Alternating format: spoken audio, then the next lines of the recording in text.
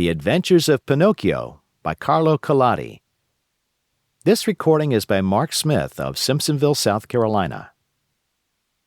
Chapter 1. Centuries ago there lived a king, my little readers will say immediately. No, children, you are mistaken. Once upon a time there was a piece of wood. It was not an expensive piece of wood, far from it. Just a common block of firewood, one of those thick, solid logs that are put on the fire in winter to make cold rooms cozy and warm. I do not know how this really happened, yet the fact remains that one fine day, this piece of wood found itself in the shop of an old carpenter. His real name was Mastro Antonio, but everyone called him Mastro Cherry, for the tip of his nose was so round and red and shiny that it looked like a ripe cherry. As soon as he saw that piece of wood, Mastro Cherry was filled with joy. Rubbing his hands together happily, he mumbled half to himself, "This has come in the nick of time. I shall use it to make the leg of a table." He grasped the hatchet quickly to peel off the bark and shape the wood. But as he was about to give it the first blow, he stood still with arm uplifted, for he had heard a wee little voice say in a beseeching tone, "Please be careful. Do not hit me so hard." What a look of surprise shone on Mastro Cherry's face! His funny face became still funnier. He turned frightened eyes about the room to find out where that wee little voice had come from, and he saw no one. He looked under the bench. No one. He peeped inside the closet. No one. He searched among the shavings. No one. He opened the door to look up and down the street, and still no one. "Oh, I see," he then said, laughing and scratching his wig. "It can easily be seen I only thought I heard the tiny voice say the words. Well, well, to work once more." He struck a most solemn blow upon the piece of wood. "Oh, you hurt!" cried the same faraway little voice. Mastro Cherry grew dumb. His eyes popped out of his head, his mouth opened wide, and his tongue hung down on his chin. As soon as he regained the use of his senses, he said, trembling and stuttering from fright, "Where did that voice come from, when there is no one around? Might it be that this piece of wood has learned to weep and cry like a child? I can hardly believe it. Here it is, a piece of common firewood, good only to burn in the stove, the same as any other. Yet, might someone be hidden in it? If so, the worse for him. I'll fix him." With these words, he grabbed the log with both hands and started to knock it about unmercifully. He threw it to the floor, against the walls of the room, and even up to the ceiling. He listened for the tiny voice to moan and cry. He waited 2 minutes. Nothing. 5 minutes. Nothing. 10 minutes. Nothing. "Oh, I see," he said, trying bravely to laugh and ruffling up his wig with his hand. "It can easily be seen I only imagined I heard the tiny voice. Well, well, to work once more." The poor fellow was scared half to death, so he tried to sing a gay song in order to gain courage. He set aside the hatchet and picked up the plane to make the wood smooth and even, but as he drew it to and fro, he heard the same tiny voice. This time it giggled as it spoke. "Oh, stop it! Oh, stop it! You tickle my stomach!" This time poor Mastro Cherry fell as if shot. When he opened his eyes, he found himself sitting on the floor. His face had changed. Fright had turned even the tip of his nose from red to deepest purple. You just finished Chapter 1. If you're enjoying LitReads, please like and subscribe to read more books this way. If you're a subscriber already, thank you. Chapter 2. In that very instant, a loud knock sounded on the door. "Come in," said the carpenter, not having an atom of strength left with which to stand up. At the words, the door opened, and a dapper little old man came in. His name was Geppetto, but to the boys of the neighborhood he was Polendina, on account of the wig he always wore, which was just the color of yellow corn. Geppetto had a very bad temper. Woe to the one who called him Polendina. He became as wild as a beast, and no one could soothe him. "Good day, Mastro Antonio," said Geppetto. "What are you doing on the floor?" "I am teaching the ants their ABCs." "Good luck to you." "What brought you here, friend Geppetto?" "My legs. And it may flatter you to know, Mastro Antonio, that I have come to you to beg for a favor." "Here I am, at your service," answered the carpenter, raising himself on to his knees. "This morning a fine idea came to me." "Let's hear it." "I thought of making myself a beautiful wooden marionette. It must be wonderful, one that will be able to dance, fence, and turn somersaults. With it, I intend to go around the world, to earn my crust of bread and cup of wine. What do you think of it?" "Bravo, Polendina!" cried the same tiny voice which came from no one knew where. On hearing himself called Polendina, Mastro Geppetto turned the color of a red pepper and, facing the carpenter, said to him angrily, "Why do you insult me?" "Who is insulting you?" "You called me Polendina." "I did not." "I suppose you think I did. Yet I know it was you." "No." "Yes." "No." "Yes." And growing angrier each moment, they went from words to blows, and finally began to scratch and bite and slap each other. When the fight was over, Mastro Antonio had Geppetto's yellow wig in his hands, and Geppetto found the carpenter's curly wig in his mouth. "Give me back my wig!" shouted Mastro Antonio in a surly voice. "You return mine and we'll be friends." The two little old men, each with his own wig back on his own head, shook hands and swore to be good friends for the rest of their lives. "Well then, Mastro Geppetto," said the carpenter, to show he bore him no ill will, "what is it you want?" "I want a piece of wood to make a marionette. Will you give it to me?" Mastro Antonio, very glad indeed, went immediately to his bench to get the piece of wood which had frightened him so much. But as he was about to give it to his friend, with a violent jerk it slipped out of his hands and hit against poor Geppetto's thin legs. "Ah! Is this the gentle way, Mastro Antonio, in which you make your gifts? You have made me almost lame." "I swear to you I did not do it." "It was I, of course."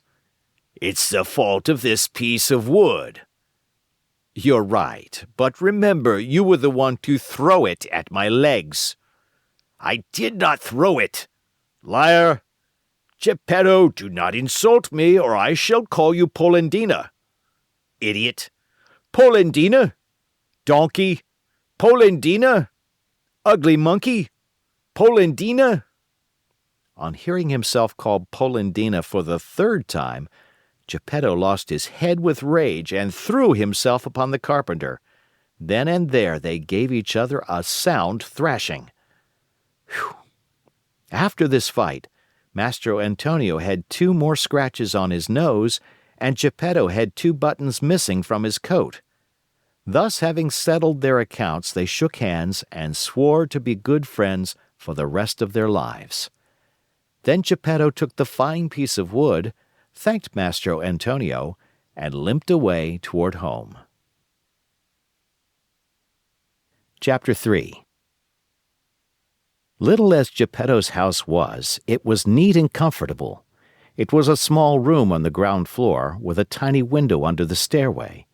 The furniture could not have been much simpler: a very old chair, a rickety old bed, and a tumble-down table. A fireplace full of burning logs was painted on the wall opposite the door. Over the fire there was painted a pot full of something which kept boiling happily away and sending up clouds of what looked like real steam. As soon as he reached home, Geppetto took his tools and began to cut and shape the wood into a marionette. "What shall I call him?" he said to himself. "I think I'll call him Pinocchio. This name will make his fortune. I knew a whole family of Pinocchi once, Pinocchio the father, Pinocchia the mother, and Pinocchi the children, and they were all lucky. The richest of them begged for his living." After choosing the name for his marionette, Geppetto set seriously to work to make the hair, the forehead, the eyes. Fancy his surprise when he noticed that these eyes moved and then stared fixedly at him. Geppetto, seeing this, felt insulted, and said in a grieved tone, "Ugly wooden eyes, why do you stare so?" There was no answer. After the eyes, Geppetto made the nose, which began to stretch as soon as finished. It stretched and stretched and stretched, till it became so long it seemed endless. Poor Geppetto kept cutting it, but the more he cut, the longer grew that impertinent nose. In despair, he let it alone. Next he made the mouth. No sooner was it finished than it began to laugh and poke fun at him. "Stop laughing," said Geppetto angrily, but he might as well have spoken to the wall. "Stop laughing, I say," he roared in a voice of thunder. The mouth stopped laughing, but it stuck out a long tongue. Not wishing to start an argument, Geppetto made believe he saw nothing and went on with his work. After the mouth, he made the chin, then the neck, the shoulders, the stomach, the arms, and the hands. As he was about to put the last touches on the fingertips, Geppetto felt his wig being pulled off. He glanced up and what did he see? His yellow wig was in the marionette's hand. "Pinocchio, give me my wig." But instead of giving it back, Pinocchio put it on his own head, which was half swallowed up in it. At that unexpected trick, Geppetto became very sad and downcast, more so than he had ever been before. "Pinocchio, you wicked boy!" he cried out. "You are not yet finished, and you start out by being impudent to your poor old father. Very bad, my son, very bad." And he wiped away a tear. The legs and feet still had to be made. As soon as they were done, Geppetto felt a sharp kick on the tip of his nose. "I deserve it," he said to himself. "I should have thought of this before I made him. Now it's too late." He took hold of the marionette under the arms and put him on the floor to teach him to walk. Pinocchio's legs were so stiff that he could not move them, and Geppetto held his hand and showed him how to put out one foot after the other. When his legs were limbered up, Pinocchio started walking by himself and ran all around the room. He came to the open door, and with one leap he was out into the street. Away he flew. Poor Geppetto ran after him but was unable to catch him, for Pinocchio ran in leaps and bounds, his two wooden feet, as they beat on the stones of the street, making as much noise as 20 peasants in wooden shoes. "Catch him! Catch him!" Geppetto kept shouting. But the people in the street, seeing a wooden marionette running like the wind, stood still to stare and to laugh until they cried. At last, by sheer luck, a carabineer happened along, who, hearing all that noise, thought that it might be a runaway colt, and stood bravely in the middle of the street, with legs wide apart, firmly resolved to stop it and prevent any trouble. Pinocchio saw the carabineer from afar and tried his best to escape between the legs of the big fellow, but without success. The carabineer grabbed him by the nose. It was an extremely long one and seemed made on purpose for that very thing, and returned him to Mastro Geppetto. The little old man wanted to pull Pinocchio's ears. Think how he felt when, upon searching for them, he discovered that he had forgotten to make them. All he could do was to seize Pinocchio by the back of the neck and take him home. As he was doing so, he shook him 2 or 3 times and said to him angrily, "We're going home now. When we get home, then we'll settle this matter." Pinocchio, on hearing this, threw himself on the ground and refused to take another step. One person after another gathered around the two. Some said one thing, some another. "Poor Marionette," called out a man. "I am not surprised he doesn't want to go home. Geppetto, no doubt, will beat him unmercifully, he is so mean and cruel." "Geppetto looks like a good man," added another, "but with boys he's a real tyrant. If we leave that poor Marionette in his hands, he may tear him to pieces." They said so much that, finally, the carabineer ended matters by setting Pinocchio at liberty and dragging Geppetto to prison. The poor old fellow did not know how to defend himself, but wept and wailed like a child and said between his sobs, "Ungrateful boy! To think I tried so hard to make you a well-behaved Marionette! I deserve it, however. I should have given the matter more thought." What happened after this is an almost unbelievable story, but you may hear it, dear children, in the chapters that follow. Chapter 4. Very little time did it take to get poor old Geppetto to prison. In the meantime, that rascal, Pinocchio, free now from the clutches of the carabineer, was running wildly across fields and meadows, taking one short cut after another toward home. In his wild flight, he leaped over brambles and bushes and across brooks and ponds, as if he were a goat or a hare chased by hounds. On reaching home, he found the house door half open. He slipped into the room, locked the door, and threw himself on the floor, happy at his escape. But his happiness lasted only a short time, for just then he heard someone saying, "Crick, crick, crick." "Who is calling me?" asked Pinocchio, greatly frightened. "I am." Pinocchio turned and saw a large cricket crawling slowly up the wall. "Tell me, Cricket, who are you?" "I am the talking cricket, and I have been living in this room for more than 100 years. "Today, however, this room is mine," said the Marionette. "And if you wish to do me a favor, get out now and don't turn around even once." "I refuse to leave this spot," answered the cricket, "until I have told you a great truth." "Tell it then and hurry." "Woe to boys who refuse to obey their parents and run away from home. They will never be happy in this world, and when they are older, they will be very sorry for it." "Sing on, cricket mine, as you please.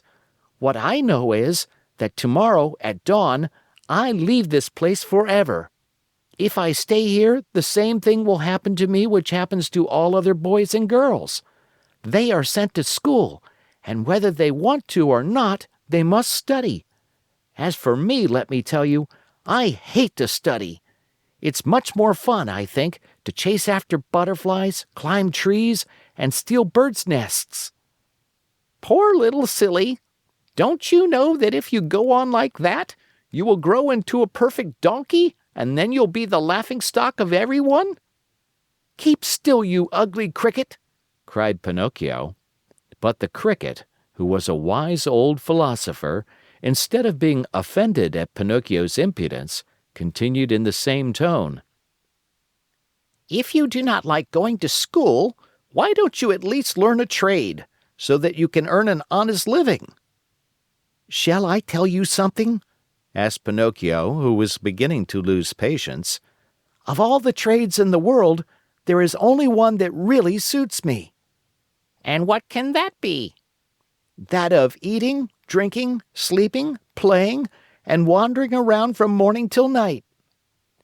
"Let me tell you for your own good, Pinocchio," said the talking cricket in his calm voice, "that those who follow that trade always end up in the hospital or in prison."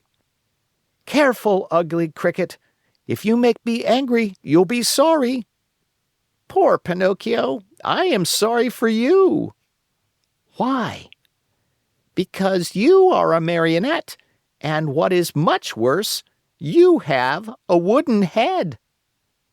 At these last words, Pinocchio jumped up in a fury, took a hammer from the bench, and threw it with all his strength at the Talking Cricket.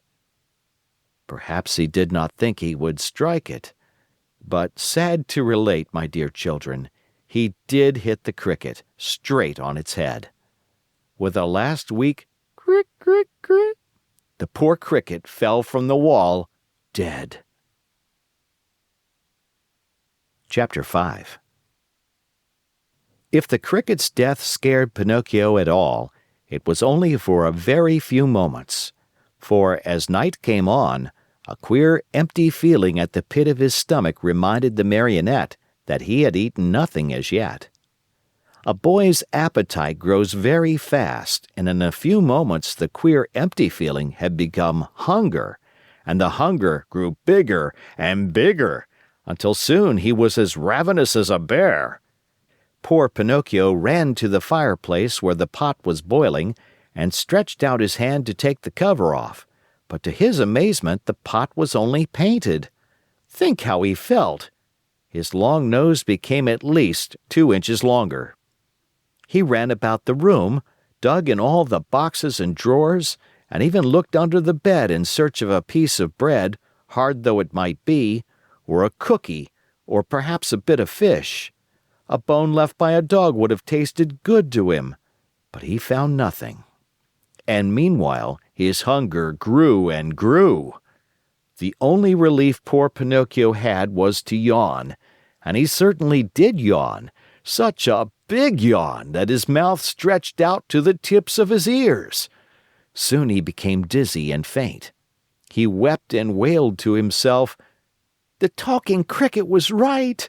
It was wrong of me to disobey Father and to run away from home. If he were here now, I wouldn't be so hungry. Oh, how horrible it is to be hungry!" Suddenly he saw, among the sweepings in a corner, something round and white that looked very much like a hen's egg. In a jiffy he pounced upon it. It was an egg. The Marionette's joy knew no bounds. It is impossible to describe it, you must picture it to yourself. Certainly he was dreaming.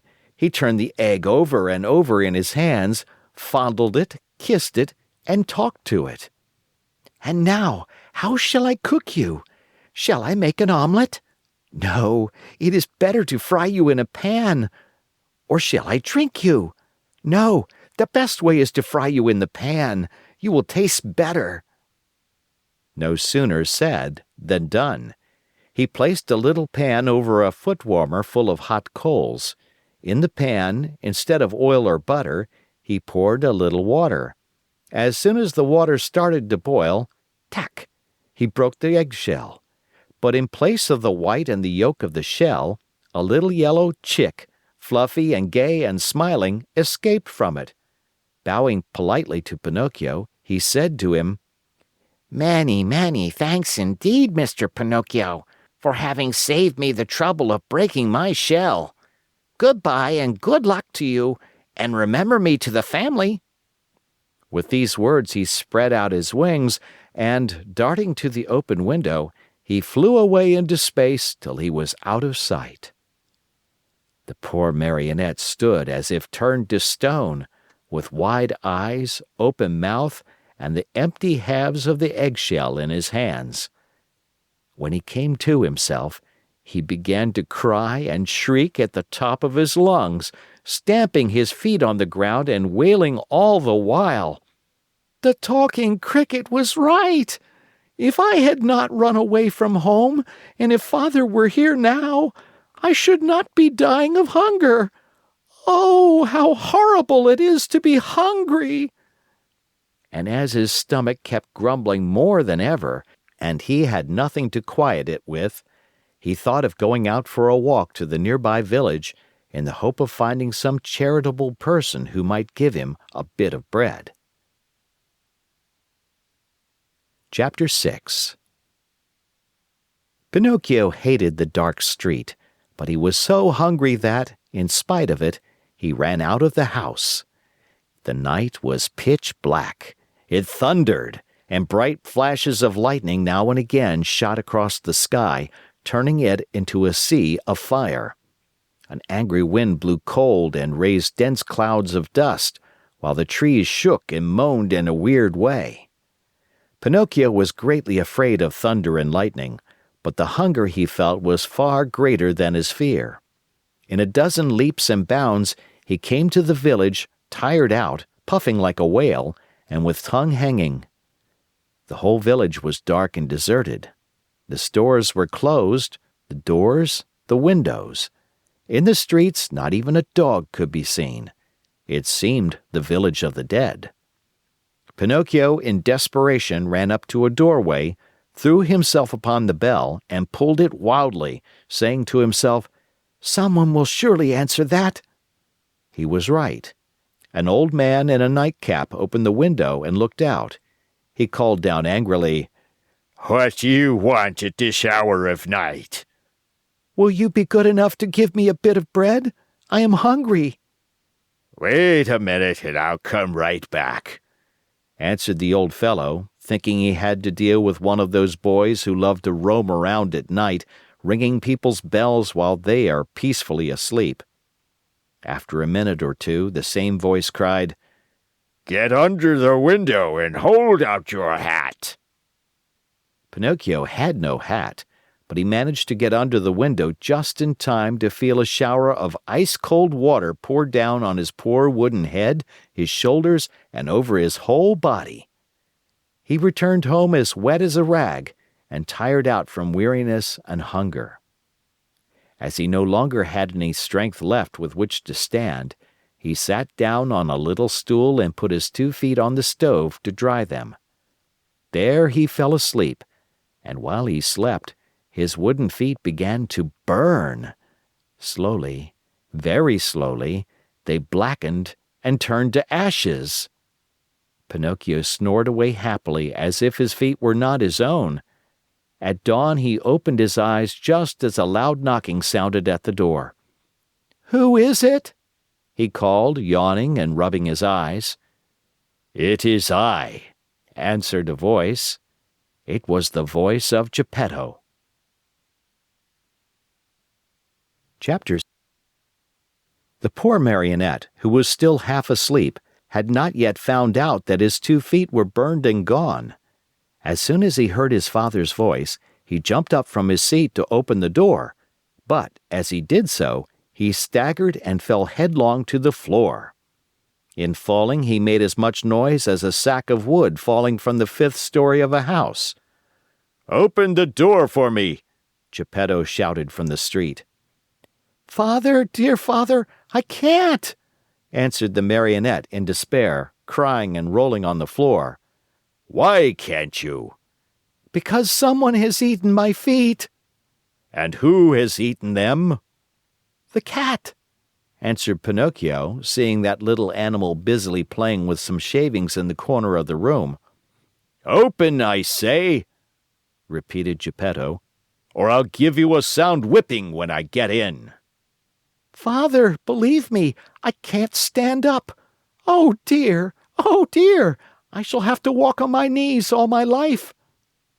Geppetto, thinking that all these tears and cries were only other pranks of the Marionette, climbed up the side of the house and went in through the window.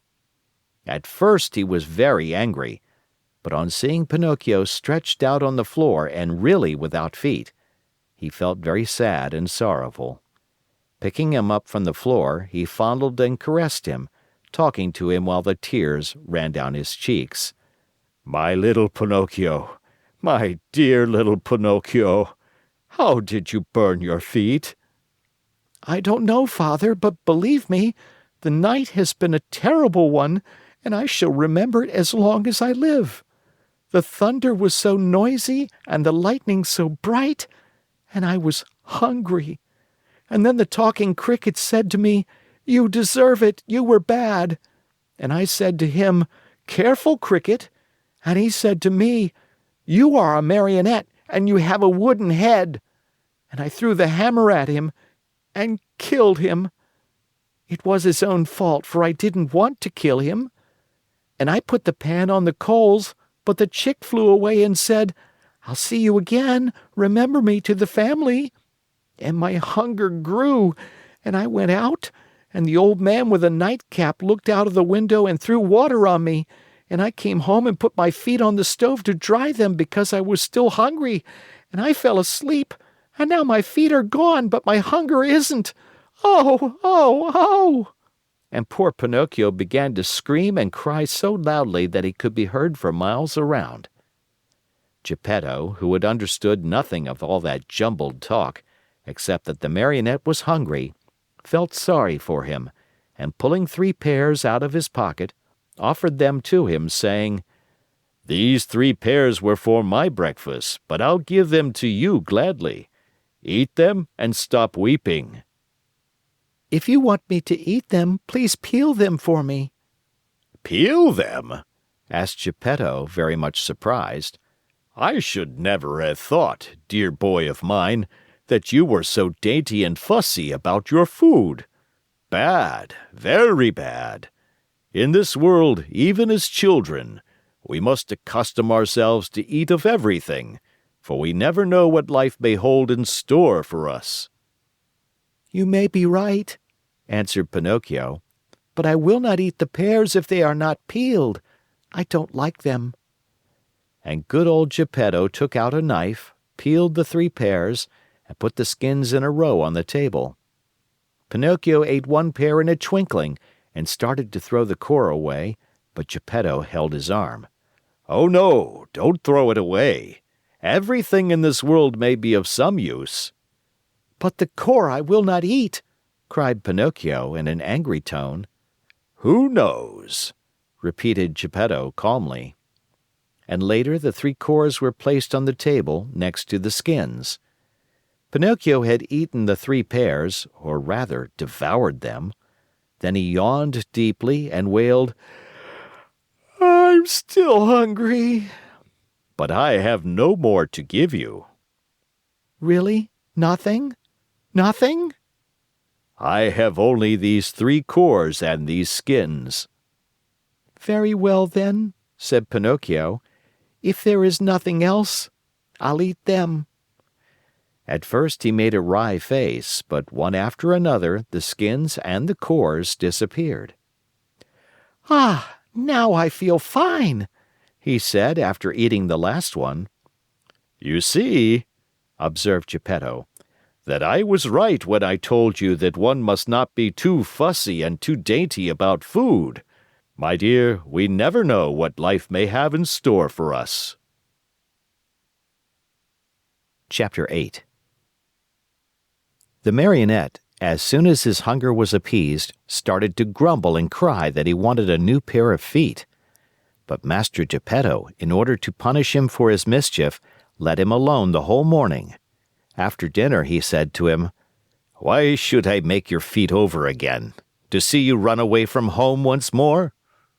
"I promise you," answered the Marionette, sobbing, "that from now on I'll be good." "Boys always promise that when they want something," said Geppetto. "I promise to go to school every day, to study and to succeed." "Boys always sing that song when they want their own will." "But I am not like other boys. I am better than all of them, and I always tell the truth. I promise you, Father, that I'll learn a trade, and I'll be the comfort and staff of your old age." Geppetto, though trying to look very stern, felt his eyes fill with tears and his heart soften when he saw Pinocchio so unhappy. He said no more, but taking his tools and 2 pieces of wood, he set to work diligently. In less than an hour the feet were finished, 2 slender, nimble little feet, strong and quick, modeled as if by an artist's hands. "Close your eyes and sleep," Geppetto then said to the Marionette. Pinocchio closed his eyes and pretended to be asleep while Geppetto stuck on the 2 feet with a bit of glue melted in an eggshell, doing his work so well that the joint could hardly be seen.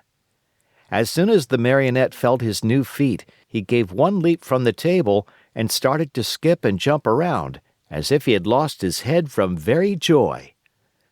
"To show you how grateful I am to you, Father, I'll go to school now. But to go to school, I need a suit of clothes." Geppetto did not have a penny in his pocket, so he made his son a little suit of flowered paper, a pair of shoes from the bark of a tree, and a tiny cap from a bit of dough. Pinocchio ran to look at himself in a bowl of water, and he felt so happy that he said proudly, "Now I look like a gentleman." "Truly," answered Geppetto. "But remember that fine clothes do not make the man unless they be neat and clean." "Very true," answered Pinocchio. "But in order to go to school, I still need something very important." "What is it?" "An ABC book." "To be sure. But how shall we get it?" "That's easy. We'll go to a bookstore and buy it." "And the money?" "I have none." "Neither have I," said the old man sadly. Pinocchio, though a happy boy always, became sad and downcast at these words. When poverty shows itself, even mischievous boys understand what it means. "What does it matter after all?" cried Geppetto all at once, as he jumped up from his chair. Putting on his old coat, full of darns and patches, he ran out of the house without another word. After a while he returned. In his hands he had the ABC book for his son, but the old coat was gone. The poor fellow was in his shirt sleeves and the day was cold. "Where's your coat, Father?" "I have sold it." "Why did you sell your coat?" "It was too warm." Pinocchio understood the answer in a twinkling, and, unable to restrain his tears, he jumped on his father's neck and kissed him over and over. Chapter 9. See Pinocchio hurrying off to school with his new ABC book under his arm. As he walked along, his brain was busy planning hundreds of wonderful things, building hundreds of castles in the air. Talking to himself, he said, "In school today, I'll learn to read, tomorrow to write, and the day after tomorrow I'll do arithmetic. Then, clever as I am, I can earn a lot of money. With the very first pennies I make, I'll buy Father a new cloth coat. Cloth, did I say? No, it shall be of gold and silver with diamond buttons. That poor man certainly deserves it, for, after all, isn't he in his shirt sleeves because he was good enough to buy a book for me? On this cold day, too. Fathers are indeed good to their children." As he talked to himself, he thought he heard sounds of pipes and drums coming from a distance. Beep, beep, beep, beep, beep, beep. Zoom, zoom, zoom, zoom. He stopped to listen. Those sounds came from a little street that led to a small village along the shore. What can that noise be? What a nuisance that I have to go to school, otherwise... There he stopped, very much puzzled. He felt he had to make up his mind for either one thing or another. Should he go to school, or should he follow the pipes? "Today I'll follow the pipes, and tomorrow I'll go to school. There's always plenty of time to go to school," decided the little rascal at last, shrugging his shoulders. No sooner said than done. He started down the street, going like the wind. On he ran, and louder grew the sounds of pipe and drums. Peep, peep, peep, peep, peep, peep, peep, peep, peep. Zoom, zoom, zoom, zoom. Suddenly he found himself in a large square, full of people standing in front of a little wooden building painted in brilliant colors. "What is that house?" Pinocchio asked a little boy near him. "Read the sign and you'll know." "I'd like to read, but somehow I can't today." "Oh, really? Then I'll read it to you. Know then that written in letters of fire I see the words, 'Great Marionette Theater.'" "When did the show start?" "It is starting now." "And how much does one pay to get in?" 4 pennies." Pinocchio, who was wild with curiosity to know what was going on inside, lost all his pride and said to the boy shamelessly, "Will you give me 4 pennies until tomorrow?" "I'd give them to you gladly," answered the other, poking fun at him, "but just now I can't give them to you." "For the price of 4 pennies, I'll sell you my coat." "If it rains, what shall I do with a coat of flowered paper? I could not take it off again." "Do you want to buy my shoes?" "They are only good enough to light a fire with." "What about my hat?" "Fine bargain indeed, a cap of dough. The mice might come and eat it from my head." Pinocchio was almost in tears. He was just about to make one last offer, but he lacked the courage to do so. He hesitated, he wondered, he could not make up his mind. At last he said, "Will you give me 4 pennies for the book?" "I am a boy and I buy nothing from boys," said the little fellow with far more common sense than the Marionette. "I'll give you 4 pennies for your ABC book," said a ragpicker who stood by. Then and there the book changed hands, and to think that poor old Geppetto sat at home in his shirt sleeves, shivering with cold, having sold his coat to buy that little book for his son. Chapter 10. Quick as a flash, Pinocchio disappeared into the Marionette Theater, and then something happened which almost caused a riot. The curtain was up and the performance had started. Harlequin and Pulcinella were reciting on the stage, and as usual, they were threatening each other with sticks and blows. The theater was full of people, enjoying the spectacle and laughing till they cried at the antics of the 2 marionettes. The play continued for a few minutes, and then suddenly, without any warning, Harlequin stopped talking. Turning toward the audience, he pointed to the rear of the orchestra, yelling wildly at the same time, "Look, look! Am I asleep or awake? Or do I really see Pinocchio there?" "Yes, yes, it is Pinocchio!" screamed Pulcinella. "It is!" shrieked Signora Rosaura, peeking in from the side of the stage. "It is Pinocchio! It is Pinocchio!" yelled all the marionettes, pouring out of the wings. "It is Pinocchio! It is our brother Pinocchio! Hurrah for Pinocchio!" "Pinocchio, come up to me!" shouted Harlequin. "Come to the arms of your wooden brothers!" At such a loving invitation, Pinocchio, with one leap from the back of the orchestra, found himself in the front rows. With another leap, he was on the orchestra leader's head. With a third, he landed on the stage. It is impossible to describe the shrieks of joy, the warm embraces, the knocks, and the friendly greetings with which that strange company of dramatic actors and actresses received Pinocchio. It was a heart-rending spectacle, but the audience, seeing that the play had stopped, became angry and began to yell, "The play! The play! We want the play!" The yelling was of no use, for the marionettes, instead of going on with their act, made twice as much racket as before, and, lifting up Pinocchio on their shoulders, carried him around the stage in triumph.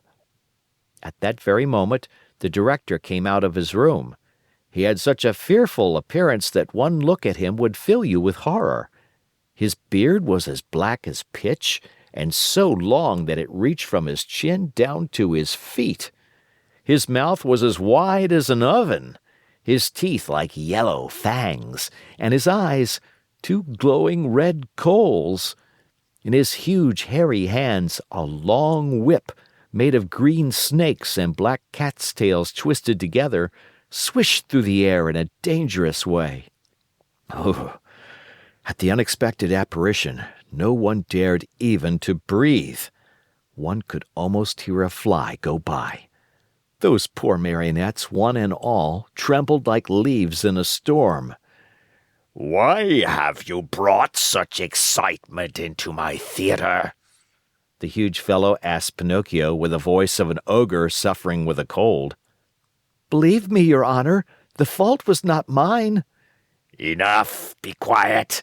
I'll take care of you later." As soon as the play was over, the director went to the kitchen where a fine big lamb was slowly turning on the spit. More wood was needed to finish cooking it. He called Harlequin and Pulcinella and said to them, "Bring that marionette to me. He looks as if he were made of well-seasoned wood. He'll make a fine fire for this spit." Harlequin and Pulcinella hesitated a bit. Then, frightened by a look from their master, they left the kitchen to obey him. A few minutes later they returned, carrying poor Pinocchio, who was wriggling and squirming like an eel and crying pitifully, "Father, save me! I don't want to die! I don't want to die!" Chapter 11. In the theater, great excitement reigned.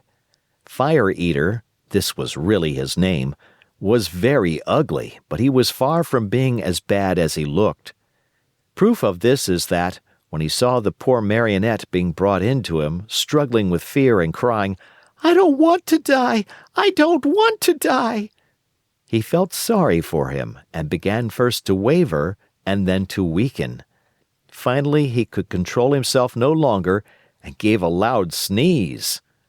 At that sneeze, Harlequin, who until then had been as sad as a weeping willow, smiled happily and leaning toward the Marionette, whispered to him, "Good news, brother mine. Fire Eater has sneezed, and this is a sign that he feels sorry for you. You are saved." For be it known that, while other people, when sad and sorrowful, weep and wipe their eyes, Fire Eater, on the other hand, had the strange habit of sneezing each time he felt unhappy. The way was just as good as any other to show the kindness of his heart.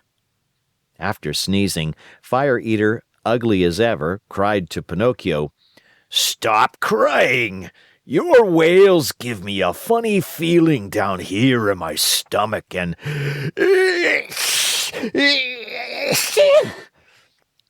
Two loud sneezes finished his speech. "God bless you," said Pinocchio. "Thanks. Are your father and mother still living?" demanded Fire Eater. "My father, yes. My mother I have never known."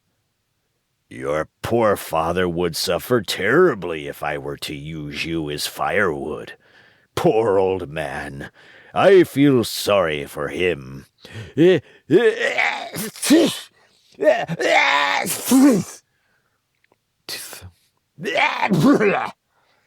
Three more sneezes sounded louder than ever. "God bless you," said Pinocchio. "Thanks.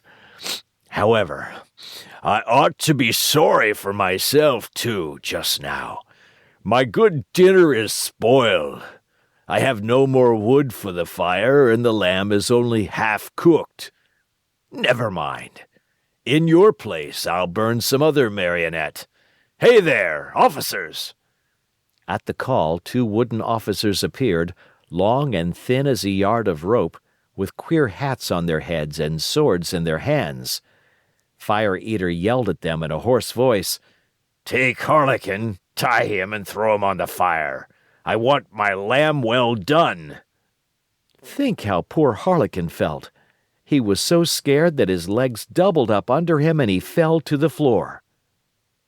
Pinocchio, at that heartbreaking sight, threw himself at the feet of Fire Eater and, weeping bitterly, asked in a pitiful voice which could scarcely be heard, "Have pity, I beg of you, signore." "There are no signori here." "Have pity, kind sir." "There are no sirs here." "Have pity, your excellency."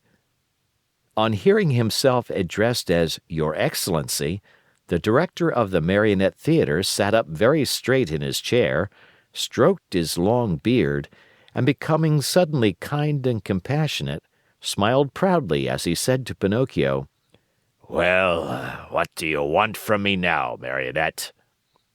"I beg for mercy for my poor friend Harlequin, who has never done the least harm in his life."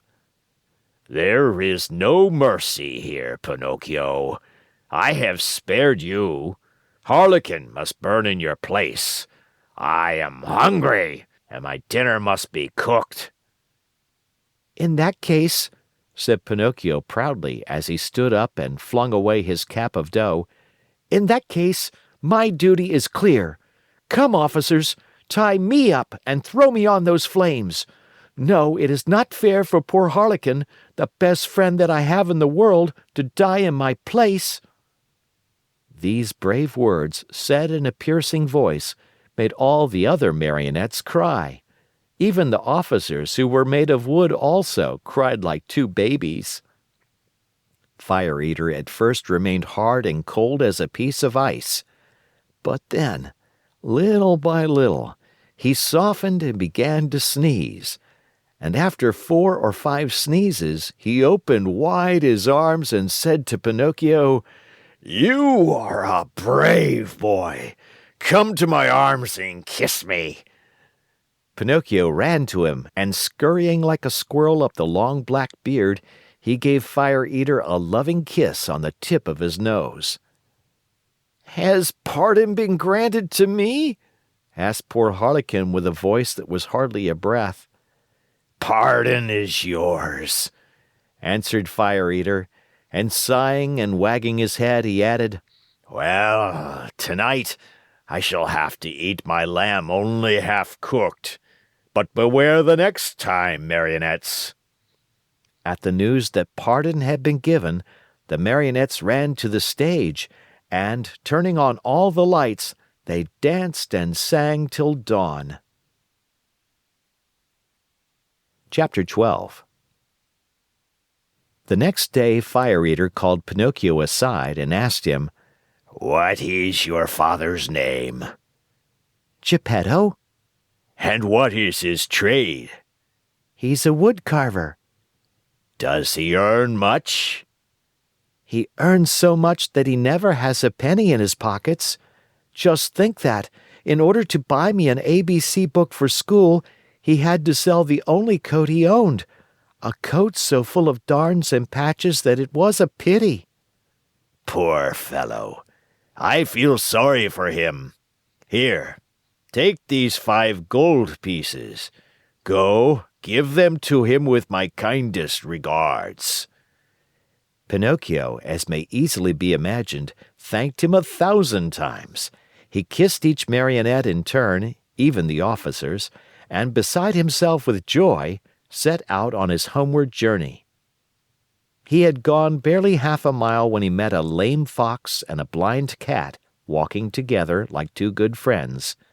The lame fox leaned on the cat, and the blind cat let the fox lead him along. "Good morning, Pinocchio," said the fox, greeting him courteously. "How do you know my name?" asked the Marionette. "I know your father well." "Where have you seen him?" "I saw him yesterday standing at the door of his house." "And what was he doing?" "He was in his shirt sleeves trembling with cold." "Poor father! But after today, God willing, he will suffer no longer." "Why?" "Because I have become a rich man." "You, a rich man?" said the fox, and he began to laugh out loud. The cat was laughing also, but tried to hide it by stroking his long whiskers. "There is nothing to laugh at!" cried Pinocchio angrily. "I'm very sorry to make your mouth water, but these, as you know, are 5 new gold pieces." And he pulled out the gold pieces which Fire Eater had given him. At the cheerful tinkle of the gold, the fox unconsciously held out his paw that was supposed to be lame, and the cat opened wide his 2 eyes till they looked like live coals, but he closed them again so quickly that Pinocchio did not notice. "And may I ask," inquired the fox, "what are you going to do with all that money?" "First of all," answered the Marionette, "I want to buy a fine new coat for my father, a coat of gold and silver with diamond buttons. After that, I'll buy an ABC book for myself." For yourself? For myself. I want to go to school and study hard. Look at me, said the fox. For the silly reason of wanting to study, I have lost a paw. Look at me, said the cat. For the same foolish reason I have lost the sight of both eyes. At that moment, a blackbird, perched on the fence along the road, called out sharp and clear, "Pinocchio, do not listen to bad advice. If you do, you'll be sorry." Poor little blackbird. If he had only kept his words to himself. In the twinkling of an eyelid, the cat leaped on him and ate him, feathers and all. After eating the bird, he cleaned his whiskers, closed his eyes, and became blind once more. "Poor blackbird," said Pinocchio to the cat. "Why did you kill him?" "I killed him to teach him a lesson. He talks too much. Next time he will keep his words to himself." By this time the three companions had walked a long distance. Suddenly the fox stopped in his tracks and, turning to the Marionette, said to him, "Do you want to double your gold pieces?" "What do you mean?" "Do you want 100, 1,000, 2,000 gold pieces for your miserable 5? "Yes, but how?" "The way is very easy. Instead of returning home, come with us." "And where will you take me?" "To the city of Simple Simons." Pinocchio thought a while and then said firmly, "No, I don't want to go. Home is near, and I'm going where Father is waiting for me. How unhappy he must be that I have not yet returned. I have been a bad son, and the talking cricket was right when he said that a disobedient boy cannot be happy in this world. I have learned this at my own expense. Even last night in the theater, when Fire Eater, brrr, the shivers run up and down my back at the mere thought of it." "Well then," said the fox, "if you really want to go home, go ahead, but you'll be sorry." "You'll be sorry," repeated the cat. "Think well, Pinocchio. You are turning your back on Dame Fortune." "On Dame Fortune," repeated the cat. "Tomorrow your 5 gold pieces will be 2,000. 2,000," repeated the cat. "But how can they possibly become so many?" asked Pinocchio wonderingly. "I'll explain," said the fox. "You must know that, just outside the city of Simple Simons, there is a blessed field called the Field of Wonders. In this field, you dig a hole, and in the hole, you bury a gold piece. After covering up the hole with earth, you water it well, sprinkle a bit of salt on it, and go to bed. During the night, the gold piece sprouts, grows, blossoms, and next morning you find a beautiful tree that is loaded with gold pieces." "So that if I were to bury my 5 gold pieces," said Pinocchio with growing wonder, "next morning I should find how many?" "It is very simple to figure out," answered the fox. "Why, you can figure it on your fingers. Granted that each piece gives you 500, multiply 500 by 5. Next morning you will find 2,500 new, sparkling gold pieces." "Fine, fine!" cried Pinocchio, dancing about with joy. "And as soon as I have them, I shall keep 2,000 for myself, and the other 500 I'll give to you two." "A gift for us?" cried the Fox, pretending to be insulted. "Why, of course not." "Of course not," repeated the Cat.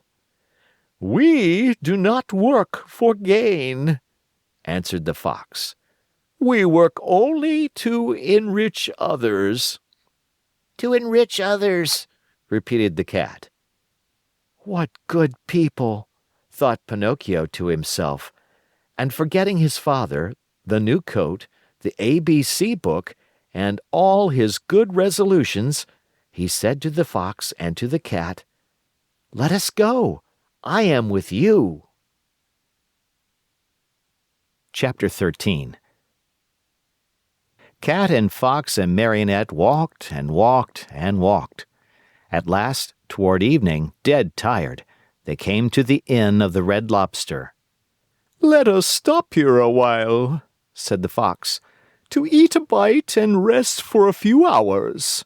At midnight we'll start out again, for at dawn tomorrow we must be at the Field of Wonders." They went into the inn and all three sat down at the same table. However, not one of them was very hungry. The poor Cat felt very weak, and he was able to eat only 35 mullets with tomato sauce and 4 portions of tripe with cheese. Moreover, as he was so in need of strength, he had to have 4 more helpings of butter and cheese. The Fox, after a great deal of coaxing, tried his best to eat a little. The doctor had put him on a diet, and he had to be satisfied with a small hare dressed with a dozen young and tender spring chickens. After the hare, he ordered some partridges, a few pheasants, a couple of rabbits, and a dozen frogs and lizards. That was all. He felt ill, he said, and could not eat another bite. Pinocchio ate least of all. He asked for a bite of bread and a few nuts, and then hardly touched them. The poor fellow, with his mind on the Field of Wonders, was suffering from a gold piece indigestion. Supper over, the Fox said to the innkeeper, "Give us 2 good rooms, one for Mr. Pinocchio and the other for me and my friend. Before starting out, we'll take a little nap. Remember to call us at midnight sharp, for we must continue on our journey." "Yes, sir," answered the innkeeper, winking in a knowing way at the Fox and the Cat, as if to say, "I understand." As soon as Pinocchio was in bed, he fell fast asleep and began to dream.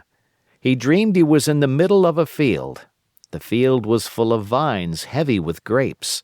The grapes were no other than gold coins which tinkled merrily as they swayed in the wind. They seemed to say, "Let him who wants us take us." Just as Pinocchio stretched out his hand to take a handful of them, he was awakened by 3 loud knocks at the door. It was the innkeeper who had come to tell him that midnight had struck. "Are my friends ready?" the Marionette asked him. "Indeed, yes. They went 2 hours ago." "Why in such a hurry?" "Unfortunately, the Cat received a telegram which said that his firstborn was suffering from chilblains and was on the point of death. He could not even wait to say goodbye to you." "Did they pay for the supper?" "How could they do such a thing? Being people of great refinement, they did not want to offend you so deeply as not to allow you the honor of paying the bill." "Too bad. That offense would have been more than pleasing to me," said Pinocchio, scratching his head. "Where did my good friends say they would wait for me?" he added. "At the Field of Wonders at sunrise tomorrow morning." Pinocchio paid a gold piece for the 3 suppers and started on his way toward the field that was to make him a rich man. He walked on, not knowing where he was going, for it was dark, so dark that not a thing was visible. Round about him, not a leaf stirred. A few bats skimmed his nose now and again and scared him half to death. Once or twice he shouted, "Who goes there?" and the faraway hills echoed back to him, "Who goes there? Who goes there? Who goes?" As he walked, Pinocchio noticed a tiny insect glimmering on the trunk of a tree, a small being that glowed with a pale, soft light. "Who are you?" he asked. I am the ghost of the talking cricket, answered the little being in a faint voice that sounded as if it came from a faraway world. "What do you want?" asked the Marionette. I want to give you a few words of good advice. Return home and give the 4 gold pieces you have left to your poor old father, who is weeping because he has not seen you for many a day. Tomorrow my father will be a rich man, for these 4 gold pieces will become 2,000. Don't listen to those who promise you wealth overnight, my boy. As a rule, they are either fools or swindlers. Listen to me and go home." "But I want to go on." "The hour is late." "I want to go on." "The night is very dark." "I want to go on." "The road is dangerous." "I want to go on." "Remember that boys who insist on having their own way sooner or later come to grief." "The same nonsense. Goodbye, Cricket." "Good night, Pinocchio, and may heaven preserve you from the assassins." There was silence for a minute, and the light of the talking cricket disappeared suddenly, just as if someone had snuffed it out. Once again, the road was plunged in darkness. Chapter 14. "Dear, oh dear! When I come to think of it," said the Marionette to himself as he once more set out on his journey, "we boys are really very unlucky. Everybody scolds us, everybody gives us advice, everybody warns us. If we were to allow it, everyone would try to be father and mother to us, everyone, even the talking cricket. Take me, for example. Just because I would not listen to that bothersome cricket, who knows how many misfortunes may be awaiting me? Assassins, indeed! At least I have never believed in them, nor ever will. To speak sensibly, I think assassins have been invented by fathers and mothers to frighten children who want to run away at night. And then, even if I were to meet them on the road, what matter? I'll just run up to them and say, 'Well, signori, what do you want? Remember that you can't fool with me. Run along and mind your business.' At such a speech, I can almost see those poor fellows running like the wind. But in case they don't run away, I can always run myself." Pinocchio was not given time to argue any longer, for he thought he heard a slight rustle among the leaves behind him. He turned to look, and behold! There in the darkness stood 2 big black shadows, wrapped from head to foot in black sacks. The 2 figures leaped toward him as softly as if they were ghosts.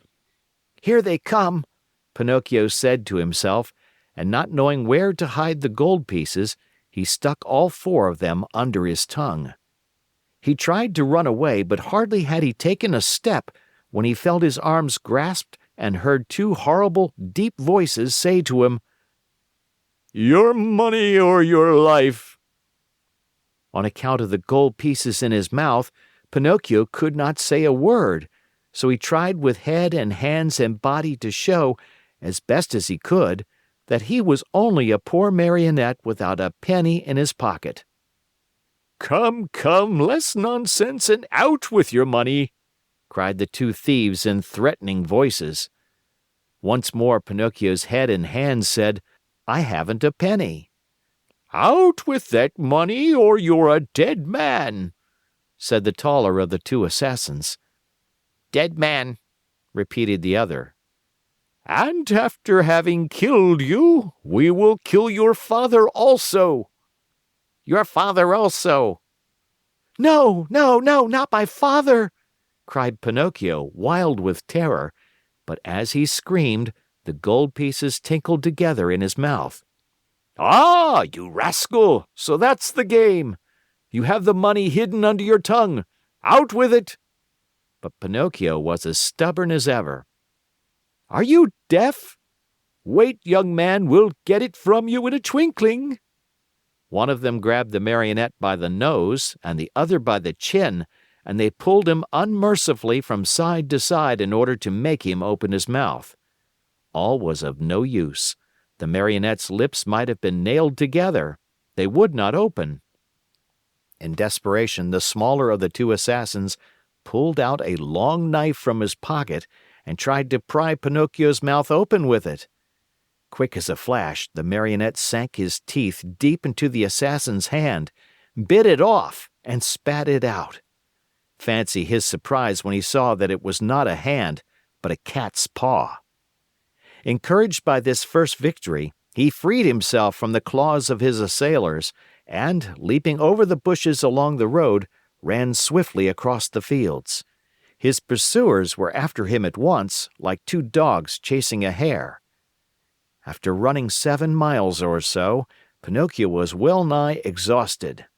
Seeing himself lost, he climbed up a giant pine tree and sat there to see what he could see.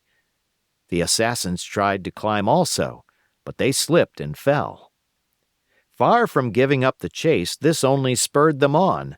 They gathered a bundle of wood, piled it up at the foot of the pine, and set fire to it. In a twinkling, the tree began to sputter and burn like a candle blown by the wind. Pinocchio saw the flames climb higher and higher. Not wishing to end his days as a roasted Marionette, he jumped quickly to the ground and off he went, the assassins close to him, as before. Dawn was breaking when, without any warning whatsoever, Pinocchio found his path barred by a deep pool full of water the color of muddy coffee. What was there to do? With a 1, 2, 3, he jumped clear across it. The assassins jumped also, but not having measured their distance well, splash! They fell right into the middle of the pool. Pinocchio, who heard the splash and felt it too, cried out laughing, but never stopping in his race, "A pleasant bath to you, signori!" He thought they must surely be drowned and turned his head to see. But there were the two somber figures still following him, though their black sacks were drenched and dripping with water. Chapter 15. As he ran, the Marionette felt more and more certain that he would have to give himself up into the hands of his pursuers. Suddenly, he saw a little cottage gleaming white as the snow among the trees of the forest. "If I have enough breath left with which to reach that little house, I may be saved," he said to himself. Not waiting another moment, he darted swiftly through the woods, the assassins still after him. After a hard race of almost an hour, tired and out of breath, Pinocchio finally reached the door of the cottage and knocked. No one answered. He knocked again, harder than before, for behind him he heard the steps and the labored breathing of his persecutors. The same silence followed. As knocking was of no use, Pinocchio, in despair, began to kick and bang against the door, as if he wanted to break it. At the noise, a window opened and a lovely maiden looked out. She had azure hair and a face white as wax. Her eyes were closed and her hands crossed on her breast. With a voice so weak that it could hardly be heard, she whispered, "No one lives in this house. Everyone is dead." "Won't you at least open the door for me?" cried Pinocchio in a beseeching voice. "I also am dead." "Dead? What are you doing at the window then?" "I am waiting for the coffin to take me away." After these words, the little girl disappeared, and the window closed without a sound. "Oh, lovely maiden with azure hair!" cried Pinocchio. "Open, I beg of you! Take pity on a poor boy who is being chased by two He did not finish, for two powerful hands grasped him by the neck, and the same two horrible voices growled threateningly, Now we have you." The Marionette, seeing Death dancing before him, trembled so hard that the joints of his legs rattled and the coins tinkled under his tongue. "Well," the assassins asked, "will you open your mouth now or not? Ah, you do not answer. Very well, this time you shall open it."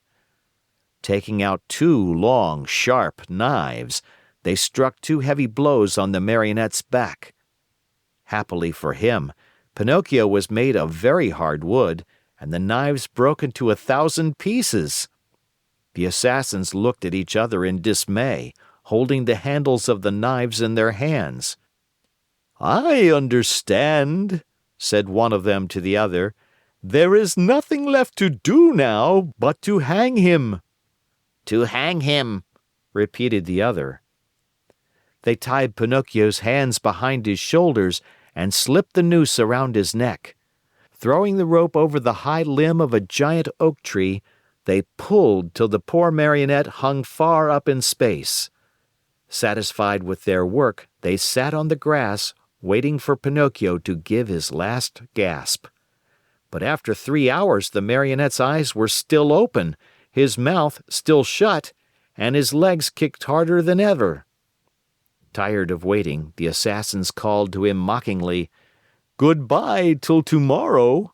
When we return in the morning, we hope you'll be polite enough to let us find you dead and gone, and with your mouth wide open." With these words, they went. A few minutes went by, and then a wild wind started to blow. As it shrieked and moaned, the poor little sufferer was blown to and fro like the hammer of a bell. The rocking made him seasick, and the noose, becoming tighter and tighter, choked him. Little by little, a film covered his eyes. Death was creeping nearer and nearer, and the Marionette still hoped for some good soul to come to his rescue, but no one appeared. As he was about to die, he thought of his poor old father, and hardly conscious of what he was saying, murmured to himself, "Oh, father, dear father, if you were only here." These were his last words. He closed his eyes, opened his mouth, stretched out his legs, and hung there as if he were dead. Chapter. If the poor Marionette had dangled there much longer, all hope would have been lost. Luckily for him, the lovely maiden with azure hair once again looked out of her window. Filled with pity at the sight of the poor little fellow being knocked helplessly about by the wind, she clapped her hands sharply together 3 times. At the signal, a loud whir of wings in quick flight was heard, and a large falcon came and settled itself on the window ledge. "What do you command, my charming fairy?"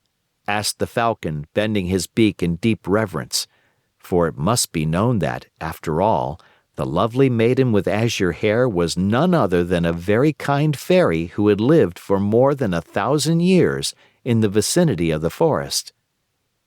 "Do you see that Marionette hanging from the limb of that giant oak tree?" "I see him."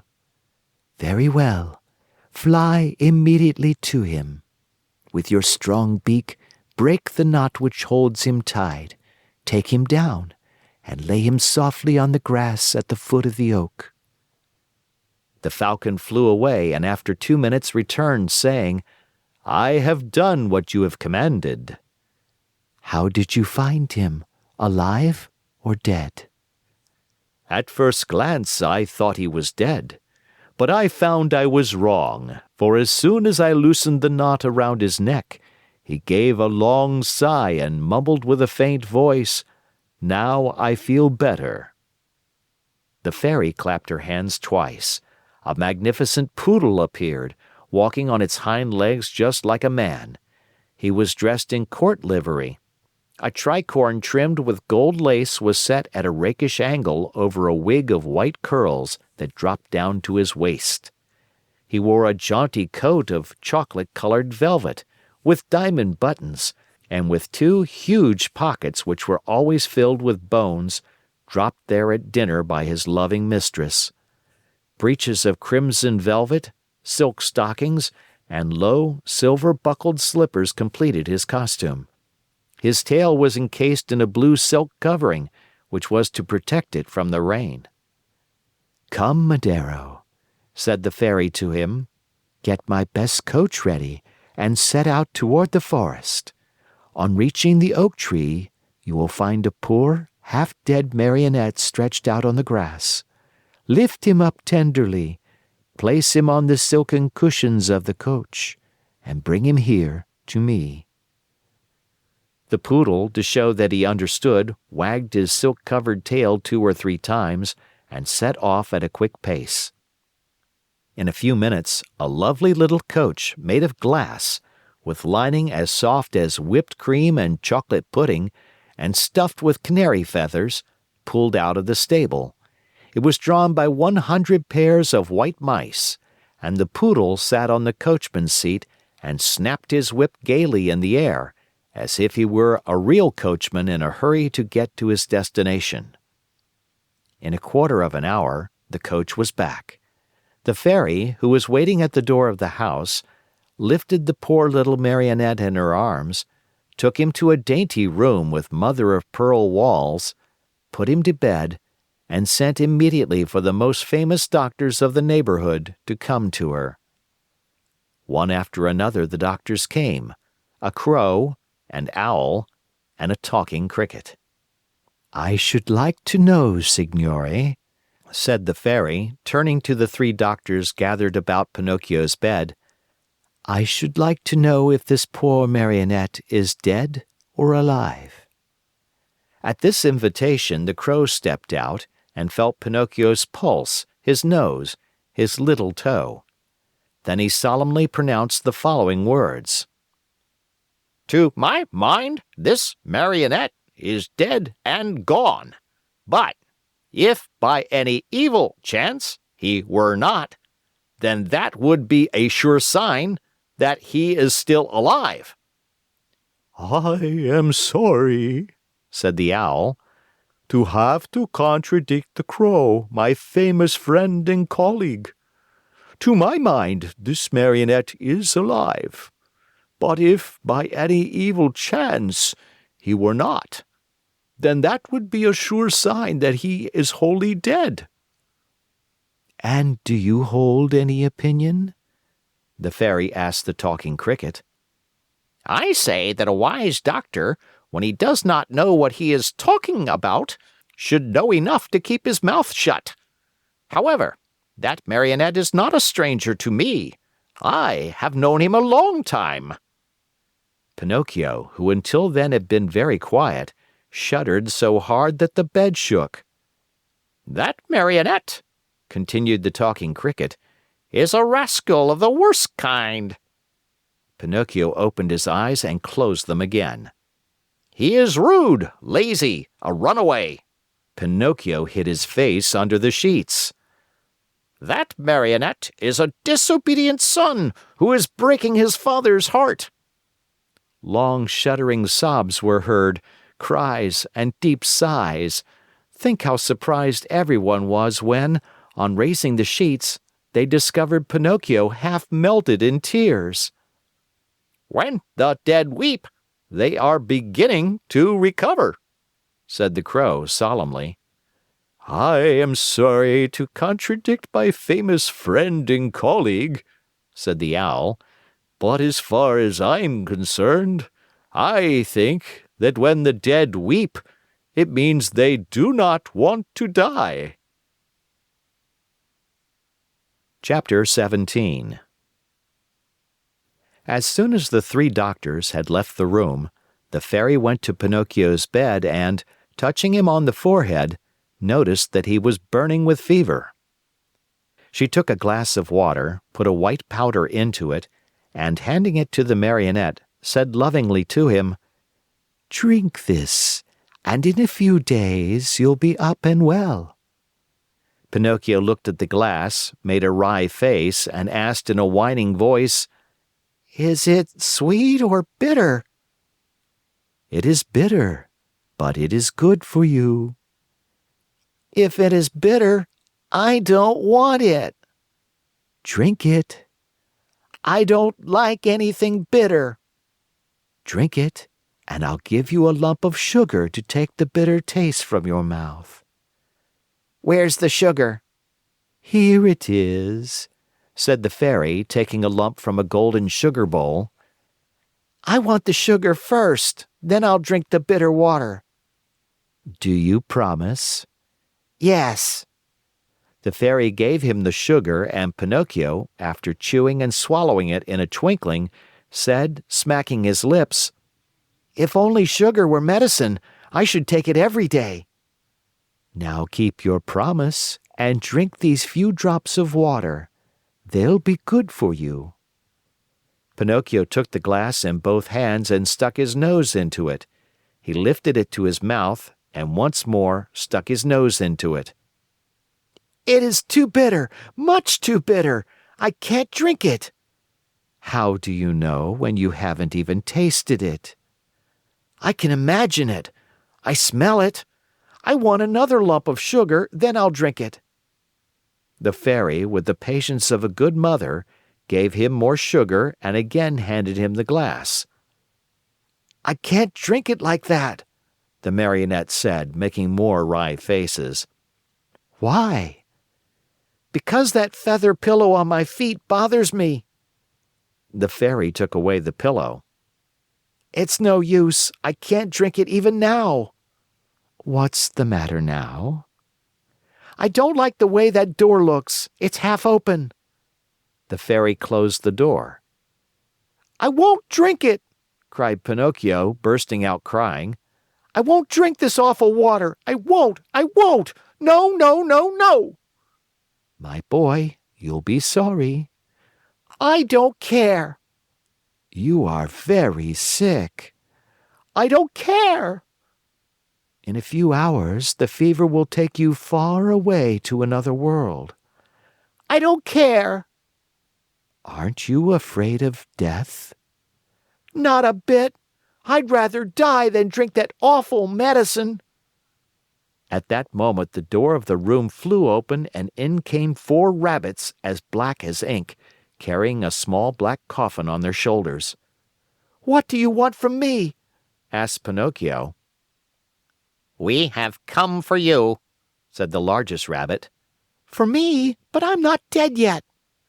"No, not dead yet, but you will be in a few moments since you have refused to take the medicine which would have made you well." "Oh, fairy, my fairy," the Marionette cried out, "give me that glass, quick, please. I don't want to die. No, no, not yet, not yet." And holding the glass with his 2 hands, he swallowed the medicine at one gulp. "Well," said the 4 rabbits, "this time we have made the trip for nothing." And turning on their heels, they marched solemnly out of the room, carrying their little black coffin and muttering and grumbling between their teeth. In a twinkling, Pinocchio felt fine. With one leap, he was out of bed and into his clothes. The fairy, seeing him run and jump around the room gay as a bird on wings, said to him, "My medicine was good for you after all, wasn't it?" "Good indeed! It has given me new life." "Why, then, did I have to beg you so hard to make you drink it?" "I'm a boy, you see, and all boys hate medicine more than they do sickness." "What a shame! Boys ought to know, after all, that medicine, taken in time, can save them from much pain and even from death." "Next time I won't have to be begged so hard. I'll remember those black rabbits with the black coffin on their shoulders, and I'll take the glass and poof, down it will go." "Come here now and tell me how it came about that you found yourselves in the hands of the assassins." "It happened that Fire Eater gave me 5 gold pieces to give to my father, but on the way I met a fox and a cat who asked me, 'Do you want the 5 pieces to become 2,000?' And I said, 'Yes.' And they said, come with us to the Field of Wonders. And I said, let's go. Then they said, let us stop at the Inn of the Red Lobster for dinner, and after midnight we'll set out again. We ate and went to sleep. When I awoke, they were gone, and I started out in the darkness all alone. On the road I met two assassins dressed in black coal sacks, who said to me, your money or your life. And I said, I haven't any money. For, you see, I had put the money under my tongue. One of them tried to put his hand in my mouth, and I bit it off and spat it out, but it wasn't a hand, it was a cat's paw. And they ran after me, and I ran and ran, till at last they caught me and tied my neck with a rope and hanged me to a tree, saying, tomorrow we'll come back for you, and you'll be dead, and your mouth will be open, and then we'll take the gold pieces that you have hidden under your tongue. Where are the gold pieces now? The fairy asked. I lost them, answered Pinocchio, but he told a lie, for he had them in his pocket. As he spoke, his nose, long though it was, became at least 2 inches longer. And where did you lose them? In the wood nearby. At this second lie, his nose grew a few more inches. If you lost them in the nearby wood, said the fairy, we'll look for them and find them, for everything that is lost there is always found. Ah, now I remember, replied the Marionette, becoming more and more confused. I did not lose the gold pieces, but I swallowed them when I drank the medicine. At this third lie, his nose became longer than ever, so long that he could not even turn around. If he turned to the right, he knocked it against the bed or into the window panes. If he turned to the left, he struck the walls or the door. If he raised it a bit, he almost put the fairy's eyes out. The fairy sat looking at him and laughing. Why do you laugh? The Marionette asked her, worried now at the sight of his growing nose. I am laughing at your lies. How do you know I'm lying? Lies, my boy, are known in a moment. There are 2 kinds of lies, lies with short legs and lies with long noses. Yours, just now, happen to have long noses. Pinocchio, not knowing where to hide his shame, tried to escape from the room, but his nose had become so long that he could not get it out of the door. Chapter 18. Crying as if his heart would break, the Marionette mourned for hours over the length of his nose. No matter how he tried, it would not go through the door. The fairy showed no pity toward him, as she was trying to teach him a good lesson, so that he would stop telling lies, the worst habit any boy may acquire. But when she saw him, pale with fright and his eyes half out of his head with terror, she began to feel sorry for him and clapped her hands together. 1,000 woodpeckers flew in through the window and settled themselves on Pinocchio's nose. They pecked and pecked so hard at that enormous nose that in a few moments it was the same size as before. How good you are, my fairy, said Pinocchio, drying his eyes, and how much I love you. I love you too, answered the fairy, and if you wish to stay with me, you may be my little brother, and I'll be your good little sister. I should like to stay, but what about my poor father? I have thought of everything. Your father has been sent for, and before night he will be here. Really? Cried Pinocchio joyfully. Then, my good fairy, if you are willing, I should like to go to meet him. I cannot wait to kiss that dear old man who has suffered so much for my sake. Surely, go ahead, but be careful not to lose your way. Take the wood path and you'll surely meet him.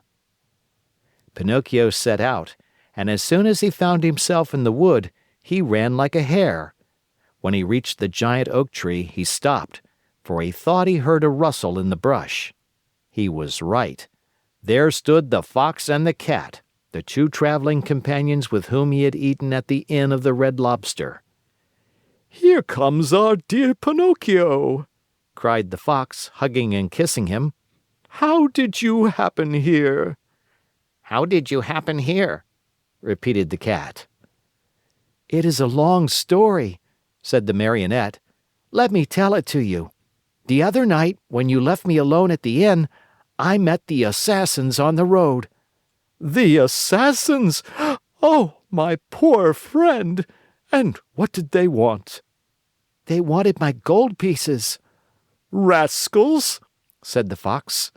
"The worst sort of rascals," added the Cat.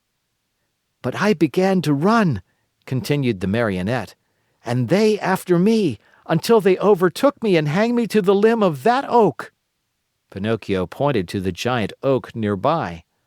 "Could anything be worse?" said the Fox. "What an awful world to live in! Where shall we find a safe place for gentlemen like ourselves?"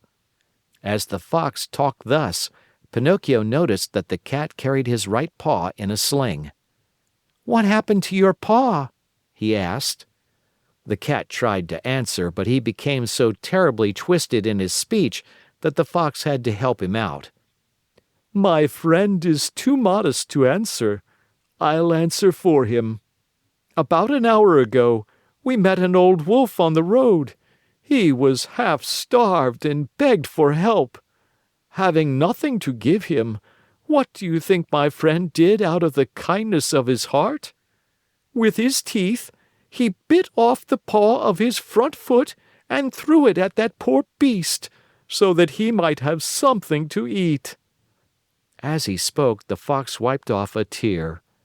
Pinocchio, almost in tears himself, whispered in the Cat's ear, "If all the cats were like you, how lucky the mice would be." "And what are you doing here?" the Fox asked the Marionette. "I am waiting for my father, who will be here at any moment now." "And your gold pieces?" "I still have them in my pocket, except one which I spent at the Inn of the Red Lobster." "To think that those 4 gold pieces might become 2,000 tomorrow! Why don't you listen to me?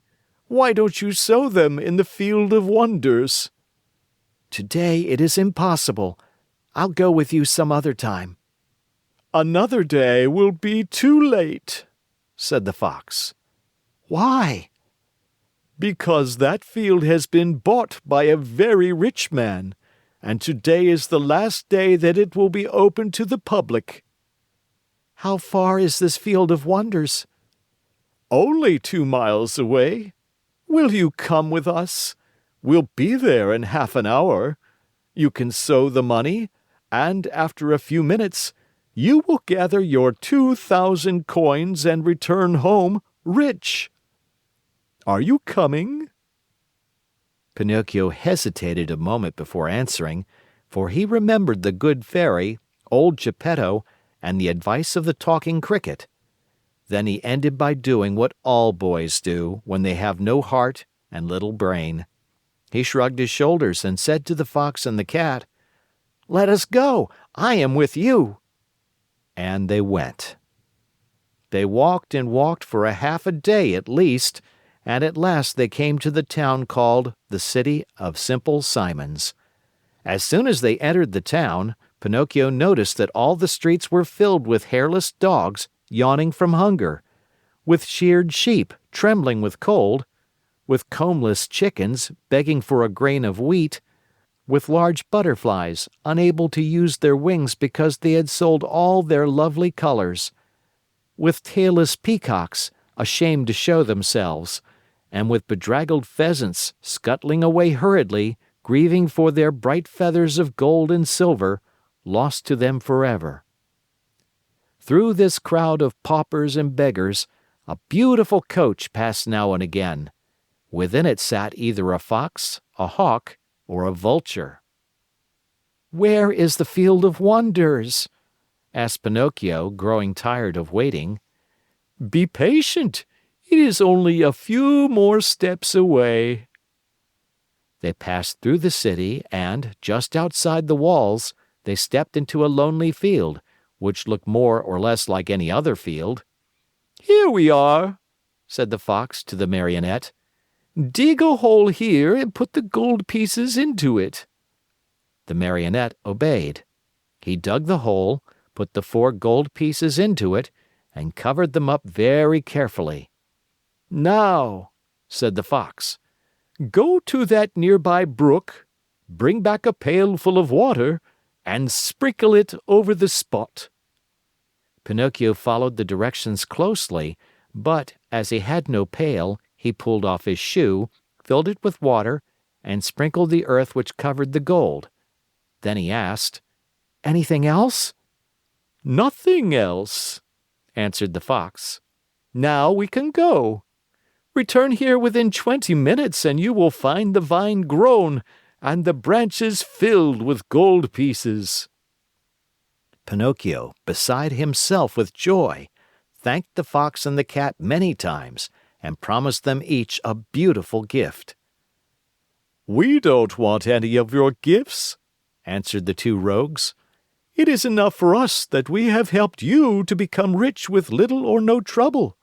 For this we are as happy as kings." They said goodbye to Pinocchio and, wishing him good luck, went on their way. Chapter 19. If the Marionette had been told to wait a day instead of 20 minutes, the time could not have seemed longer to him. He walked impatiently to and fro, and finally turned his nose toward the Field of Wonders.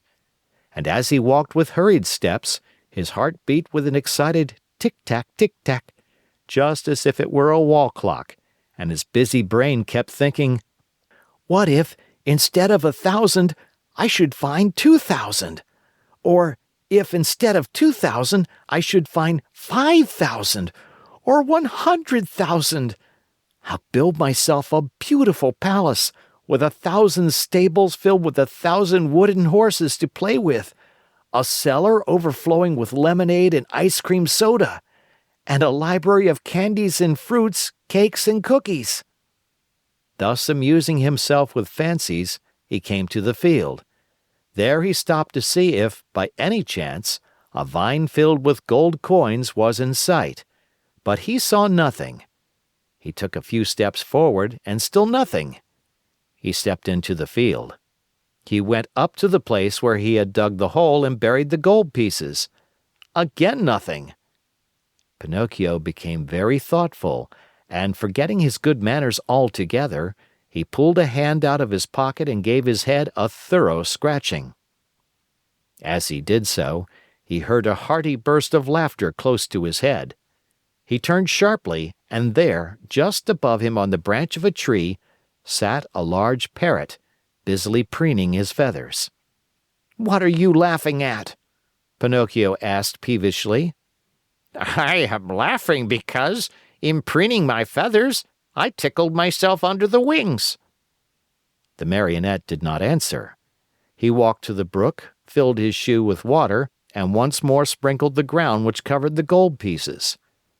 Another burst of laughter, even more impertinent than the first, was heard in the quiet field. "Well," cried the Marionette, angrily this time, "may I know, Mr. Parrot, what amuses you so?"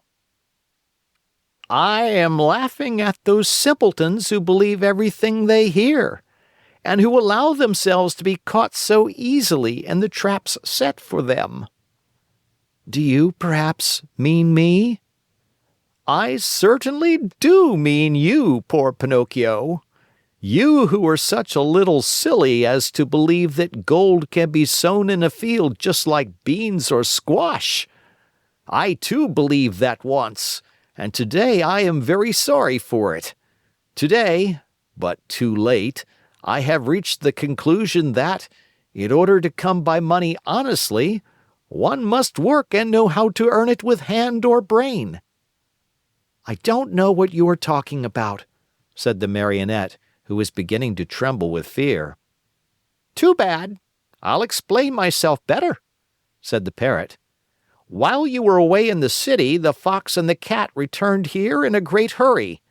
They took the 4 gold pieces which you have buried and ran away as fast as the wind. If you can catch them, you're a brave one." Pinocchio's mouth opened wide. He would not believe the parrot's words and began to dig away furiously at the earth. He dug and he dug till the hole was as big as himself, but no money was there. Every penny was gone. In desperation, he ran to the city and went straight to the courthouse to report the robbery to the magistrate. The judge was a monkey, a large gorilla, venerable with age. A flowing white beard covered his chest and he wore gold-rimmed spectacles from which the glasses had dropped out. The reason for wearing these, he said, was that his eyes had been weakened by the work of many years. Pinocchio, standing before him, told his pitiful tale word by word. He gave the names and the descriptions of the robbers and begged for justice. The judge listened to him with great patience. A kind look shone in his eyes. He became very much interested in the story. He felt moved. He almost wept. When the Marionette had no more to say, the judge put out his hand and rang a bell. At the sound, 2 large mastiffs appeared, dressed in carabineers' uniforms. Then the magistrate, pointing to Pinocchio, said in a very solemn voice, "This poor simpleton has been robbed of 4 gold pieces. Take him, therefore, and throw him into prison." The Marionette, on hearing this sentence passed upon him, was thoroughly stunned. He tried to protest, but the 2 officers clapped their paws on his mouth and hustled him away to jail.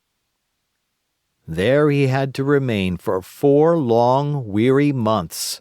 And if it had not been for a very lucky chance, he probably would have had to stay there longer. For, my dear children, you must know that it happened just then that the young emperor who ruled over the city of Simple Simons had gained a great victory over his enemy, and in celebration thereof, he had ordered illuminations, fireworks, shows of all kinds, and, best of all, the opening of all prison doors. "If the others go, I go too," said Pinocchio to the jailer. "Not you," answered the jailer. "You are one of those—" "I beg your pardon," interrupted Pinocchio. "I, too, am a thief." "In that case, you also are free," said the jailer. Taking off his cap, he bowed low and opened the door of the prison, and Pinocchio ran out and away, with never a look backward. Chapter 20. Fancy the happiness of Pinocchio on finding himself free! Without saying yes or no, he fled from the city and set out on the road that was to take him back to the house of the lovely fairy. It had rained for many days, and the road was so muddy that, at times, Pinocchio sank down almost to his knees. But he kept on bravely. Tormented by the wish to see his father and his fairy sister with azure hair, he raced like a greyhound. As he ran, he was splashed with mud even up to his cap. "How unhappy I have been," he said to himself, "and yet I deserve everything, for I am certainly very stubborn and stupid. I will always have my own way. I won't listen to those who love me and who have more brains than I. But from now on, I'll be different, and I'll try to become a most obedient boy. I have found out, beyond any doubt whatever, that disobedient boys are certainly far from happy, and that in the long run, they always lose out. I wonder if Father is waiting for me? Will I find him at the fairy's house? It is so long, poor man, since I have seen him, and I do so want his love and his kisses. And will the fairy ever forgive me for all I have done? She who has been so good to me and to whom I owe my life. Can there be a worse or more heartless boy than I am anywhere?" As he spoke, he stopped suddenly, frozen with terror. What was the matter? An immense serpent lay stretched across the road, a serpent with a bright green skin, fiery eyes which glowed and burned, and a pointed tail that smoked like a chimney. How frightened was poor Pinocchio! He ran back wildly for half a mile, and at last settled himself atop a heap of stones to wait for the serpent to go on his way and leave the road clear for him. He waited an hour, 2 hours, 3 hours, but the serpent was always there, and even from afar one could see the flash of his red eyes and the column of smoke which rose from his long pointed tail. Pinocchio, trying to feel very brave, walked straight up to him and said in a sweet, soothing voice, "I beg your pardon, Mr. Serpent. Would you be so kind as to step aside to let me pass?" He might as well have talked to a wall. The serpent never moved. Once more, in the same sweet voice, he spoke. "You must know, Mr. Serpent, that I am going home where my father is waiting for me. It is so long since I have seen him. Would you mind very much if I passed?" He waited for some sign of an answer to his questions, but the answer did not come. On the contrary, the green serpent, who had seemed, until then, wide awake and full of life, became suddenly very quiet and still. His eyes closed, and his tail stopped smoking. "Is he dead, I wonder?" said Pinocchio, rubbing his hands together happily. Without a moment's hesitation, he started to step over him, but he had just raised one leg when the serpent shot up like a spring, and the Marionette fell head over heels backward. He fell so awkwardly that his head stuck in the mud, and there he stood with his legs straight up in the air. At the sight of the Marionette kicking and squirming like a young whirlwind, the serpent laughed so heartily and so long that at last he burst an artery and died on the spot. Pinocchio freed himself from his awkward position and once more began to run in order to reach the Fairy's house before dark. As he went, the pangs of hunger grew so strong that, unable to withstand them, he jumped into a field to pick a few grapes that tempted him. Woe to him! No sooner had he reached the grapevine than crack went his legs. The poor Marionette was caught in a trap set there by a farmer for some weasels, which came every night to steal his chickens. Chapter 21. Pinocchio, as you may well imagine, began to scream and weep and beg, but all was of no use, for no houses were to be seen, and not a soul passed by on the road. Night came on. A little because of the sharp pain in his legs, a little because of fright at finding himself alone in the darkness of the field, the Marionette was about to faint when he saw a tiny glowworm flickering by. He called to her and said, "Dear little glowworm, will you set me free?" "Poor little fellow," replied the glowworm, stopping to look at him with pity. "How came you to be caught in this trap?" "I stepped into this lonely field to take a few grapes and—" "Are the grapes yours?" "No." "Who has taught you to take things that do not belong to you?" "I was hungry." "Hunger, my boy, is no reason for taking something which belongs to another." "It's true! It's true!" cried Pinocchio in tears. "I won't do it again." Just then the conversation was interrupted by approaching footsteps. It was the owner of the field, who was coming on tiptoes to see if, by chance, he had caught the weasels which had been eating his chickens. Great was his surprise when, on holding up his lantern, he saw that, instead of a weasel, he had caught a boy. "Ah, you little thief!" said the farmer in an angry voice. "So you are the one who steals my chickens." "No, not I! No, no!" cried Pinocchio, sobbing bitterly. "I came here only to take a very few grapes." "He who steals grapes may very easily steal chickens also. Take my word for it. I'll give you a lesson that you'll remember for a long while." He opened the trap, grabbed the Marionette by the collar, and carried him to the house as if he were a puppy.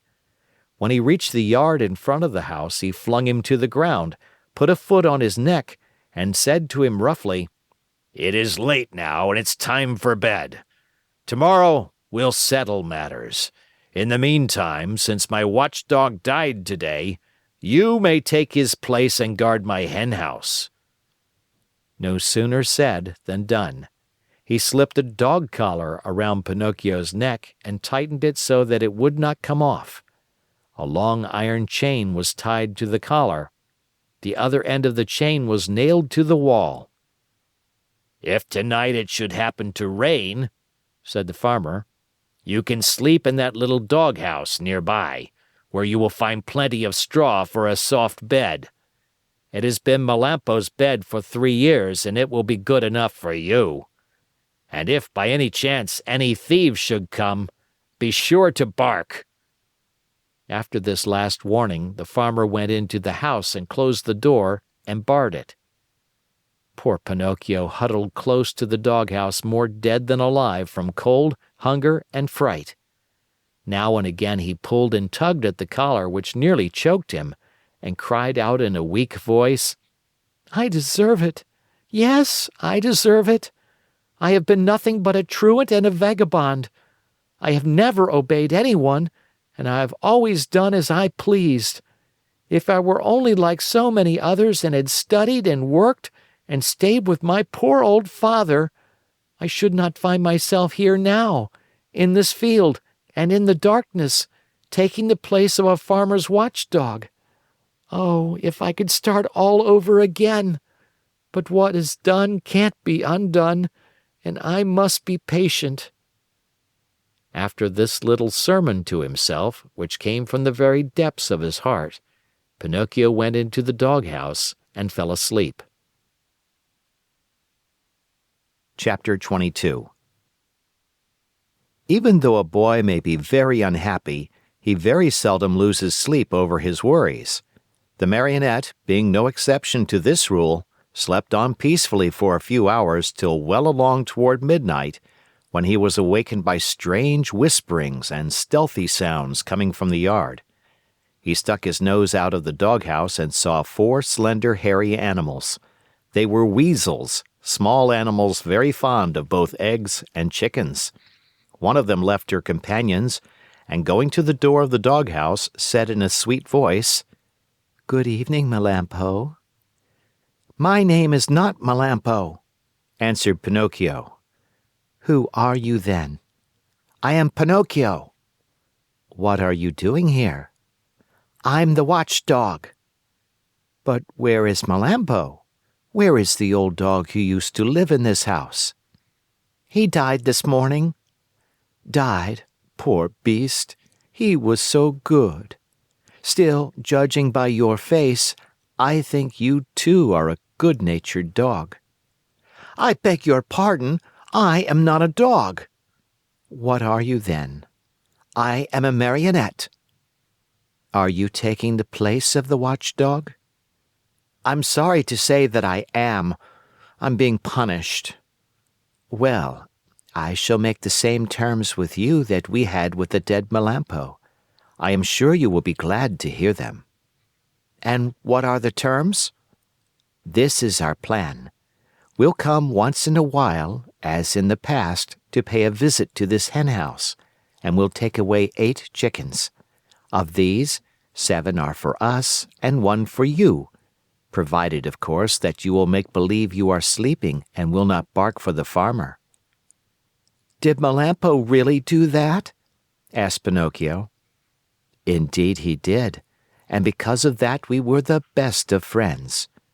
Sleep away peacefully, and remember that before we go we shall leave you a nice fat chicken all ready for your breakfast in the morning. Is that understood?" "Even too well," answered Pinocchio, and shaking his head in a threatening manner, he seemed to say, "We'll talk this over in a few minutes, my friends." As soon as the 4 weasels had talked things over, they went straight to the chicken coop which stood close to the doghouse. Digging busily with teeth and claws, They opened the little door and slipped in. But they were no sooner in than they heard the door close with a sharp bang. The one who had done the trick was Pinocchio, who, not satisfied with that, dragged a heavy stone in front of it. That done, he started to bark, and he barked as if he were a real watchdog. Bow wow wow wow wow! The farmer heard the loud barks and jumped out of bed. Taking his gun, he leaped to the window and shouted, "What's the matter?" "The thieves are here," answered Pinocchio. "Where are they?" "In the chicken coop." "I'll come down in a second." And in fact, he was down in the yard in a twinkling and running toward the chicken coop.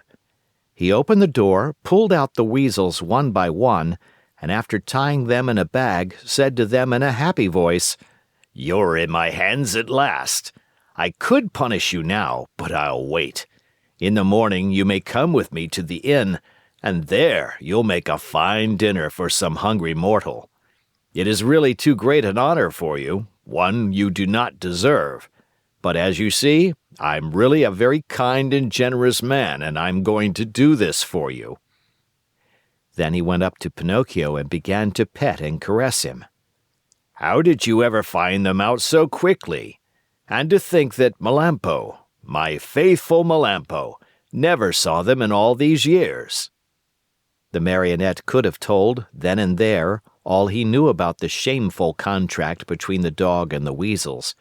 But thinking of the dead dog, he said to himself, "Melampo is dead. What is the use of accusing him? The dead are gone and they cannot defend themselves. The best thing to do is to leave them in peace." "Were you awake or asleep when they came?"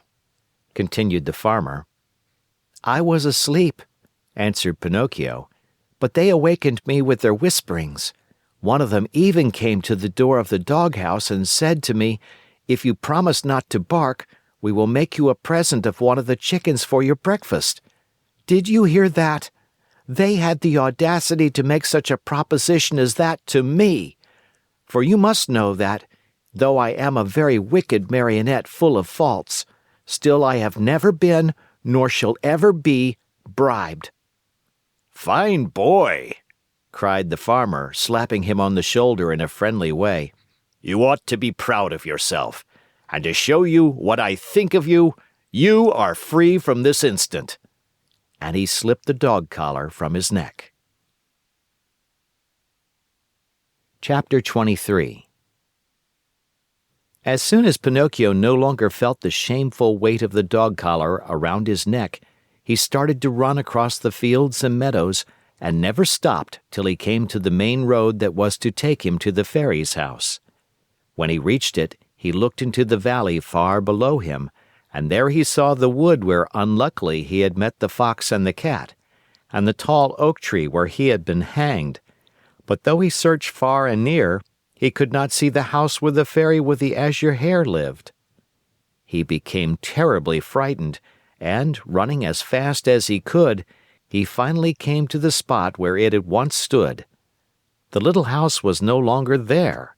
In its place lay a small marble slab, which bore this sad inscription: "Here lies the lovely fairy with azure hair, who died of grief when abandoned by her little brother, Pinocchio." The poor Marionette was heartbroken at reading these words. He fell to the ground, and, covering the cold marble with kisses, burst into bitter tears. He cried all night, and dawn found him still there, though his tears had dried and only hard, dry sobs shook his wooden frame. But these were so loud that they could be heard by the faraway hills. As he sobbed, he said to himself, "Oh, my fairy, my dear, dear fairy, why did you die? Why did I not die, who am so bad, instead of you, who are so good? And my father, where can he be? Please, dear fairy, tell me where he is, and I shall never, never leave him again. You are not really dead, are you? If you love me, you will come back, alive as before. Don't you feel sorry for me? I'm so lonely. If the two assassins come, they'll hang me again from the giant oak tree, and I will really die this time. What shall I do alone in the world? Now that you are dead, my father is lost, where shall I eat? Where shall I sleep? Who will make my new clothes? Oh, I want to die. Yes, I want to die. Oh, oh, oh. Poor Pinocchio. He even tried to tear his hair, but as it was only painted on his wooden head, he could not even pull it. Just then a large pigeon flew far above him. Seeing the Marionette, he cried to him, "Tell me, little boy, what are you doing there?" "Can't you see? I'm crying," said Pinocchio, lifting his head toward the voice and rubbing his eyes with his sleeve. "Tell me," asked the pigeon, "do you by chance know of a Marionette, Pinocchio by name?"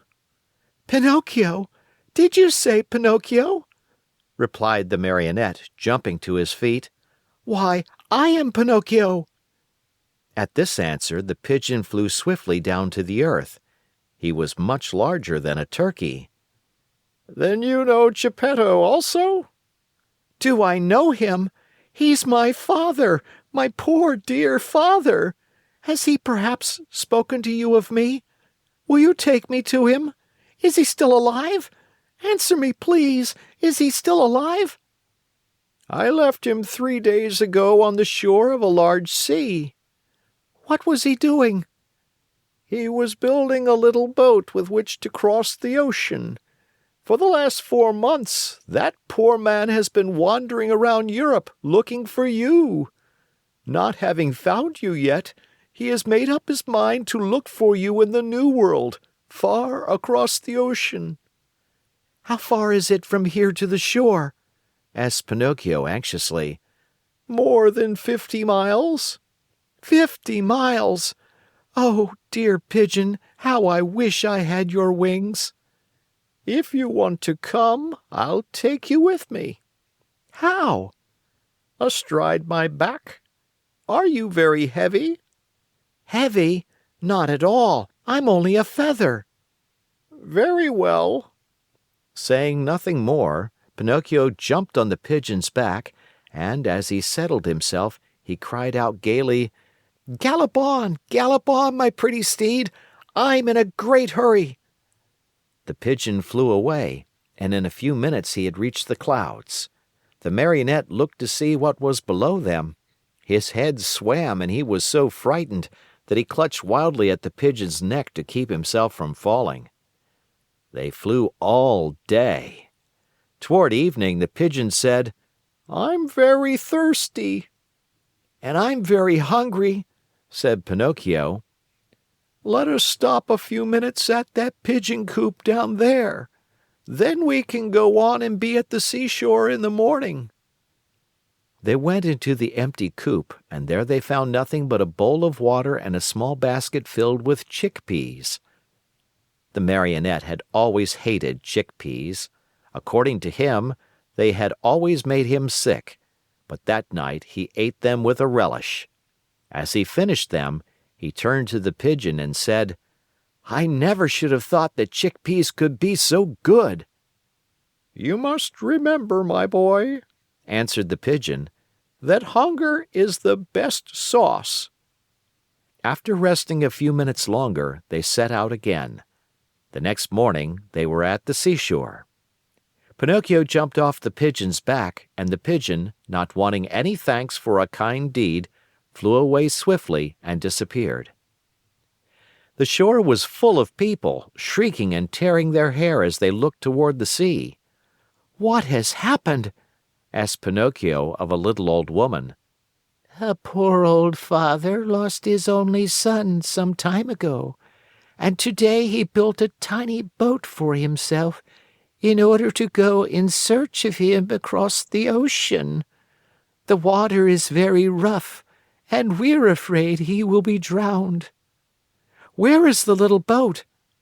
"There, straight down there," answered the little old woman, pointing to a tiny shadow, no bigger than a nutshell, floating on the sea. Pinocchio looked closely for a few minutes and then gave a sharp cry. It's my father! It's my father! Meanwhile, the little boat, tossed about by the angry waters, appeared and disappeared in the waves. And Pinocchio, standing on a high rock, tired out with searching, waved to him with hand and cap and even with his nose. It looked as if Geppetto, though far away from the shore, recognized his son, for he took off his cap and waved also. He seemed to be trying to make everyone understand that he would come back if he were able, but the sea was so heavy that he could do nothing with his oars. Suddenly a huge wave came, and the boat disappeared. They waited and waited for it, but it was gone. "Poor man," said the fisher folk on the shore, whispering a prayer as they turned to go home. Just then a desperate cry was heard. Turning around, the fisher folk saw Pinocchio dive into the sea and heard him cry out, "I'll save him!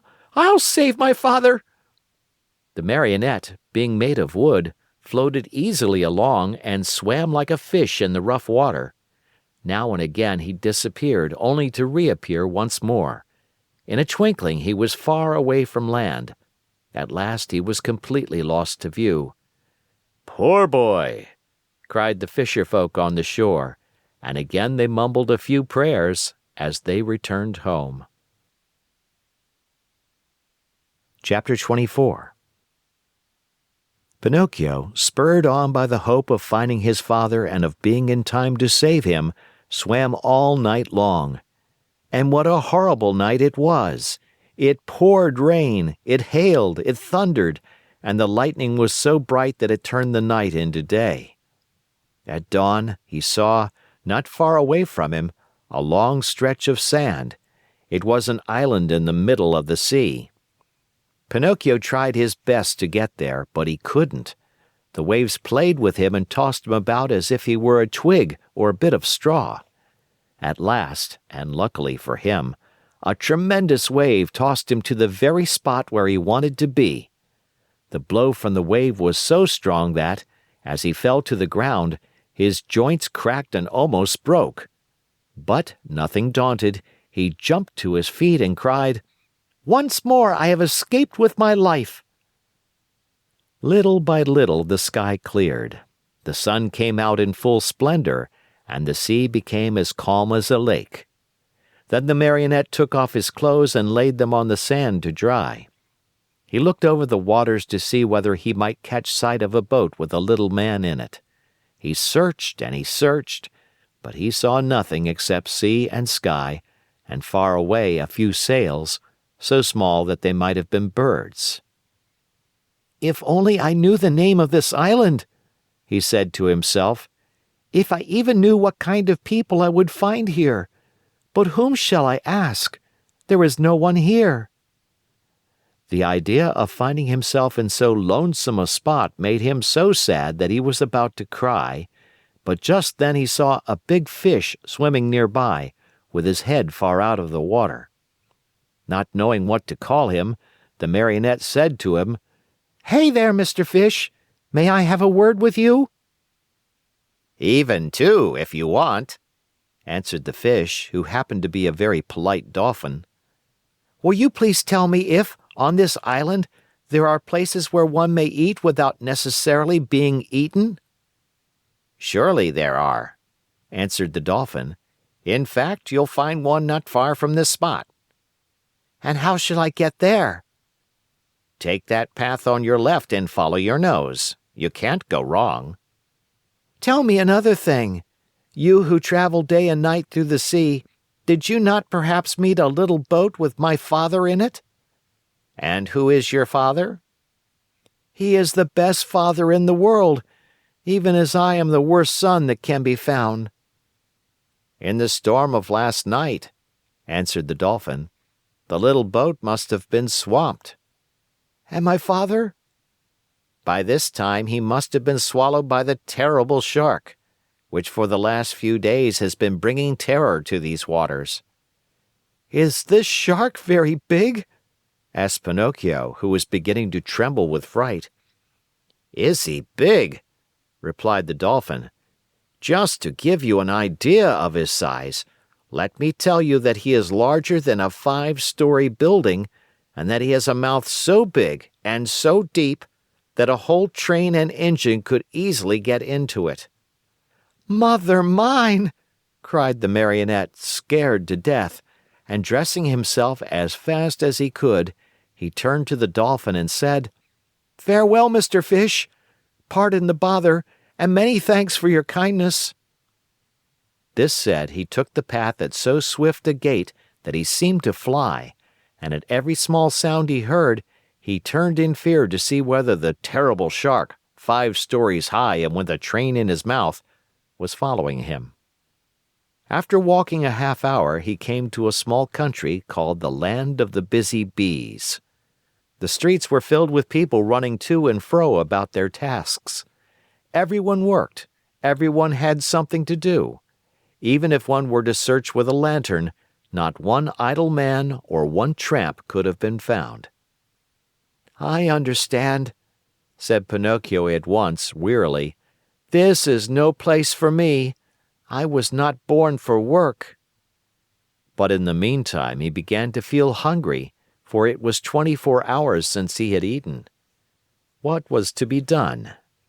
There were only 2 means left to him in order to get a bite to eat. He either had to work or to beg. He was ashamed to beg, because his father had always preached to him that begging should be done only by the sick or the old. He had said that the real poor in this world, deserving of our pity and help, were only those who, either through age or sickness, had lost the means of earning their bread with their own hands. All others should work, and if they didn't and went hungry, so much the worse for them. Just then a man passed by, worn out and wet with perspiration, pulling, with difficulty, 2 heavy carts filled with coal. Pinocchio looked at him, and judging him by his looks to be a kind man, said to him with eyes downcast in shame, "Will you be so good as to give me a penny, for I am faint with hunger?" "Not only 1 penny," answered the coal man. "I'll give you 4 if you will help me pull these 2 wagons." "I am surprised," answered the Marionette, very much offended. "I wish you to know that I never have been a donkey, nor have I ever pulled a wagon." "So much the better for you," answered the coal man. "Then, my boy, if you are really faint with hunger, eat 2 slices of your pride, and I hope they don't give you indigestion." A few minutes after, a bricklayer passed by, carrying a pail full of plaster on his shoulder. "Good man, will you be kind enough to give a penny to a poor boy who is yawning from hunger?" "Gladly," answered the bricklayer.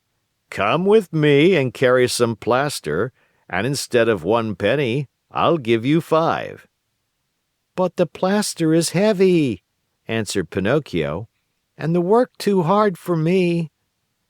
"If the work is too hard for you, my boy, enjoy your yawns and may they bring you luck." In less than a half hour, at least 20 people passed, and Pinocchio begged of each one, but they all answered, "Aren't you ashamed? Instead of being a beggar in the streets, why don't you look for work and earn your own bread?" Finally, a little woman went by carrying 2 water jugs. "Good woman, will you allow me to have a drink from one of your jugs?" asked Pinocchio, who was burning up with thirst. "With pleasure, my boy," she answered, setting the 2 jugs on the ground before him. When Pinocchio had had his fill, he grumbled, as he wiped his mouth, "My thirst is gone. If I could only as easily get rid of my hunger." On hearing these words, the good little woman immediately said, "If you help me to carry these jugs home, I'll give you a slice of bread." Pinocchio looked at the jug and said neither yes nor no. "And with the bread, I'll give you a nice dish of cauliflower with white sauce on it." Pinocchio gave the jug another look and said neither yes nor no.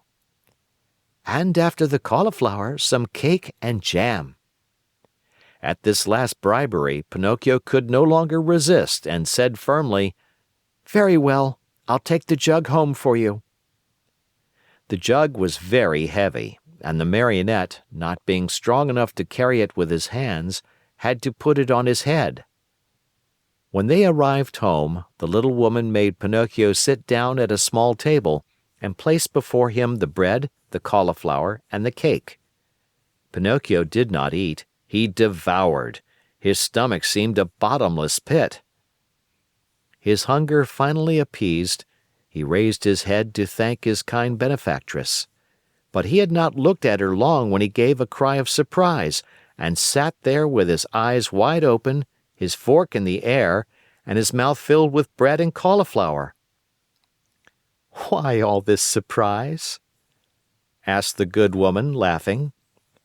"Because," answered Pinocchio, stammering and stuttering, "because you remind me of, yes, the same voice, the same eyes, the same hair. Yes, you also have the same azure hair she had. Oh, my little fairy, my little fairy! Tell me that it is you! Don't make me cry any longer! If you only knew! I have cried so much, I have suffered so!" And Pinocchio threw himself on the floor and clasped the knees of the mysterious little woman. Chapter 25. If Pinocchio cried much longer, the little woman thought he would melt away, so she finally admitted that she was the little fairy with azure hair. "You rascal of a Marionette, how did you know it was I?" she asked, laughing. "My love for you told me who you were." "Do you remember? You left me when I was a little girl, and now you find me a grown woman. I am so old I could almost be your mother." "I am very glad of that, for then I can call you mother instead of sister. For a long time I have wanted a mother, just like other boys. But how did you grow so quickly?" "That's a secret." "Tell it to me. I also want to grow a little. Look at me. I have never grown higher than a penny's worth of cheese." "But you can't grow," answered the fairy. "Why not?" "Because marionettes never grow. They are born marionettes, they live marionettes, and they die marionettes." "Oh, I'm tired of always being a marionette," cried Pinocchio disgustedly. "It's about time for me to grow into a man as everyone else does." "And you will if you deserve it." "Really? What can I do to deserve it?" "It's a very simple matter. Try to act like a well-behaved child." "Don't you think I do?"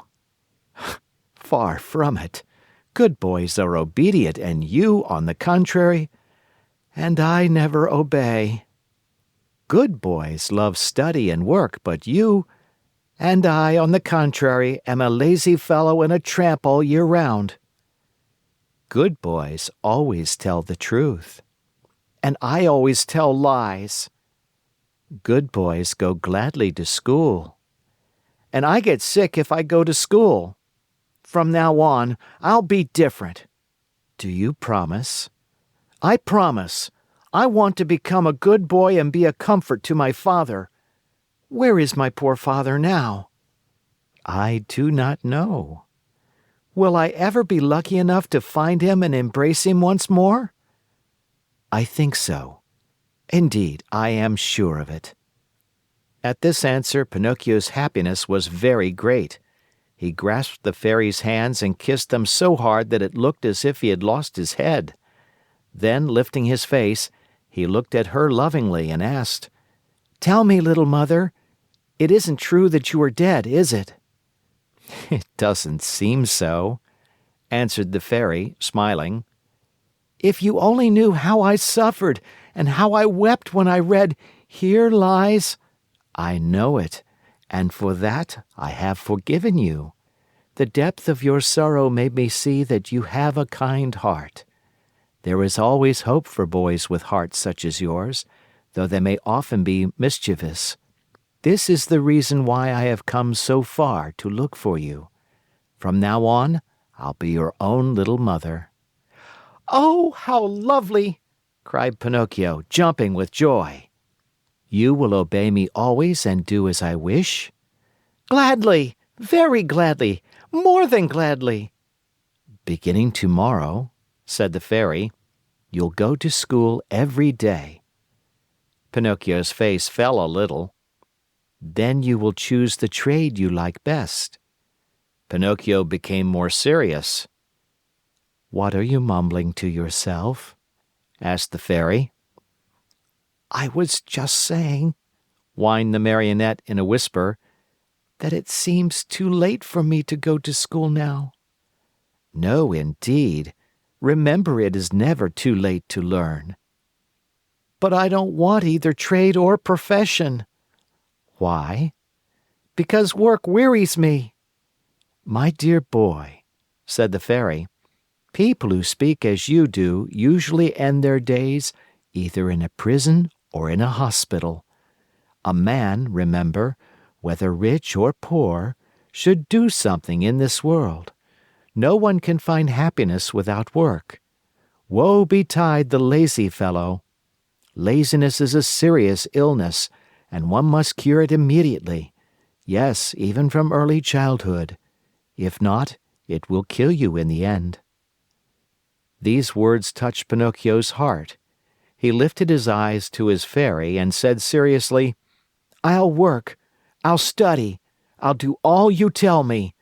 After all, the life of a Marionette has grown very tiresome to me, and I want to become a boy, no matter how hard it is.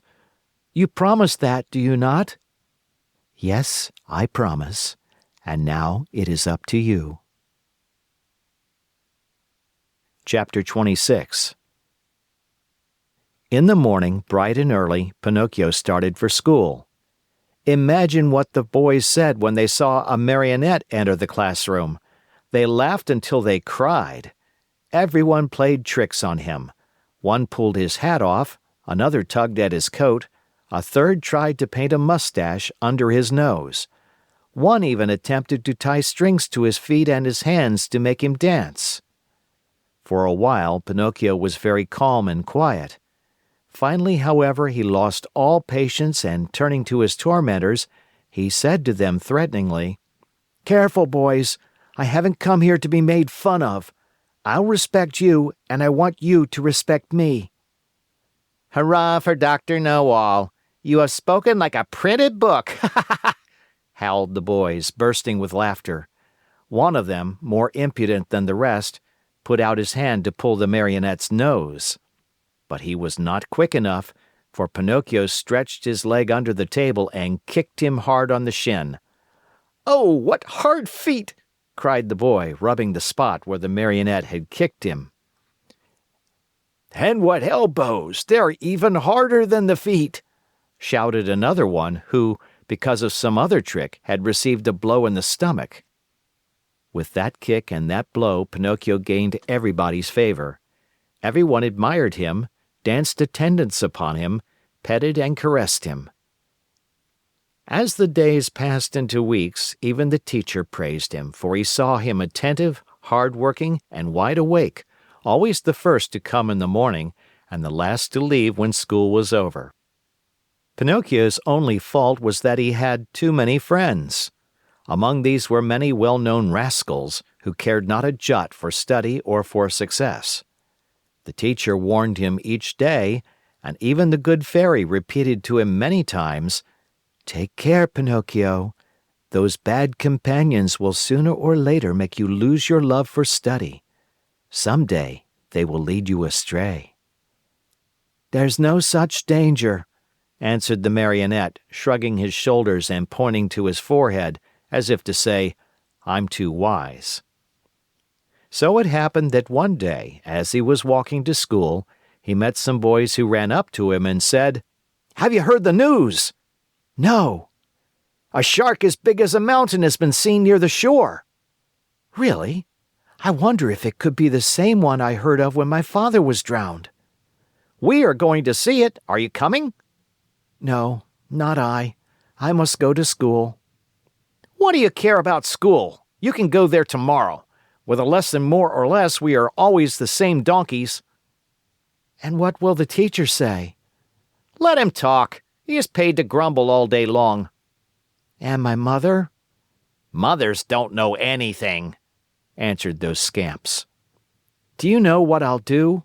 said Pinocchio. "For certain reasons of mine, I too want to see that shark. But I'll go after school. I can see him then as well as now." "Poor simpleton," cried one of the boys. "Do you think that a fish of that size will stand there waiting for you? He turns and off he goes, and no one will ever be the wiser." "How long does it take from here to the shore?" asked the Marionette. 1 hour there and back." "Very well then, let's see who gets there first," cried Pinocchio. At the signal, the little troop, with books under their arms, dashed across the fields. Pinocchio led the way, running as if on wings, the others following as fast as they could. Now and again he looked back and, seeing his followers hot and tired, and with tongues hanging out, he laughed out heartily. Unhappy boy! If he had only known then the dreadful things that were to happen to him on account of his disobedience. Chapter 27. Going like the wind, Pinocchio took but a very short time to reach the shore. He glanced all about him, but there was no sign of a shark. The sea was as smooth as glass. "Hey there, boys! Where's that shark?" he asked, turning to his playmates. "He may have gone for his breakfast," said one of them, laughing. "Or perhaps he went to bed for a little nap," said another, laughing also. From the answers and the laughter which followed them, Pinocchio understood that the boys had played a trick on him. "What now?" he said angrily to them. "What's the joke?" "Oh, the joke's on you," cried his tormentors, laughing more heartily than ever, and dancing gaily around the Marionette.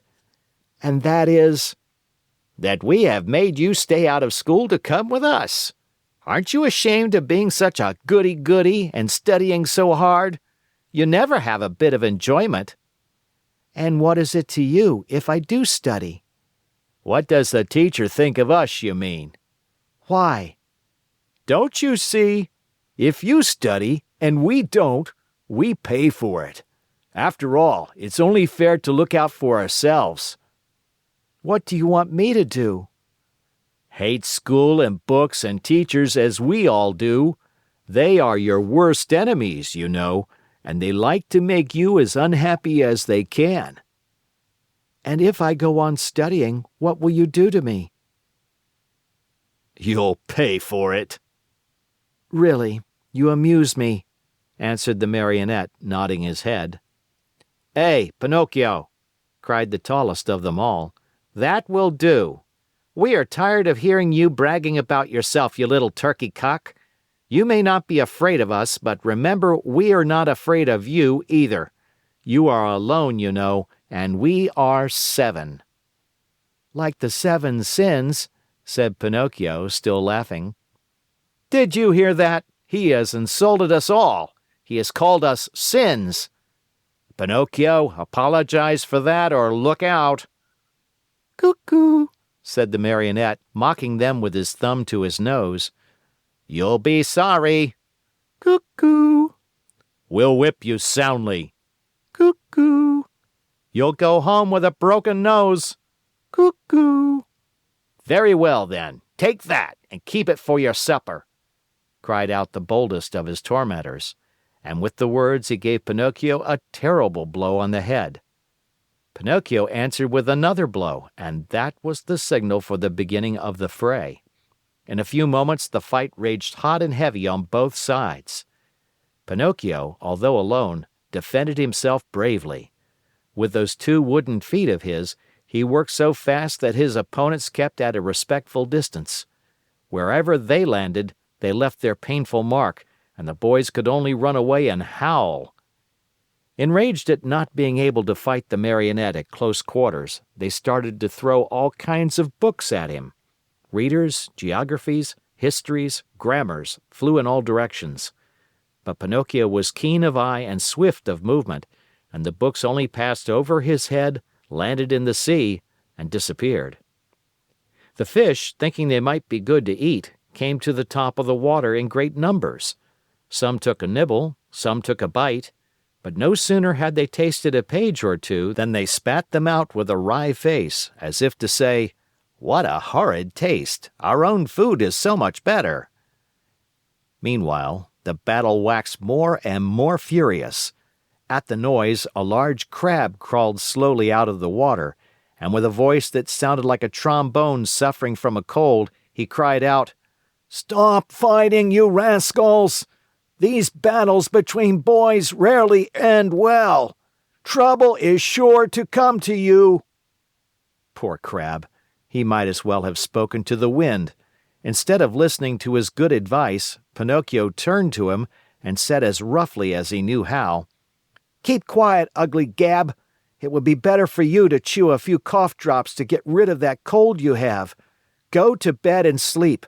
You will feel better in the morning." In the meantime, the boys, having used all their books, looked around for new ammunition. Seeing Pinocchio's bundle lying idle nearby, they somehow managed to get hold of it.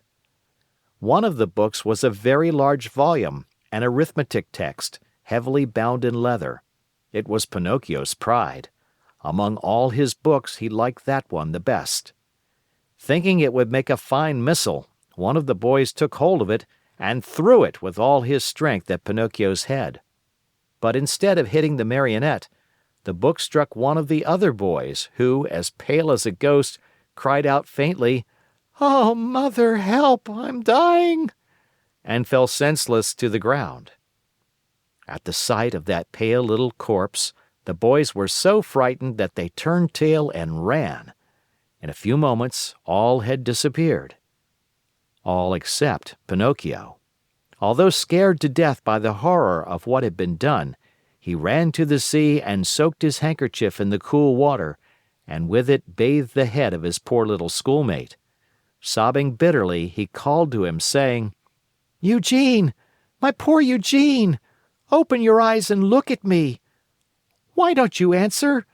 I was not the one who hit you, you know. Believe me, I didn't do it. Open your eyes, Eugene. If you keep them shut, I'll die too. Oh, dear me, how shall I ever go home now? How shall I ever look at my little mother again? What will happen to me? Where shall I go? Where shall I hide? Oh, how much better it would have been, 1,000 times better, if only I had gone to school. Why did I listen to those boys? They always were a bad influence. And to think that the teacher had told me, and my mother too, beware of bad company. That's what she said. But I'm stubborn and proud. I listen, but always I do as I wish. And then I pay. I've never had a moment's peace since I've been born. Oh, dear, what will become of me? What will become of me?" Pinocchio went on crying and moaning and beating his head. Again and again he called to his little friend, when suddenly he heard heavy steps approaching. He looked up and saw 2 tall carabineers near him. "What are you doing stretched out on the ground?" they asked Pinocchio. "I'm helping this schoolfellow of mine." "Has he fainted?" "I should say so," said one of the carabineers, bending to look at Eugene. "This boy has been wounded on the temple. Who has hurt him?" "Not I," stammered the Marionette, who had hardly a breath left in his whole body. "If it wasn't you, who was it then?" "Not I," repeated Pinocchio.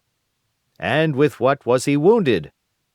"With this book," and the Marionette picked up the arithmetic text to show it to the officer. "And whose book is this?" "Mine." "Enough. Not another word. Get up as quickly as you can and come along with us." "But I—" "Come with us."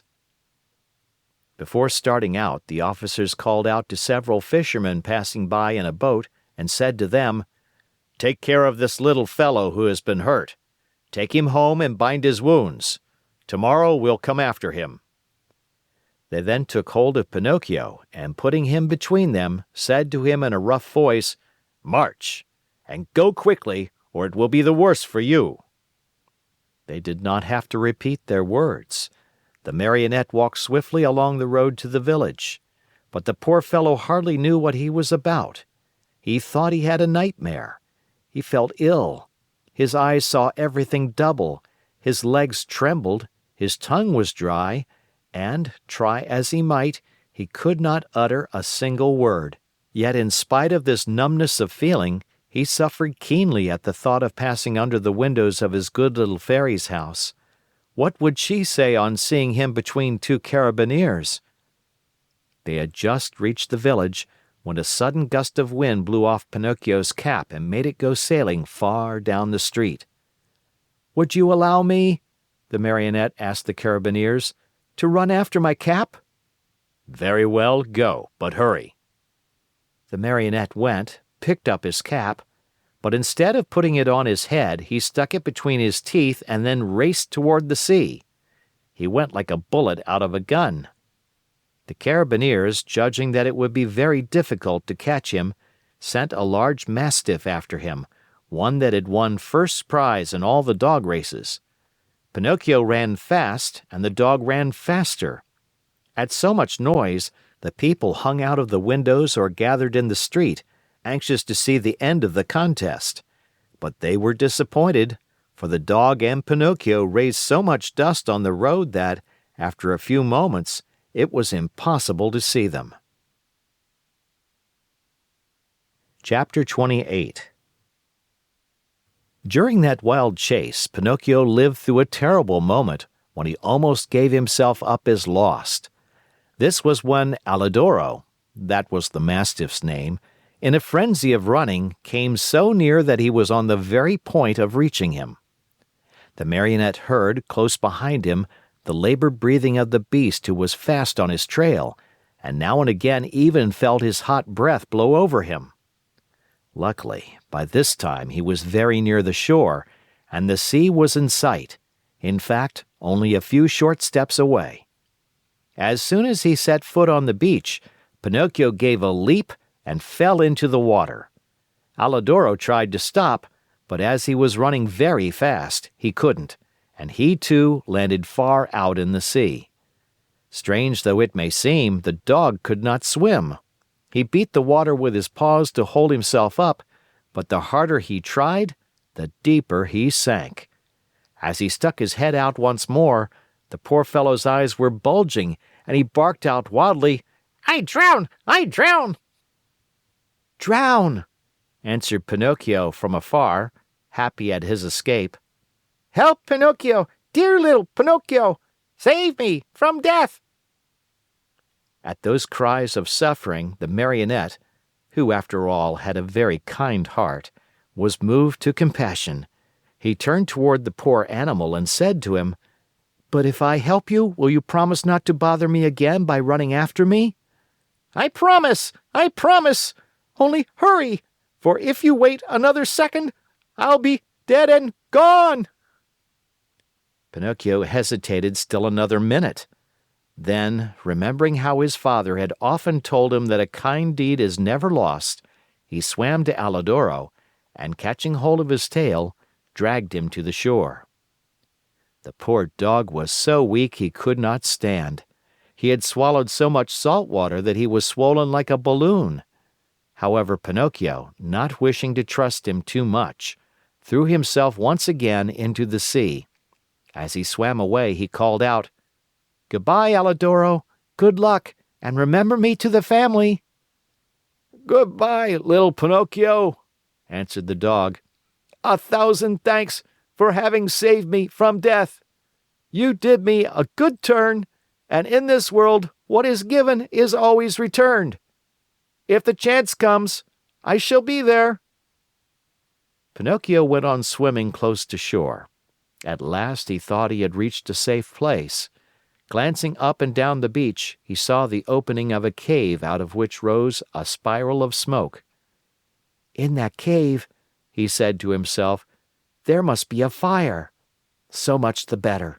I'll dry my clothes and warm myself, and then, well—" His mind made up, Pinocchio swam to the rocks, but as he started to climb, he felt something under him lifting him up higher and higher. He tried to escape, but he was too late. To his great surprise, he found himself in a huge net, amid a crowd of fish of all kinds and sizes who were fighting and struggling desperately to free themselves. At the same time, he saw a fisherman come out of the cave, a fisherman so ugly that Pinocchio thought he was a sea monster.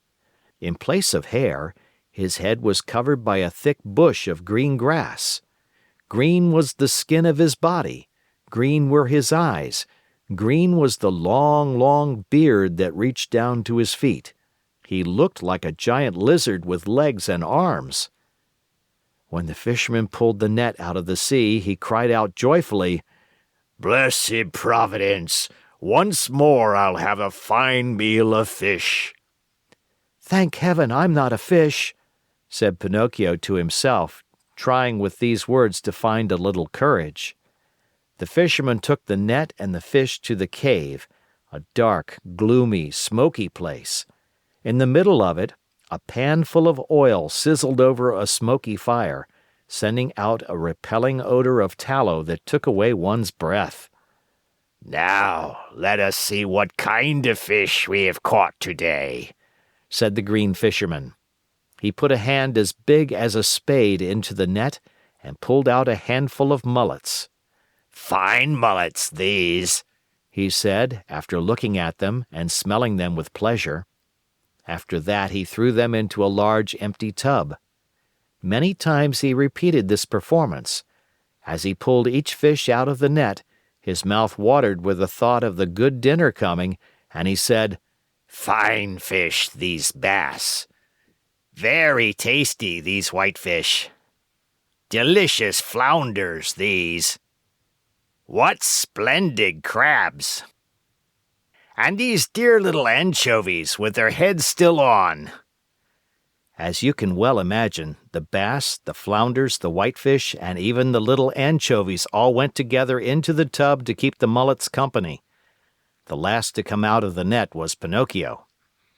As soon as the fisherman pulled him out, his green eyes opened wide with surprise, and he cried out in fear, "What kind of fish is this? I don't remember ever eating anything like it." He looked at him closely, and after turning him over and over, he said at last, "I understand. He must be a crab." Pinocchio, mortified at being taken for a crab, said resentfully, "What nonsense! A crab indeed! I am no such thing. Beware how you deal with me. I am a marionette, I want you to know." "A marionette?" asked the fisherman. "I must admit that a marionette fish is, for me, an entirely new kind of fish. So much the better. I'll eat you with greater relish." "Eat me? But can't you understand that I'm not a fish? Can't you hear that I speak and think as you do?"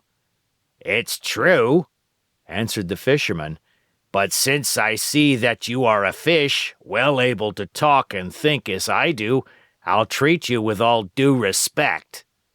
"And that is?" "That, as a sign of my particular esteem, I'll leave to you the choice of the manner in which you are to be cooked. Do you wish to be fried in a pan, or do you prefer to be cooked with tomato sauce?" "To tell you the truth," answered Pinocchio, "if I must choose, I should much rather go free so I may return home." "Are you fooling? Do you think that I want to lose the opportunity to taste such a rare fish? A marionette fish does not come very often to these seas. Leave it to me. I'll fry you in the pan with the others. I know you'll like it. It's always a comfort to find oneself in good company." The unlucky Marionette, hearing this, began to cry and wail and beg. With tears streaming down his cheeks, he said, "How much better it would have been for me to go to school! I did listen to my playmates and now I am paying for it! Oh, oh, oh!" and as he struggled and squirmed like an eel to escape from him, the green fisherman took a stout cord and tied him hand and foot, and threw him into the bottom of the tub with the others. Then he pulled a wooden bowl full of flour out of a cupboard and started to roll the fish into it, one by one. When they were white with it, he threw them into the pan. The first to dance in the hot oil were the mullets. The bass followed, then the whitefish, the flounders, and the anchovies. Pinocchio's turn came last. Seeing himself so near to death, and such a horrible death, he began to tremble so with fright that he had no voice left with which to beg for his life. The poor boy beseeched only with his eyes. But the green fisherman, not even noticing that it was he, turned him over and over in the flour until he looked like a marionette made of chalk. Then he took him by the head and... Chapter 29. Mindful of what the fisherman had said, Pinocchio knew that all hope of being saved had gone. He closed his eyes and waited for the final moment. Suddenly, a large dog, attracted by the odor of the boiling oil, came running into the cave. "Get out!" cried the fisherman threateningly, and still holding on to the Marionette, who was all covered with flour. But the poor dog was very hungry, and whining and wagging his tail, he tried to say, "Give me a bite of the fish, and I'll go in peace." "Get out, I say!" repeated the fisherman, and he drew back his foot to give the dog a kick.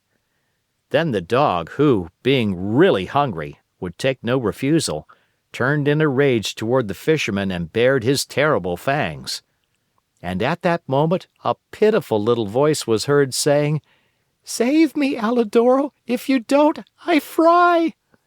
The dog immediately recognized Pinocchio's voice. Great was his surprise to find that the voice came from the little flour-covered bundle that the fisherman held in his hand. Then what did he do? With one great leap, he grasped that bundle in his mouth, and, holding it lightly between his teeth, ran through the door and disappeared like a flash. The fisherman, angry at seeing his meal snatched from under his nose, ran after the dog, but a bad fit of coughing made him stop and turn back. Meanwhile, Alidoro, as soon as he had found the road which led to the village, stopped and dropped Pinocchio softly to the ground. "How much I do thank you," said the Marionette. "It is not necessary," answered the dog. "You saved me once, and what is given is always returned. We are in this world to help one another." "But how did you get in that cave?" "I was lying here on the sand, more dead than alive, when an appetizing odor of fried fish came to me. That odor tickled my hunger and I followed it. Oh, if I had come a moment later!" "Don't speak about it," wailed Pinocchio, still trembling with fright. "Don't say a word. If you had come a moment later, I would be fried, eaten, and digested by this time. Brrr! I shiver at the mere thought of it." Alidoro laughingly held out his paw to the Marionette, who shook it heartily, feeling that now he and the dog were good friends. Then they bid each other goodbye, and the dog went home. Pinocchio, left alone, walked toward a little hut near by, where an old man sat at the door sunning himself, and asked, "Tell me, good man, have you heard anything of a poor boy with a wounded head, whose name was Eugene?" "The boy was brought to this hut, and now—" "Now he is dead?" Pinocchio interrupted sorrowfully. "No, he is now alive, and he is already returned home." "Really? Really?" cried the Marionette, jumping around with joy. "Then the wound was not serious?" "But it might have been, and even mortal," answered the old man, "for a heavy book was thrown at his head." "And who threw it?" "A schoolmate of his, a certain Pinocchio." "And who is this Pinocchio?" asked the Marionette, feigning ignorance. "They say he is a mischief maker, a tramp, a street urchin." "Calumnies, all calumnies." "Do you know this Pinocchio?" "By sight," answered the Marionette. "And what do you think of him?" asked the old man. "I think he's a very good boy, fond of study, obedient, kind to his father and to his whole family." As he was telling all these enormous lies about himself, Pinocchio touched his nose and found it twice as long as it should be. Scared out of his wits, he cried out, "Don't listen to me, good man. All the wonderful things I have said are not true at all. I know Pinocchio well, and he is indeed a very wicked fellow, lazy and disobedient, who instead of going to school, runs away with his playmates to have a good time." At this speech, his nose returned to its natural size. "Why are you so pale?" the old man asked suddenly. "Let me tell you. Without knowing it, I rubbed myself against a newly painted wall," he lied, ashamed to say that he had been made ready for the frying pan. "What have you done with your coat and your hat and your breeches?" "I met thieves and they robbed me. Tell me, my good man, have you not perhaps a little suit to give me so that I may go home?" "My boy, as for clothes, I have only a bag in which I keep hops. If you want it, take it, there it is." Pinocchio did not wait for him to repeat his words. He took the bag, which happened to be empty, and after cutting a big hole at the top and two at the sides, he slipped into it as if it were a shirt. Lightly clad as he was, he started out toward the village. Along the way he felt very uneasy.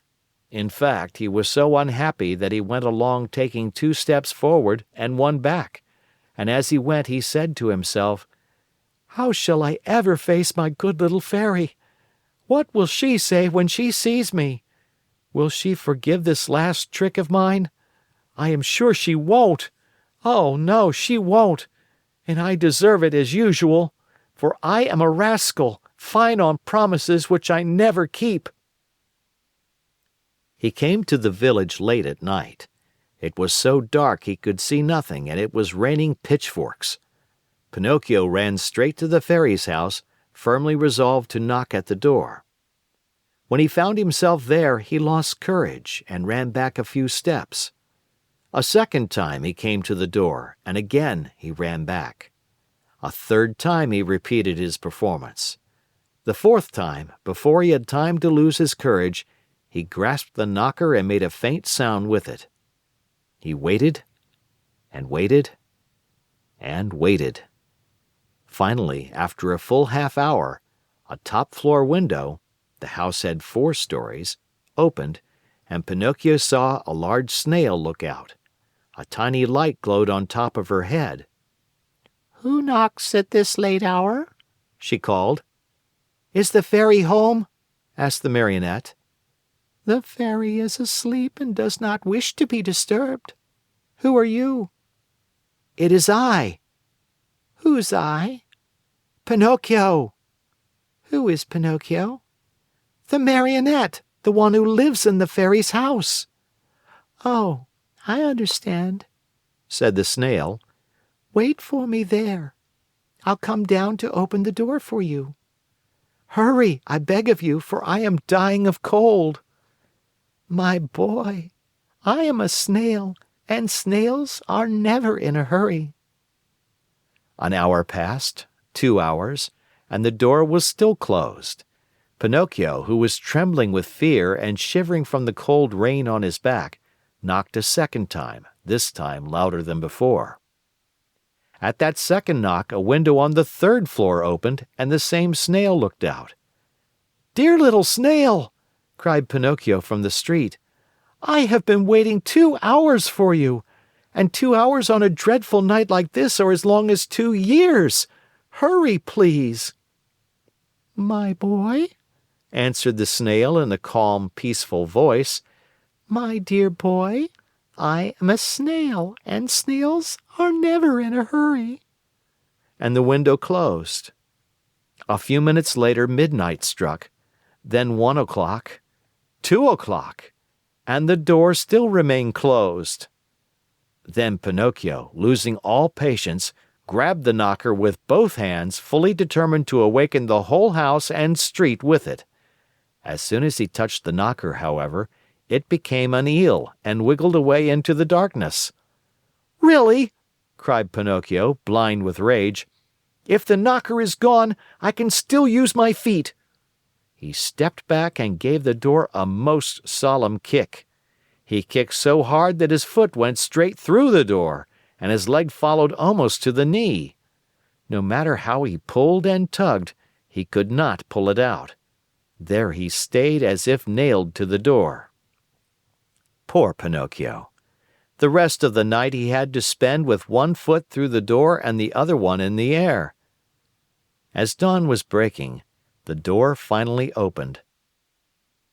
That brave little animal, the snail, had taken exactly 9 hours to go from the 4th floor to the street. How she must have raced! "What are you doing with your foot through the door?" she asked the Marionette, laughing. "It was a misfortune.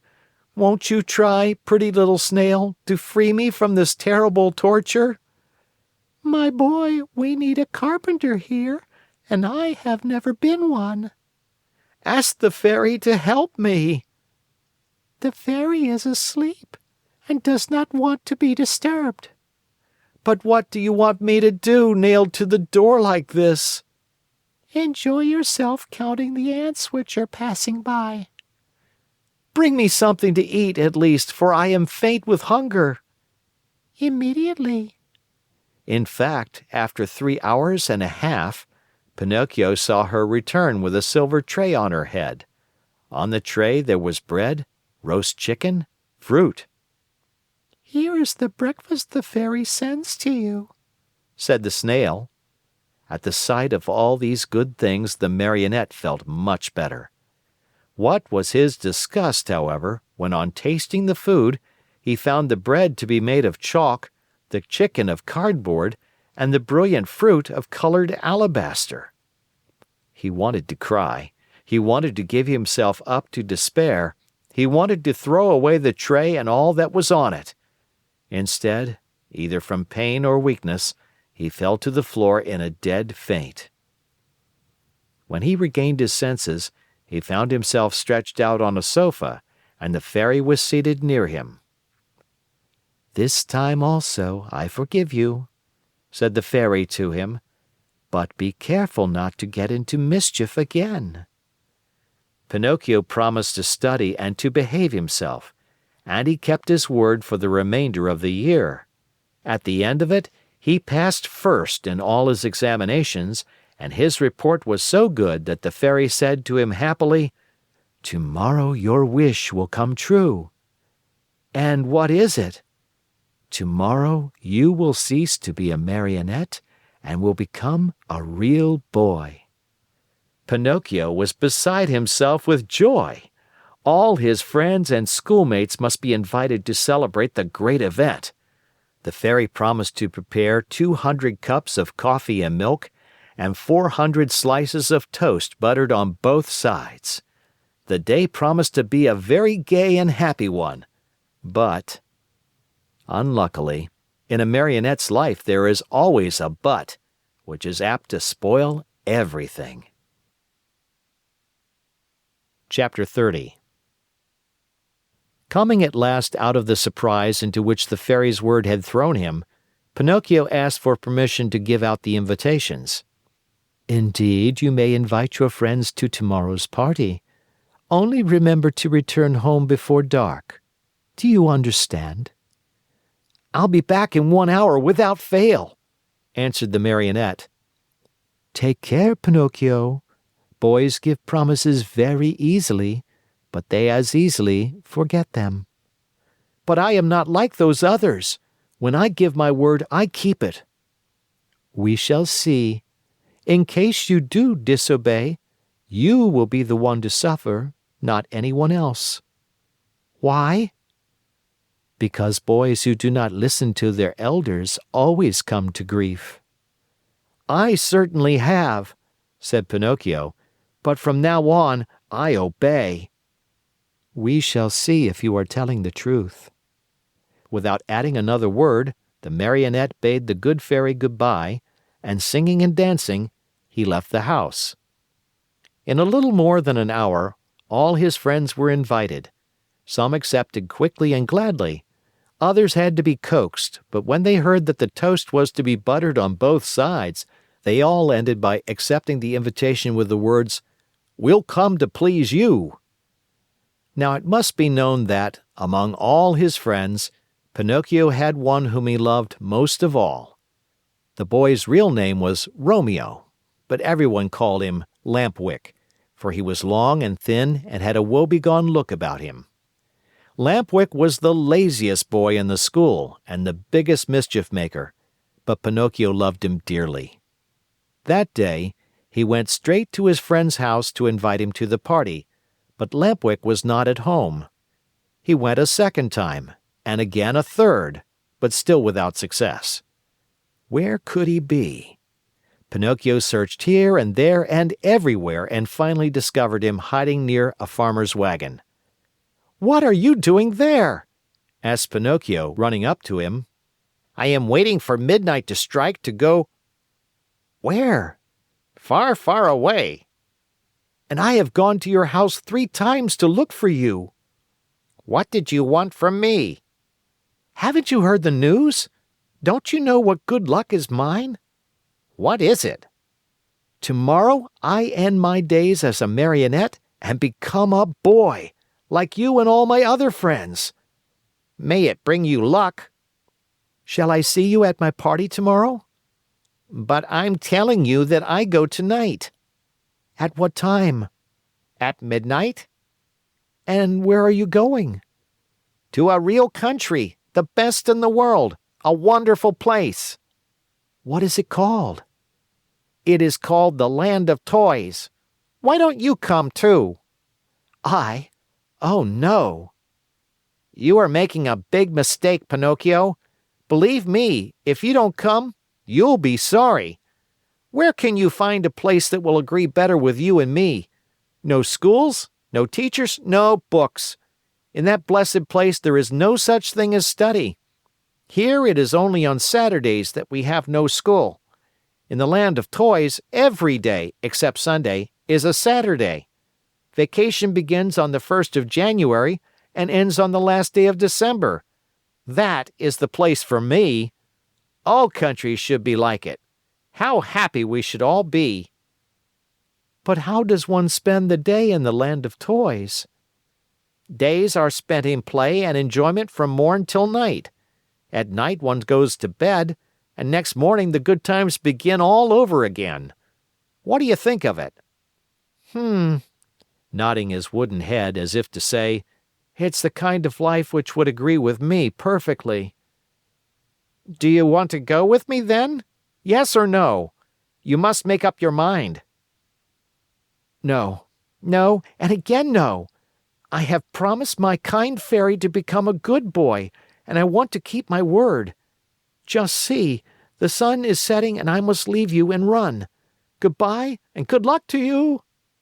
"Where are you going in such a hurry?" "Home. My good fairy wants me to return home before night." "Wait 2 minutes more." "It's too late." "Only 2 minutes." "And if the fairy scolds me?" "Let her scold. After she gets tired, she will stop," said Lampwick. "Are you going alone or with others?" "Alone? There will be more than 100 of us." "Will you walk?" "At midnight, the wagon passes here that is to take us within the boundaries of that marvelous country." "How I wish midnight would strike." "Why?" "To see you all set out together." "Stay here a while longer and you will see us." "No, no, I want to return home." "Wait 2 more minutes." "I have waited too long as it is. The fairy will be worried." "Poor fairy. Is she afraid the bats will eat you up?" "Listen, Lampwick," said the Marionette. "Are you really sure that there are no schools in the Land of Toys?" "Not even the shadow of one." "Not even one teacher?" "Not one." And one does not have to study?" "Never, never, never." "What a great land!" said Pinocchio, feeling his mouth water. "What a beautiful land! I have never been there, but I can well imagine it." "Why don't you come too?" "It is useless for you to tempt me. I told you I promised my good fairy to behave myself, and I am going to keep my word." "Goodbye then, and remember me to the grammar schools, to the high schools, and even to the colleges, if you meet them on the way." "Goodbye, Lampwick. Have a pleasant trip, enjoy yourself, and remember your friends once in a while." With these words, the Marionette started on his way home. Turning once more to his friend, he asked him, "But are you sure that, in that country, each week is composed of 6 Saturdays and 1 Sunday?" "Very sure." "And that vacation begins on the 1st of January and ends on the 31st of December?" "Very, very sure." "What a great country!" repeated Pinocchio, puzzled as to what to do. Then, in sudden determination, he said hurriedly, "Goodbye for the last time, and good luck." "Goodbye." "How soon will you go?" "Within 2 hours." "What a pity! If it were only 1 hour, I might wait for you." "And the fairy?" "By this time I'm late, and 1 hour more or less makes very little difference." "Poor Pinocchio! And if the fairy scolds you?" "Oh, I'll let her scold. After she gets tired, she will stop." In the meantime, the night became darker and darker. All at once in the distance a small light flickered. A queer sound could be heard, soft as a little bell, and faint and muffled like the buzz of a faraway mosquito. "There it is!" cried Lampwick, jumping to his feet. "What?" whispered Pinocchio. "The wagon which is coming to get me. For the last time, are you coming or not?" "But is it really true that in that country boys never have to study?" "Never, never, never." "What a wonderful, beautiful, marvelous country! Oh!" Chapter 31. Finally the wagon arrived. It made no noise, for its wheels were bound with straw and rags. It was drawn by 12 pair of donkeys, all of the same size, but all of different color. Some were gray, others white, and still others a mixture of brown and black. Here and there were a few with large yellow and blue stripes. The strangest thing of all was that those 24 donkeys, instead of being iron-shod like any other beast of burden, had on their feet laced shoes made of leather, just like the ones boys wear. And the driver of the wagon? Imagine to yourselves a little fat man, much wider than he was long, round and shiny as a ball of butter, with a face beaming like an apple, a little mouth that always smiled, and a voice small and wheedling like that of a cat begging for food. No sooner did any boy see him than he fell in love with him, and nothing satisfied him but to be allowed to ride in his wagon to that lovely place called the Land of Toys. In fact, the wagon was so closely packed with boys of all ages that it looked like a box of sardines. They were uncomfortable, they were piled one on top of the other, they could hardly breathe, yet not one word of complaint was heard. The thought that in a few hours they would reach a country where there were no schools, no books, no teachers, made these boys so happy that they felt neither hunger, nor thirst, nor sleep, nor discomfort. No sooner had the wagon stopped than the little fat man turned to Lampwick. With bows and smiles he asked in a wheedling tone, "Tell me, my fine boy, do you also want to come to my wonderful country?" "Indeed I do." "But I warn you, my little dear, there's no more room in the wagon. It is full." "Never mind," answered Lampwick. "If there's no room inside, I can sit on the top of the coach." And with one leap he perched himself there. "What about you, my love?" asked the little man, turning politely to Pinocchio. "What are you going to do? Will you come with us, or do you stay here?" I stay here," answered Pinocchio. "I want to return home, as I prefer to study and to succeed in life." May that bring you luck. "Pinocchio," Lampwick called out, "listen to me. Come with us and we'll always be happy." "No, no, no." "Come with us and we'll always be happy," cried 4 other voices from the wagon. Come with us and we'll always be happy, shouted the 100 and more boys in the wagon, all together. "And if I go with you, what will my good fairy say?" asked the Marionette, who was beginning to waver and weaken in his good resolutions. "Don't worry so much. Only think that we are going to a land where we shall be allowed to make all the racket we like from morning till night." Pinocchio did not answer, but sighed deeply once, twice, a third time.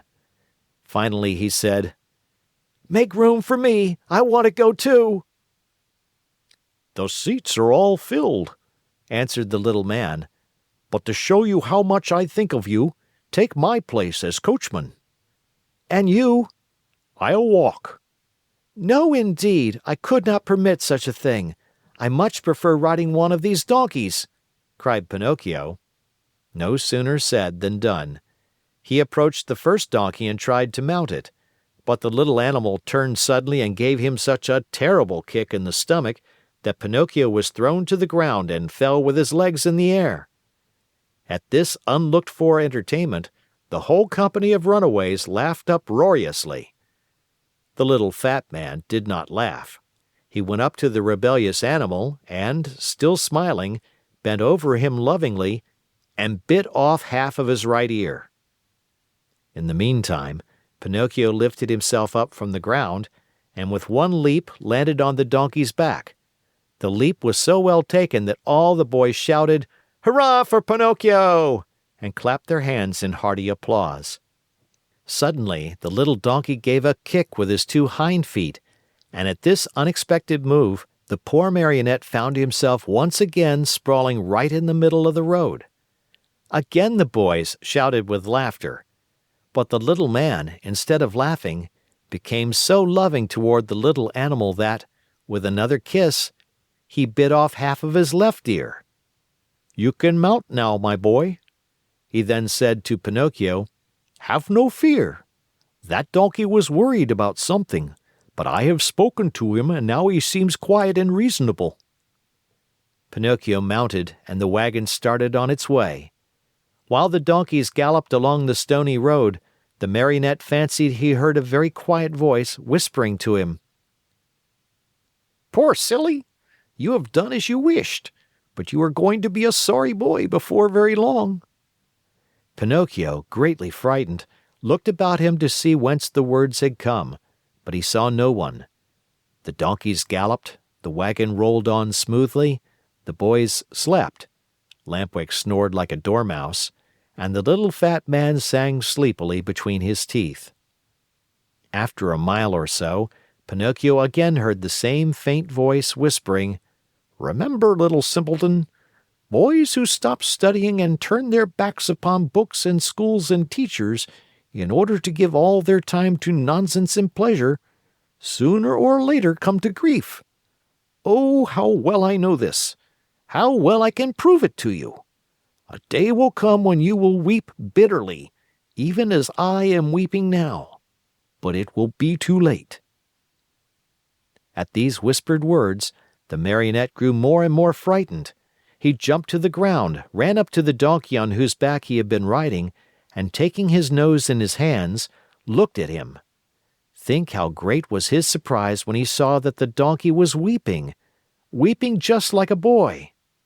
"Hey, Mr. Driver!" cried the Marionette. "Do you know what strange thing is happening here? This donkey weeps." "Let him weep. When he gets married, he will have time to laugh."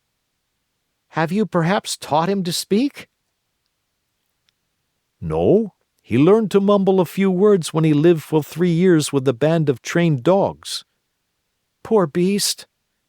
Come, come," said the little man.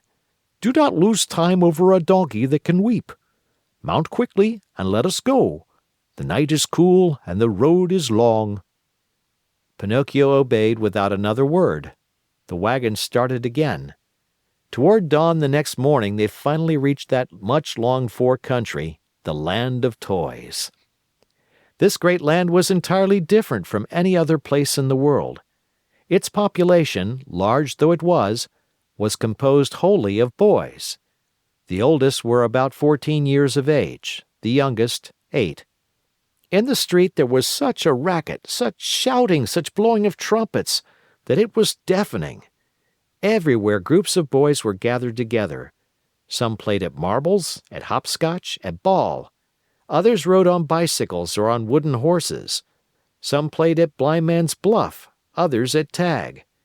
Here a group played circus, there another sang and recited.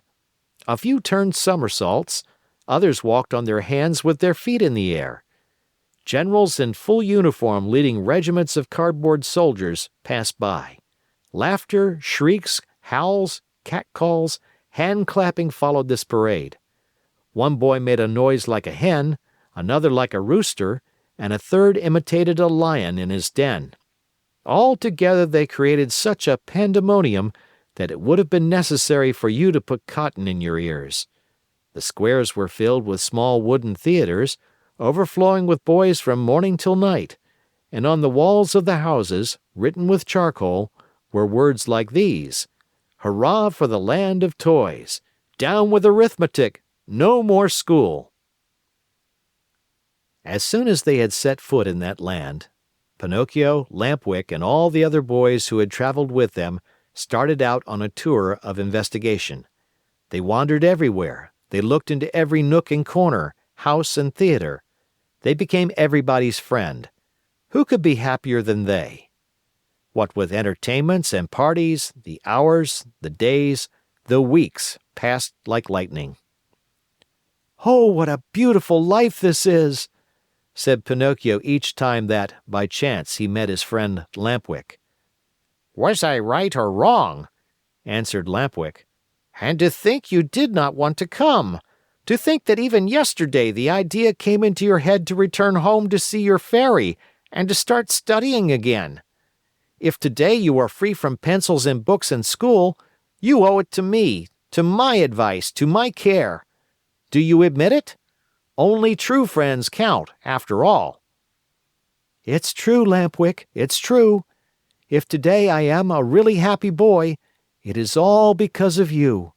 And to think that the teacher, when speaking of you, used to say, 'Do not go with that Lampwick. He is a bad companion, and some day he will lead you astray.'" "Poor teacher," answered the other, nodding his head. "Indeed, I know how much he disliked me, and how he enjoyed speaking ill of me. But I am of a generous nature, and I gladly forgive him." "Great soul!" said Pinocchio, fondly embracing his friend. 5 months passed, and the boys continued playing and enjoying themselves from morn till night, without ever seeing a book, or a desk, or a school. But, my children, there came a morning when Pinocchio awoke and found a great surprise awaiting him, a surprise which made him feel very unhappy, as you shall see. Chapter 32. Everyone, at one time or another, has found some surprise awaiting him. Of the kind which Pinocchio had on that eventful morning of his life, there are but few. What was it? I will tell you, my dear little readers. On awakening, Pinocchio put his hand up to his head and there he found... Guess.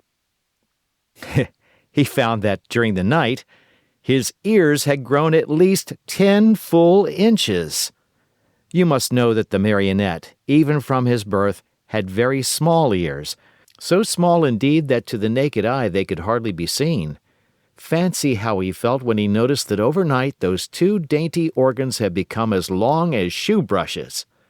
He went in search of a mirror, but not finding any, he just filled a basin with water and looked at himself. There he saw what he never could have wished to see. His manly figure was adorned and enriched by a beautiful pair of donkey's ears. I leave you to think of the terrible grief, the shame, the despair of the poor Marionette. He began to cry, to scream, to knock his head against the wall, but the more he shrieked, the longer and the more hairy grew his ears. At those piercing shrieks, a dormouse came into the room, a fat little dormouse who lived upstairs. Seeing Pinocchio so grief-stricken, she asked him anxiously, "What is the matter, dear little neighbor?" "I am sick, my little dormouse, very, very sick, and from an illness which frightens me. Do you understand how to feel the pulse?" "A little." "Feel mine, then, and tell me if I have a fever." The dormouse took Pinocchio's wrist between her paws, and after a few minutes looked up at him sorrowfully and said, "My friend, I am sorry, but I must give you some very sad news." "What is it?" "You have a very bad fever." "But what fever is it?" "The donkey fever." "I don't know anything about that fever," answered the Marionette, beginning to understand even too well what was happening to him. "Then I will tell you all about it," said the Dormouse. "Know then that, within 2 or 3 hours, you will no longer be a Marionette, nor a boy." "What shall I be?" "Within 2 or 3 hours, you will become a real donkey, just like the ones that pull the fruit carts to market." "Oh, what have I done? What have I done?" cried Pinocchio, grasping his 2 long ears in his hands and pulling and tugging at them angrily, just as if they belonged to another. "My dear boy," answered the Dormouse to cheer him up a bit, "why worry now? What is done cannot be undone, you know. Fate has decreed that all lazy boys who come to hate books and schools and teachers and spend all their days with toys and games must sooner or later turn into donkeys." "But is it really so?" asked the Marionette, sobbing bitterly. "I am sorry to say it is, and tears are now useless. You should have thought of all this before." "But the fault is not mine. Believe me, little Dormouse, the fault is all Lampwick's." "And who is this Lampwick?" "A classmate of mine. I wanted to return home. I wanted to be obedient. I wanted to study and to succeed in school, but Lampwick said to me, 'Why do you want to waste your time studying? Why do you want to go to school? Come with me to the land of toys. There we'll never study again. There we can enjoy ourselves and be happy from morn till night.'" "And why did you follow the advice of that false friend?" "Why? Because, my dear little Dormouse, I am a heedless Marionette, heedless and heartless. Oh, if I had only had a bit of heart, I should never have abandoned that good fairy who loved me so well and who has been so kind to me. And by this time, I should no longer be a Marionette. I should have become a real boy, like all these friends of mine. Oh, if I meet Lampwick, I am going to tell him what I think of him, and more too." After this long speech, Pinocchio walked to the door of the room, but when he reached it, remembering his donkey ears, he felt ashamed to show them to the public and turned back. He took a large cotton bag from a shelf, put it on his head, and pulled it far down to his very nose. Thus adorned, he went out. He looked for Lampwick everywhere, along the streets, in the squares, inside the theaters, everywhere, but he was not to be found. He asked everyone whom he met about him, but no one had seen him. In desperation, he returned home and knocked at the door. "Who is it?" asked Lampwick from within. "It is I," answered the Marionette. "Wait a minute." After a full half-hour, the door opened. Another surprise awaited Pinocchio. There in the room stood his friend, with a large cotton bag on his head, pulled far down to his very nose. At the sight of that bag, Pinocchio felt slightly happier and thought to himself, "My friend must be suffering from the same sickness that I am. I wonder if he, too, has donkey fever." But pretending he had seen nothing, he asked with a smile, How are you, my dear Lampwick?" "Very well, like a mouse in a Parmesan cheese." "Is that really true?" "Why should I lie to you?"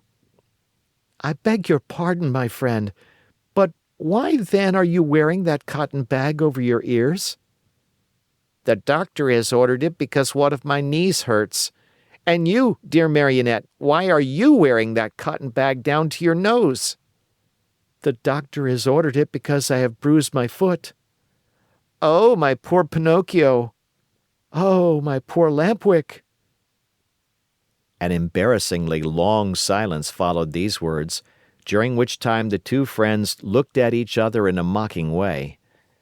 Finally, the Marionette, in a voice sweet as honey and soft as a flute, said to his companion, "Tell me, Lampwick, dear friend, have you ever suffered from an earache?"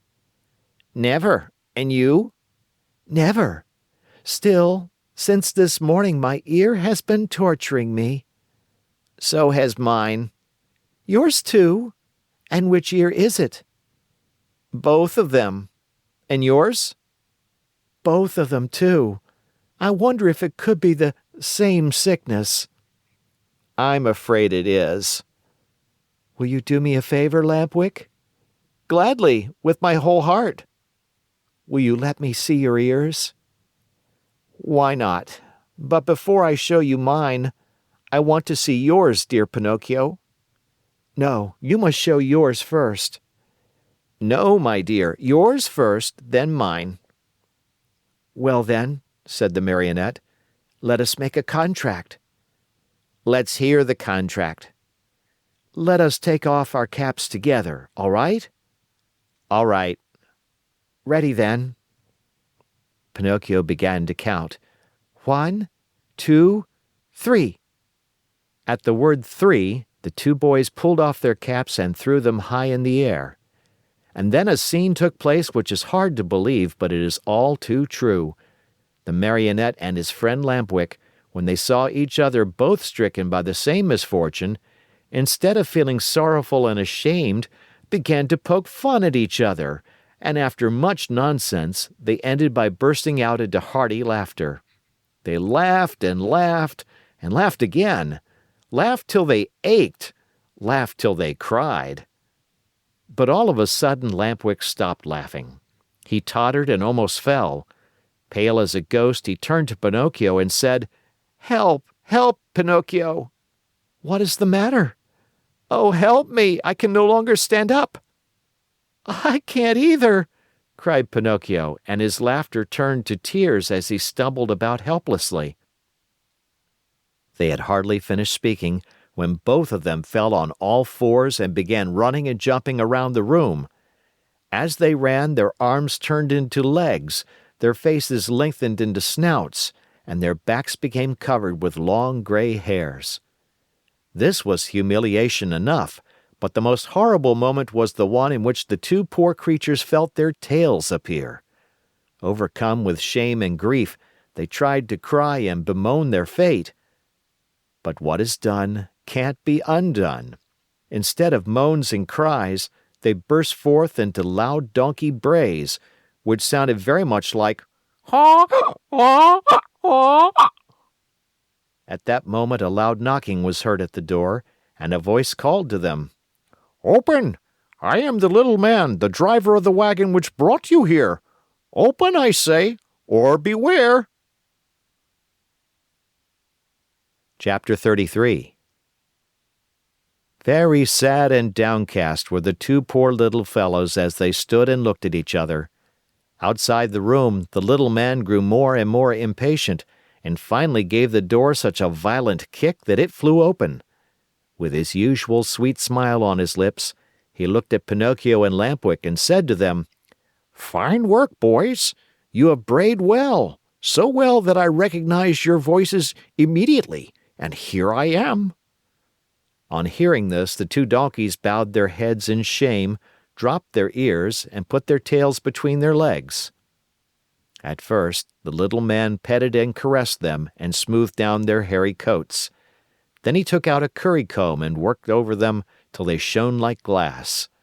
Satisfied with the looks of the two little animals, he bridled them and took them to a marketplace far away from the land of toys, in the hope of selling them at a good price. In fact, he did not have to wait very long for an offer. Lampwick was bought by a farmer whose donkey had died the day before.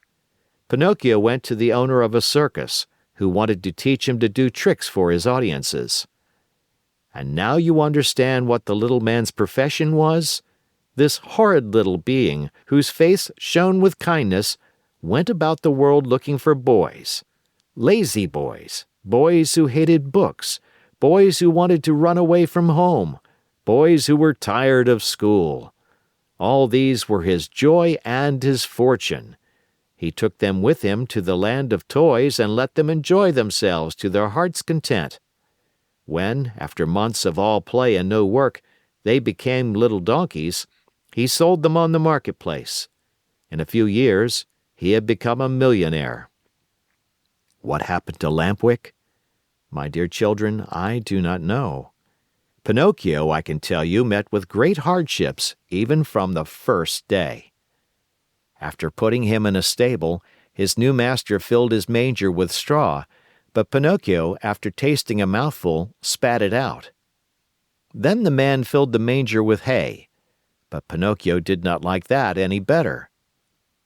"Ah, you don't like hay either," he cried angrily. "Wait, my pretty donkey, I'll teach you not to be so particular." Without more ado, he took a whip and gave the donkey a hearty blow across the legs. Pinocchio screamed with pain, and as he screamed he brayed, "Yaw, yaw, yaw, I can't digest straw." "Then eat the hay," answered his master, who understood the donkey perfectly. "Yaw, yaw, yaw, hay gives me a headache." "Do you pretend, by any chance, that I should feed you duck or chicken?" asked the man again, and angrier than ever he gave poor Pinocchio another lashing.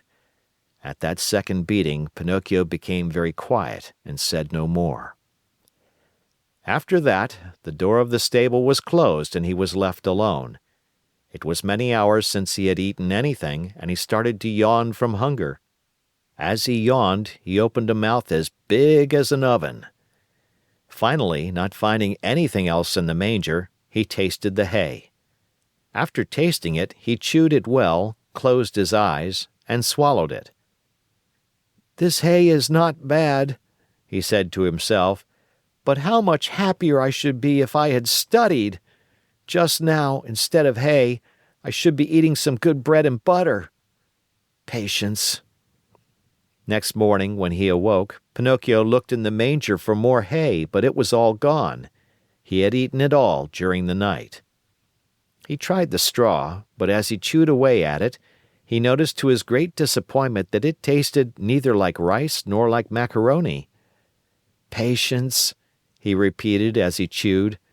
"If only my misfortune might serve as a lesson to disobedient boys who refuse to study. Patience. Have patience." "Patience indeed!" shouted his master just then as he came into the stable. "Do you think, perhaps, my little donkey, that I have brought you here only to give you food and drink? Oh, no. You are to help me earn some fine gold pieces, do you hear? Come along now. I am going to teach you to jump and bow, to dance a waltz and a polka, and even to stand on your head." Poor Pinocchio, whether he liked it or not, had to learn all these wonderful things, but it took him 3 long months and cost him many, many lashings before he was pronounced perfect. The day came at last when Pinocchio's master was able to announce an extraordinary performance. The announcements, posted all around the town, and written in large letters, read thus: "Great spectacle tonight! Leaps and exercises by the great artists and the famous horses of the company. First public appearance of the famous donkey called Pinocchio, the star of the dance. The theater will be as light as day." That night, as you can well imagine, the theater was filled to overflowing 1 hour before the show was scheduled to start. Not an orchestra chair could be had, not a balcony seat, nor a gallery seat, not even for their weight in gold. The place swarmed with boys and girls of all ages and sizes, wriggling and dancing about in a fever of impatience to see the famous donkey dance. When the first part of the performance was over, the owner and manager of the circus, in a black coat, white knee breeches, and patent leather boots, presented himself to the public, and in a loud, pompous voice made the following announcement: "Most honored friends, gentlemen and ladies, your humble servant, the manager of this theater, presents himself before you tonight in order to introduce to you the greatest, the most famous donkey in the world, a donkey that has had the great honor in his short life of performing before the kings and queens and emperors of all the great courts of Europe. We thank you for your attention." This speech was greeted by much laughter and applause, and the applause grew to a roar when Pinocchio, the famous donkey, appeared in the circus ring. He was handsomely arrayed. A new bridle of shining leather with buckles of polished brass was on his back. 2 white camellias were tied to his ears. Ribbons and tassels of red silk adorned his mane, which was divided into many curls. A great sash of gold and silver was fastened around his waist, and his tail was decorated with ribbons of many brilliant colors. He was a handsome donkey indeed. The manager, when introducing him to the public, added these words: "Most honored audience, I shall not take your time tonight to tell you of the great difficulties which I have encountered while trying to tame this animal, since I found him in the wilds of Africa. Observe, I beg of you, the savage look of his eye. All the means used by centuries of civilizations in subduing wild beasts failed in this case. I had finally to resort to the gentle language of the whip in order to bring him to my will. With all my kindness, however, I never succeeded in gaining my donkey's love. He is still today as savage as the day I found him. He still fears and hates me, but I have found in him one great redeeming feature. Do you see this little bump on his forehead? It is this bump which gives him his great talent of dancing and using his feet as nimbly as a human being. Admire him, O signori, and enjoy yourselves. I let you, now, be the judges of my success as a teacher of animals. Before I leave you, I wish to state that there will be another performance tomorrow night. If the weather threatens rain, the great spectacle will take place at 11 o'clock in the morning." The manager bowed and then turned to Pinocchio and said, "Ready, Pinocchio? Before starting your performance, salute your audience." Pinocchio obediently bent his 2 knees to the ground and remained kneeling until the manager, with the crack of the whip, cried sharply, "Walk!" The donkey lifted himself on his 4 feet and walked around the ring. A few minutes passed and again the voice of the manager called, "Quick step!" And Pinocchio obediently changed his step. "Gallop!" And Pinocchio galloped. "Full speed!" And Pinocchio ran as fast as he could. As he ran, the master raised his arm and a pistol shot rang in the air. At the shot, the little donkey fell to the ground as if he were really dead.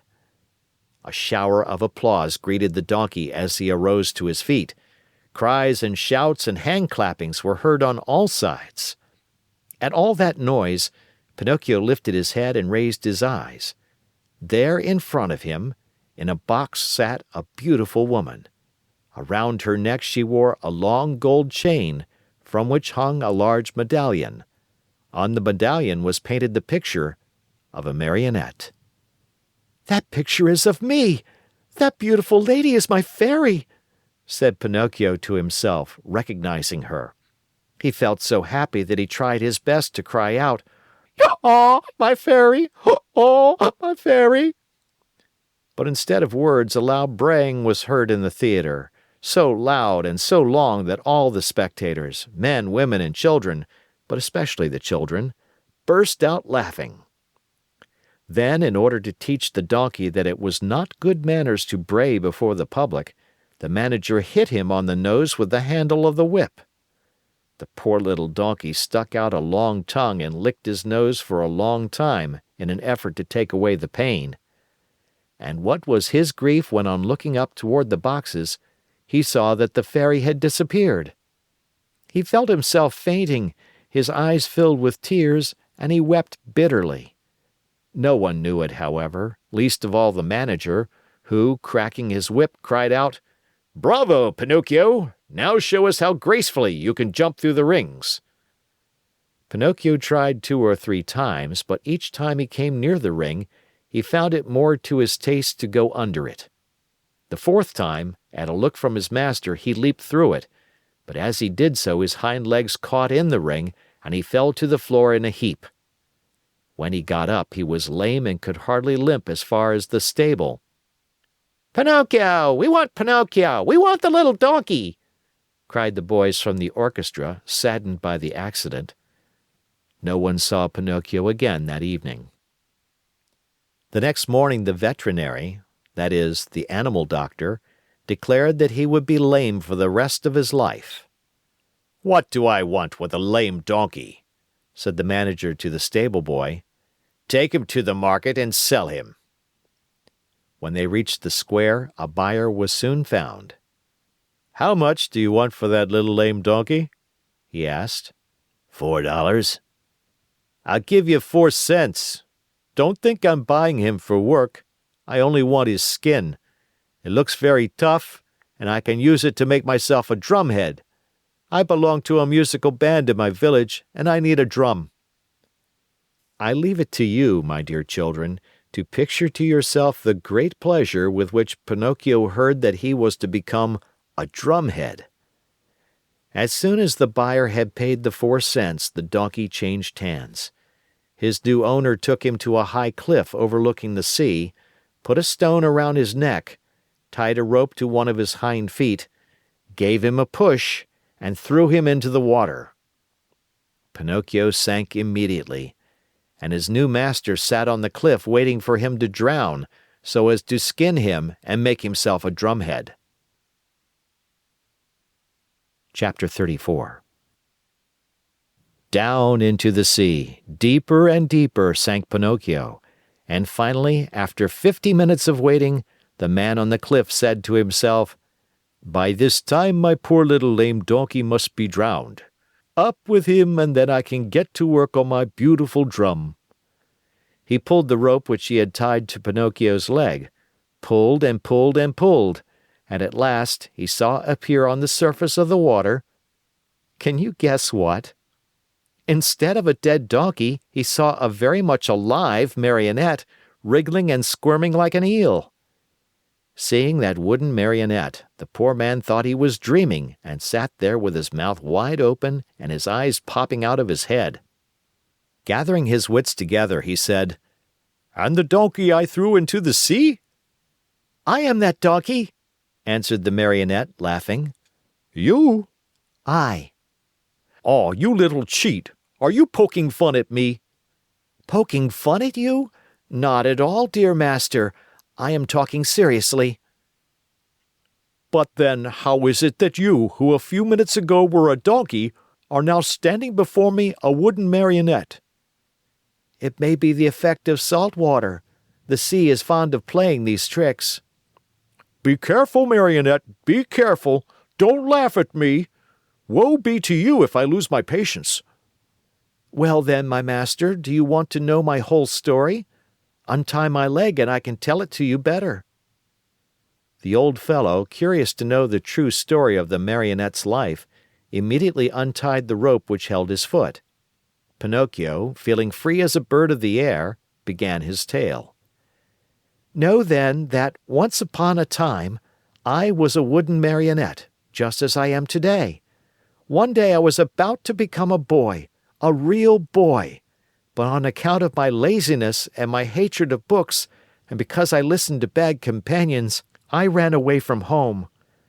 One beautiful morning, I awoke to find myself changed into a donkey.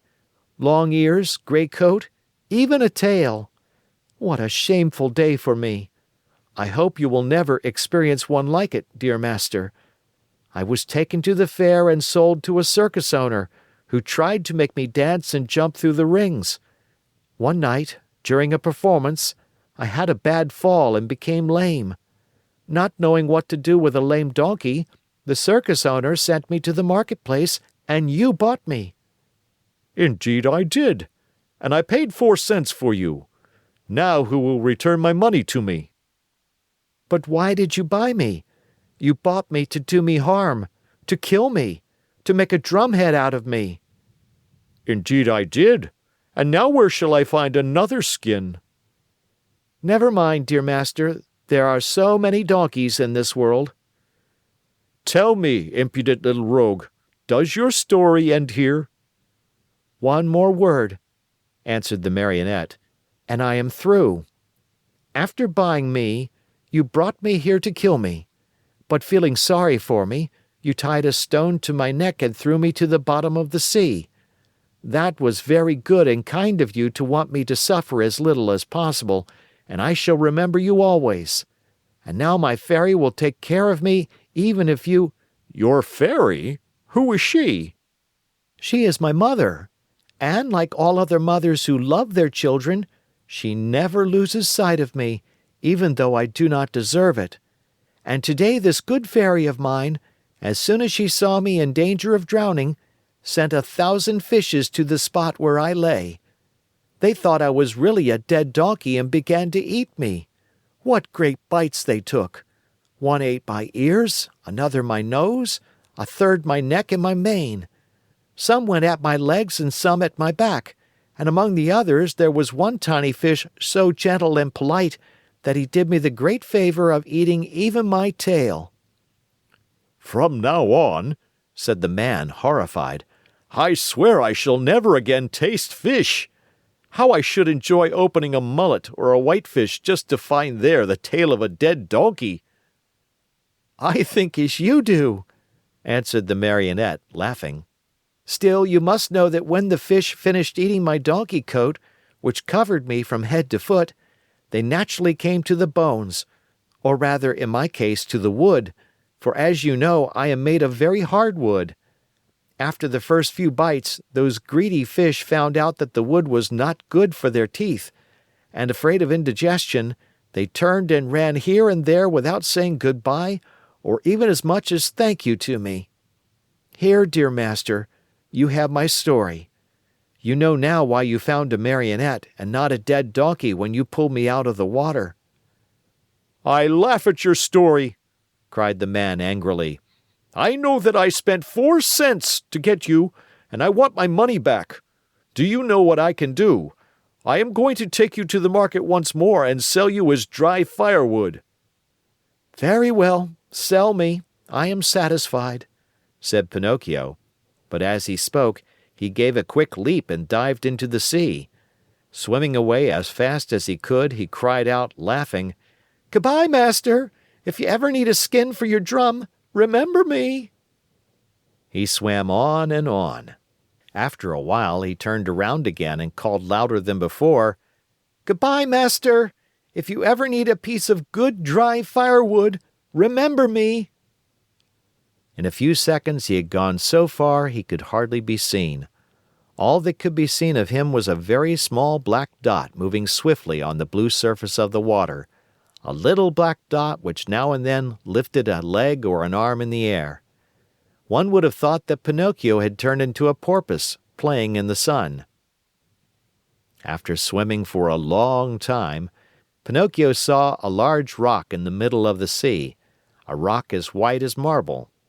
High on the rock stood a little goat bleating and calling and beckoning to the Marionette to come to her. There was something very strange about that little goat. Her coat was not white or black or brown as that of any other goat, but azure, a deep, brilliant color that reminded one of the hair of the lovely maiden. Pinocchio's heart beat fast, and then faster and faster. He redoubled his efforts and swam as hard as he could toward the white rock. He was almost halfway over when suddenly a horrible sea monster stuck its head out of the water, an enormous head with a huge mouth, wide open, showing 3 rows of gleaming teeth, the mere sight of which would have filled you with fear. Do you know what it was?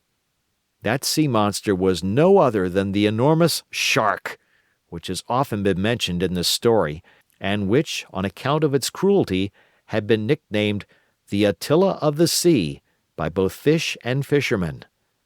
Poor Pinocchio! The sight of that monster frightened him almost to death. He tried to swim away from him, to change his path, to escape, but that immense mouth kept coming nearer and nearer. "Hasten, Pinocchio, I beg you!" bleated the little goat on the high rock. And Pinocchio swam desperately with his arms, his body, his legs, his feet. "Quick, Pinocchio, the monster is coming nearer!" Pinocchio swam faster and faster, and harder and harder. "Faster, Pinocchio, the monster will get you! There he is! There he is! Quick, quick, or you are lost!" Pinocchio went through the water like a shot, swifter and swifter. He came close to the rock. The goat leaned over and gave him one of her hoofs to help him up out of the water. Alas, it was too late. The monster overtook him, and the Marionette found himself in between the rows of gleaming white teeth. Only for a moment, however, for the shark took a deep breath, and as he breathed, he drank in the Marionette as easily as he would have sucked an egg. Then he swallowed him so fast that Pinocchio, falling down into the body of the fish, lay stunned for a half hour. When he recovered his senses, the Marionette could not remember where he was. Around him all was darkness, a darkness so deep and so black that for a moment he thought he had put his head into an inkwell. He listened for a few moments and heard nothing. Once in a while a cold wind blew on his face. At first he could not understand where that wind was coming from, but after a while he understood that it came from the lungs of the monster. I forgot to tell you that the shark was suffering from asthma, so that whenever he breathed a storm seemed to blow. Pinocchio at first tried to be brave, but as soon as he became convinced that he was really and truly in the shark's stomach, he burst into sobs and tears. "Help! Help!" he cried. "Oh, poor me! Won't someone come to save me?" "Who is there to help you, unhappy boy?" said a rough voice, like a guitar out of tune. "Who is talking?" asked Pinocchio, frozen with terror. "It is I, a poor tunny swallowed by the shark at the same time as you. And what kind of a fish are you?" "I have nothing to do with fishes. I am a Marionette." "If you are not a fish, why did you let this monster swallow you?" "I didn't let him. He chased me and swallowed me without even a 'by your leave.' And now what are we to do here in the dark?" "Wait until this shark has digested us both, I suppose." "But I don't want to be digested," shouted Pinocchio, starting to sob. "Neither do I," said the tunny, "but I am wise enough to think that if one is born a fish, it is more dignified to die under the water than in the frying pan." "What nonsense!" cried Pinocchio. "Mine is an opinion," replied the tunny, "and opinions should be respected." "But I want to get out of this place. I want to escape." "Go if you can." "Is this shark that has swallowed us very long?" asked the Marionette. "His body, not counting the tail, is almost a mile long." While talking in the darkness, Pinocchio thought he saw a faint light in the distance. "What can that be?" he said to the tunny.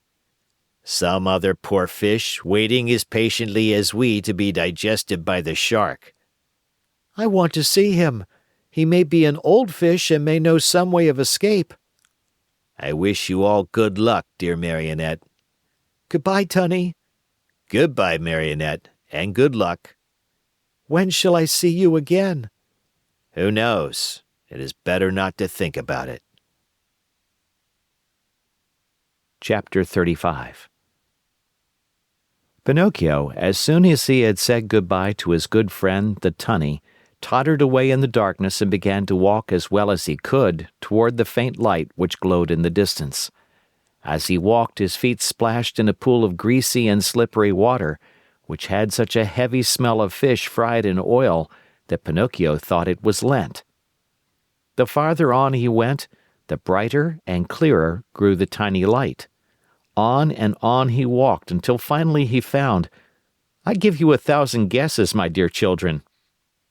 He found a little table set for dinner and lighted by a candle stuck in a glass bottle, and near the table sat a little old man, white as the snow, eating live fish.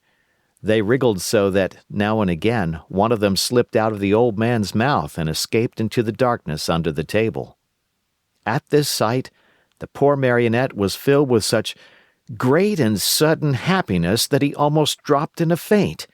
He wanted to laugh. He wanted to cry.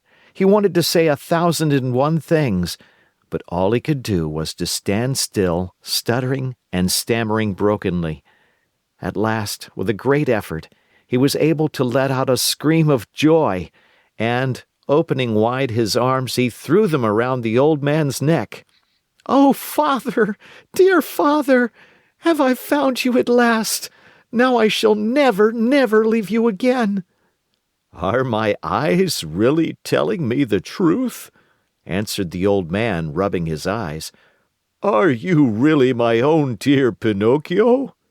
Yes, yes, yes! It is I! Look at me! And you have forgiven me, haven't you? Oh, my dear father, how good you are! And to think that Oh, but if you only knew how many misfortunes have fallen on my head and how many troubles I have had! Just think that on the day you sold your old coat to buy me my ABC book so that I could go to school, I ran away to the Marionette Theater, and the proprietor caught me and wanted to burn me to cook his roast lamb. He was the one who gave me the 5 gold pieces for you, but I met the fox and the cat, who took me to the Inn of the Red Lobster. There they ate like wolves, and I left the inn alone, and I met the assassins in the wood. I ran, and they ran after me, always after me, till they hanged me to the branch of a giant oak tree.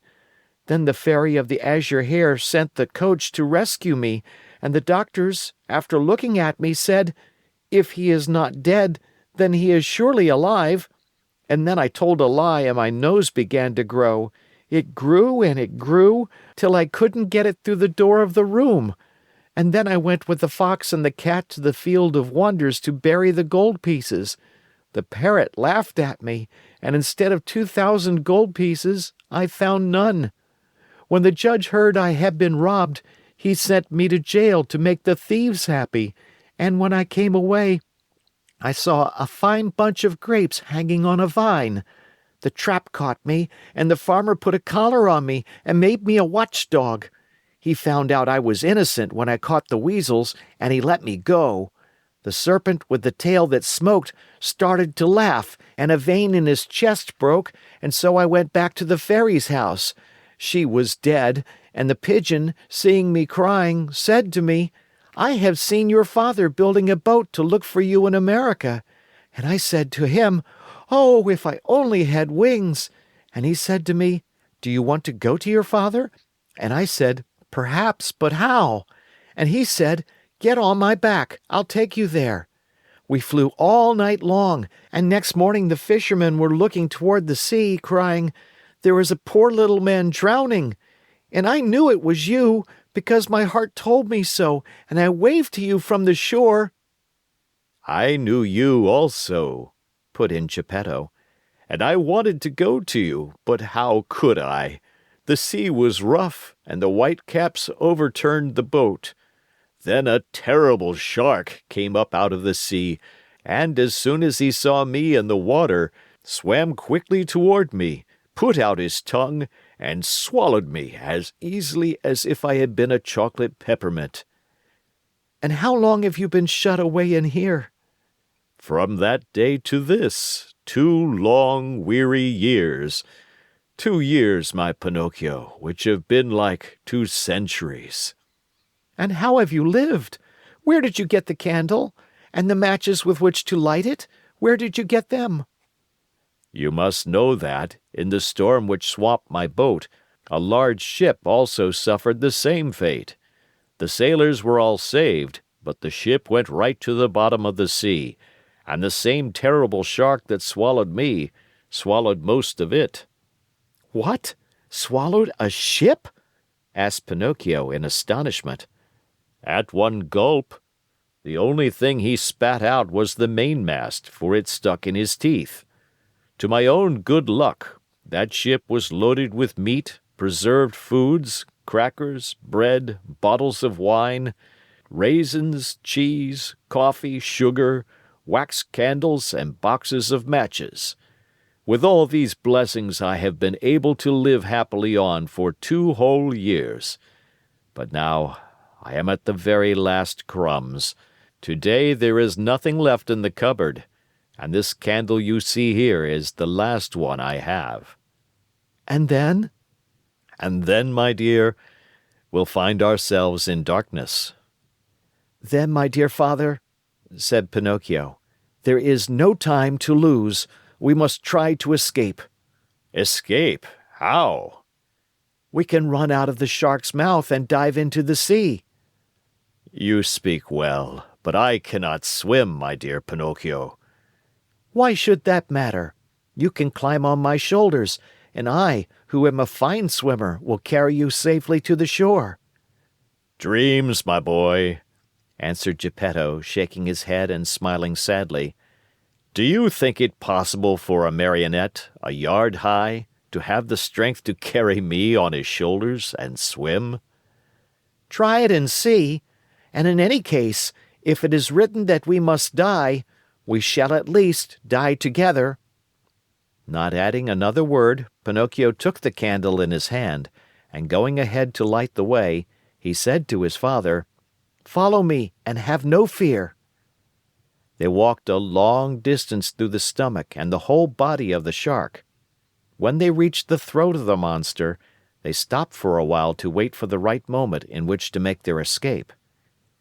I want you to know that the shark, being very old and suffering from asthma and heart trouble, was obliged to sleep with his mouth open.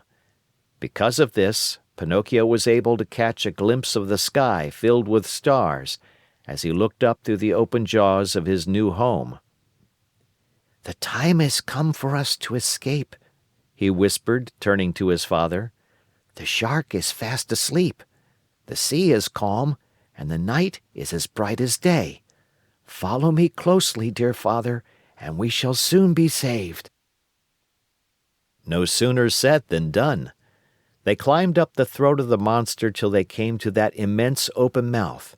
There they had to walk on tiptoes, for if they tickled the shark's long tongue, he might awaken, and where would they be then? The tongue was so wide and so long that it looked like a country road. The two fugitives were just about to dive into the sea, when the shark sneezed very suddenly, and, as he sneezed, he gave Pinocchio and Geppetto such a jolt that they found themselves thrown on their backs and dashed once more and very unceremoniously into the stomach of the monster. To make matters worse, the candle went out, and father and son were left in the dark. "And now?" asked Pinocchio with a serious face. "Now we are lost." "Why lost? Give me your hand, dear father, and be careful not to slip." "Where will you take me?" "We must try again. Come with me, and don't be afraid." With these words, Pinocchio took his father by the hand, and, always walking on tiptoes, they climbed up the monster's throat for a second time.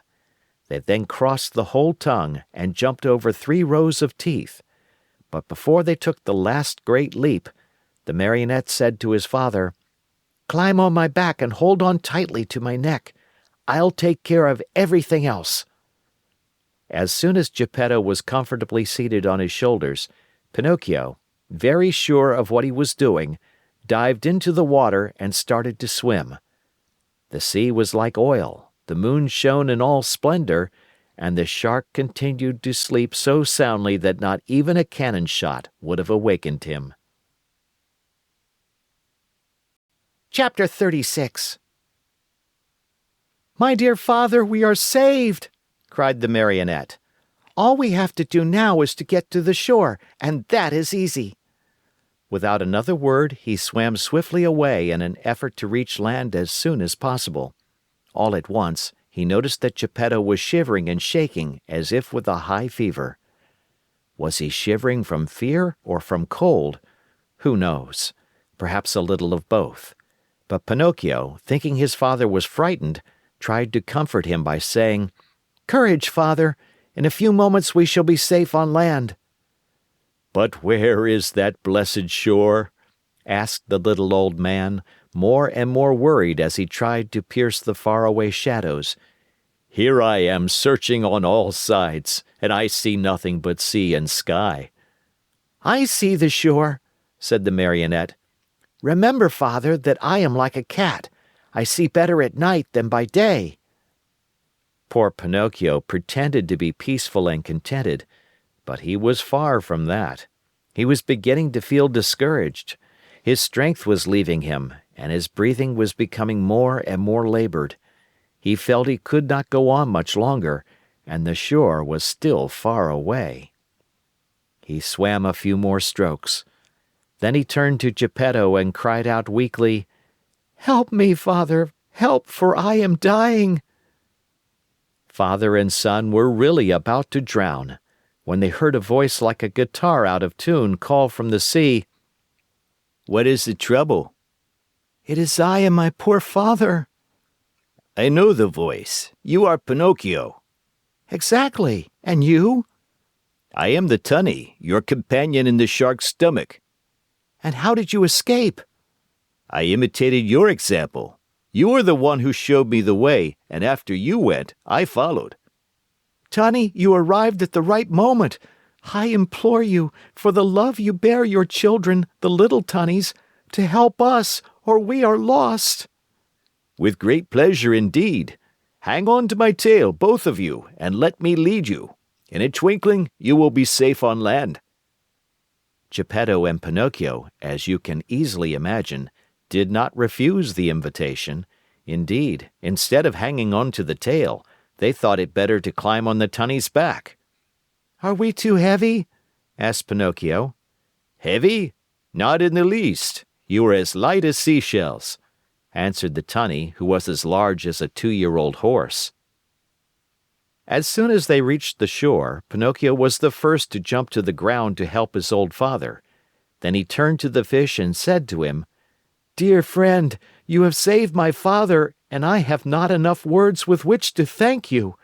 Allow me to embrace you as a sign of my eternal gratitude." The tunny stuck his nose out of the water, and Pinocchio knelt on the sand and kissed him most affectionately on his cheek. At this warm greeting, the poor tunny, who was not used to such tenderness, wept like a child. He felt so embarrassed and ashamed that he turned quickly, plunged into the sea, and disappeared. In the meantime, day had dawned. Pinocchio offered his arm to Geppetto, who was so weak he could hardly stand, and said to him, "Lean on my arm, dear father, and let us go. We will walk very, very slowly, and if we feel tired, we can rest by the wayside." "And where are we going?" asked Geppetto. "To look for a house or a hut, where they will be kind enough to give us a bite of bread and a bit of straw to sleep on." They had not taken 100 steps when they saw 2 rough-looking individuals sitting on a stone begging for alms. It was the Fox and the Cat, but one could hardly recognize them, they looked so miserable. The Cat, after pretending to be blind for so many years, had really lost the sight of both eyes. And the Fox, old, thin, and almost hairless, had even lost his tail. That sly thief had fallen into deepest poverty, and one day he had been forced to sell his beautiful tail for a bite to eat. "Oh, Pinocchio!" he cried in a tearful voice. "Give us some alms, we beg of you.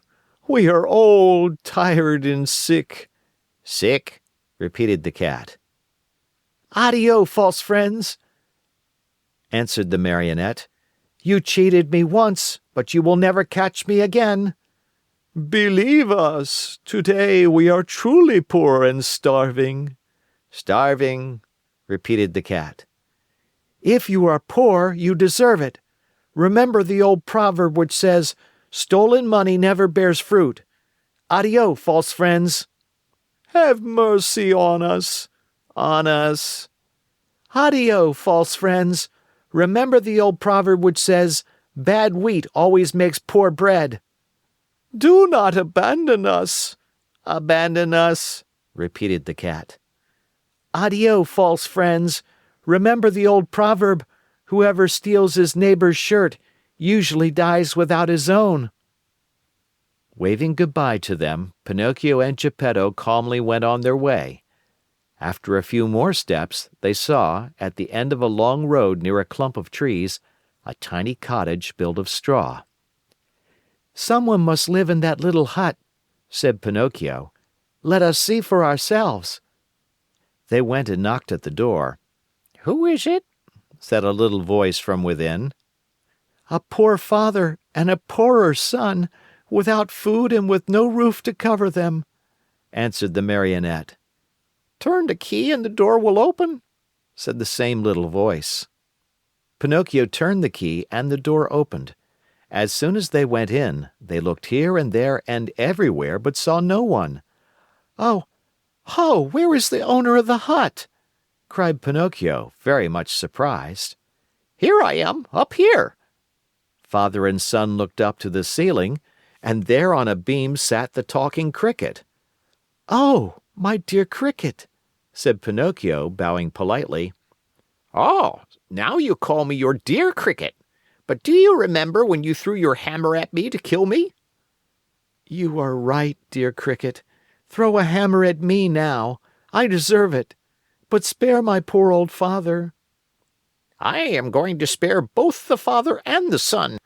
I have only wanted to remind you of the trick you long ago played upon me, to teach you that in this world of ours, we must be kind and courteous to others, if we want to find kindness and courtesy in our own days of trouble."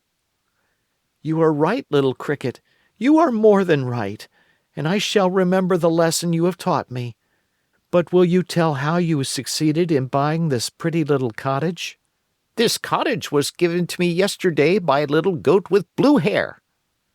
"And where did the goat go?" asked Pinocchio. "I don't know." "And when will she come back?"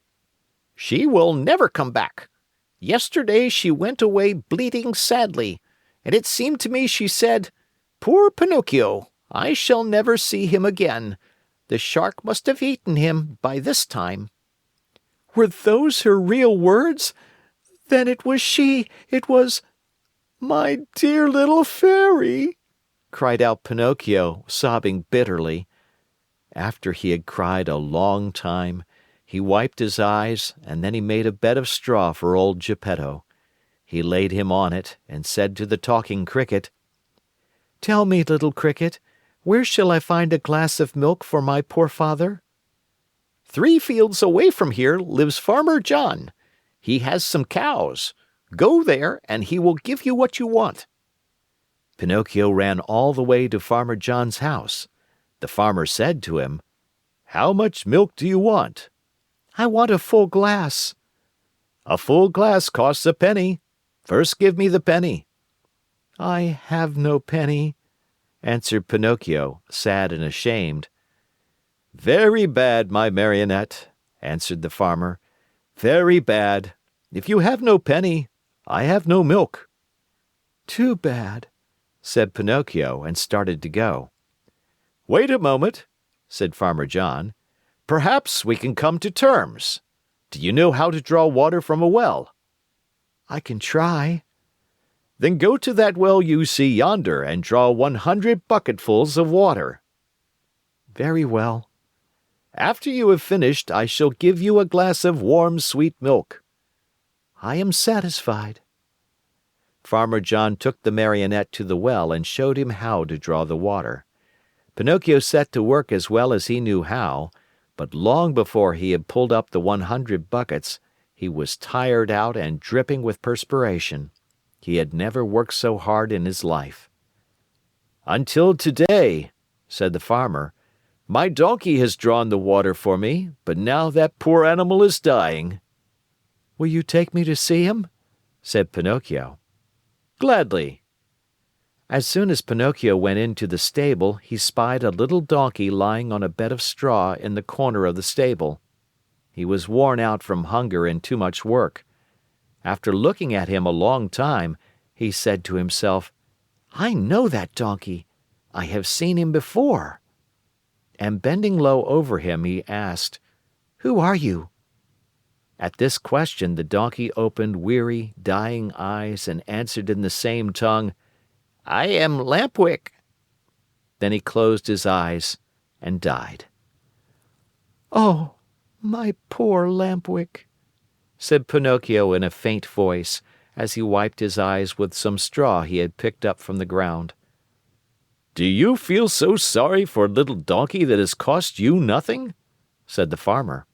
"What should I do? I, who have paid my good money for him." "But, you see, he was my friend." "Your friend?" "A classmate of mine." "What?" shouted Farmer John, bursting out laughing. "What? You had donkeys in your school? How you must have studied!" The Marionette, ashamed and hurt by these words, did not answer, but taking his glass of milk, returned to his father. From that day on, for more than 5 months, Pinocchio got up every morning just as dawn was breaking and went to the farm to draw water. And every day he was given a glass of warm milk for his poor old father, who grew stronger and better day by day. But he was not satisfied with this. He learned to make baskets of reeds and sold them. With the money he received, he and his father were able to keep from starving. Among other things, he built a rolling chair, strong and comfortable, to take his old father out for an airing on bright sunny days. In the evening, the Marionette studied by lamplight. With some of the money he had earned, he bought himself a second-hand volume that had a few pages missing, and with that he learned to read in a very short time. As far as writing was concerned, he used a long stick at one end of which he had whittled a long, fine point. Ink he had none, so he used the juice of blackberries or cherries. Little by little his diligence was rewarded. He succeeded, not only in his studies, but also in his work, and a day came when he put enough money together to keep his old father comfortable and happy. Besides this, he was able to save the great amount of 50 pennies. With it he wanted to buy himself a new suit. One day he said to his father, "I am going to the marketplace to buy myself a coat, a cap, and a pair of shoes. When I come back I'll be so dressed up, you will think I am a rich man." He ran out of the house and up the road to the village, laughing and singing. Suddenly he heard his name called, and looking around to see whence the voice came, he noticed a large snail crawling out of some bushes. "Don't you recognize me?" said the snail. "Yes and no." "Do you remember the snail that lived with the fairy with azure hair? Do you not remember how she opened the door for you one night and gave you something to eat?" "I remember everything!" cried Pinocchio. "Answer me quickly, pretty snail. Where have you left my fairy? What is she doing? Has she forgiven me? Does she remember me? Does she still love me? Is she very far away from here? May I see her?" At all these questions, tumbling out one after another, the snail answered, calm as ever, "My dear Pinocchio, the fairy is lying ill in a hospital." "In a hospital?" "Yes, indeed. She has been stricken with trouble and illness, and she hasn't a penny left with which to buy a bite of bread." "Really? Oh, how sorry I am! My poor dear little fairy! If I had 1,000,000 I should run to her with it. But I have only 50 pennies. Here they are. I was just going to buy some clothes. Here, take them, little snail, and give them to my good fairy." "What about the new clothes?" "What does that matter? I should like to sell these rags I have on to help her more. Go and hurry. Come back here within a couple of days, and I hope to have more money for you. Until today I have worked for my father. Now I shall have to work for my mother also. Goodbye, and I hope to see you soon." The snail, much against her usual habit, began to run like a lizard under a summer sun. When Pinocchio returned home, his father asked him, "And where is the new suit?" "I couldn't find one to fit me. I shall have to look again some other day." That night, Pinocchio, instead of going to bed at 10 o'clock, waited until midnight, and instead of making 8 baskets, he made 16. After that he went to bed and fell asleep. As he slept, he dreamed of his fairy, beautiful, smiling, and happy, who kissed him and said to him, "Bravo, Pinocchio! In reward for your kind heart, I forgive you for all your old mischief. Boys who love and take good care of their parents when they are old and sick deserve praise, even though they may not be held up as models of obedience and good behavior. Keep on doing so well, and you will be happy." At that very moment, Pinocchio awoke and opened wide his eyes. What was his surprise and his joy when, on looking himself over, he saw that he was no longer a marionette, but that he had become a real live boy. He looked all about him, and instead of the usual walls of straw, he found himself in a beautifully furnished little room, the prettiest he had ever seen. In a twinkling, he jumped down from his bed to look on the chair standing near. There he found a new suit, a new hat, and a pair of shoes. As soon as he was dressed, he put his hands in his pockets and pulled out a little leather purse on which were written the following words: "The fairy with azure hair returns 50 pennies to her dear Pinocchio, with many thanks for his kind heart." The Marionette opened the purse to find the money, and behold, there were 50 gold coins. Pinocchio ran to the mirror. He hardly recognized himself. The bright face of a tall boy looked at him with wide-awake blue eyes, dark brown hair, and happy, smiling lips. Surrounded by so much splendor, the Marionette hardly knew what he was doing. He rubbed his eyes 2 or 3 times, wondering if he were still asleep or awake, and decided he must be awake. "And where is Father?" he cried suddenly. He ran into the next room, and there stood Geppetto, grown years younger overnight, spick and span in his new clothes and gay as a lark in the morning. He was once more Mastro Geppetto, the woodcarver, hard at work on a lovely picture frame, decorating it with flowers and leaves and heads of animals. "Father, Father, what has happened? Tell me if you can!" cried Pinocchio as he ran and jumped on his father's neck. "This sudden change in our house is all your doing, my dear Pinocchio," answered Geppetto. "What have I to do with it?" "Just this. When bad boys become good and kind, they have the power of making their homes gay and new with happiness." "I wonder where the old Pinocchio of wood has hidden himself." "There he is," answered Geppetto, and he pointed to a large Marionette leaning against a chair, head turned to one side, arms hanging limp, and legs twisted under him. After a long, long look, Pinocchio said to himself with great content, "How ridiculous I was as a Marionette! And how happy I am, now that I have become a real boy!" Thanks for watching. If you enjoyed this, please subscribe here to get more books and support the channel. It really does help. Here are some ideas for what to read next.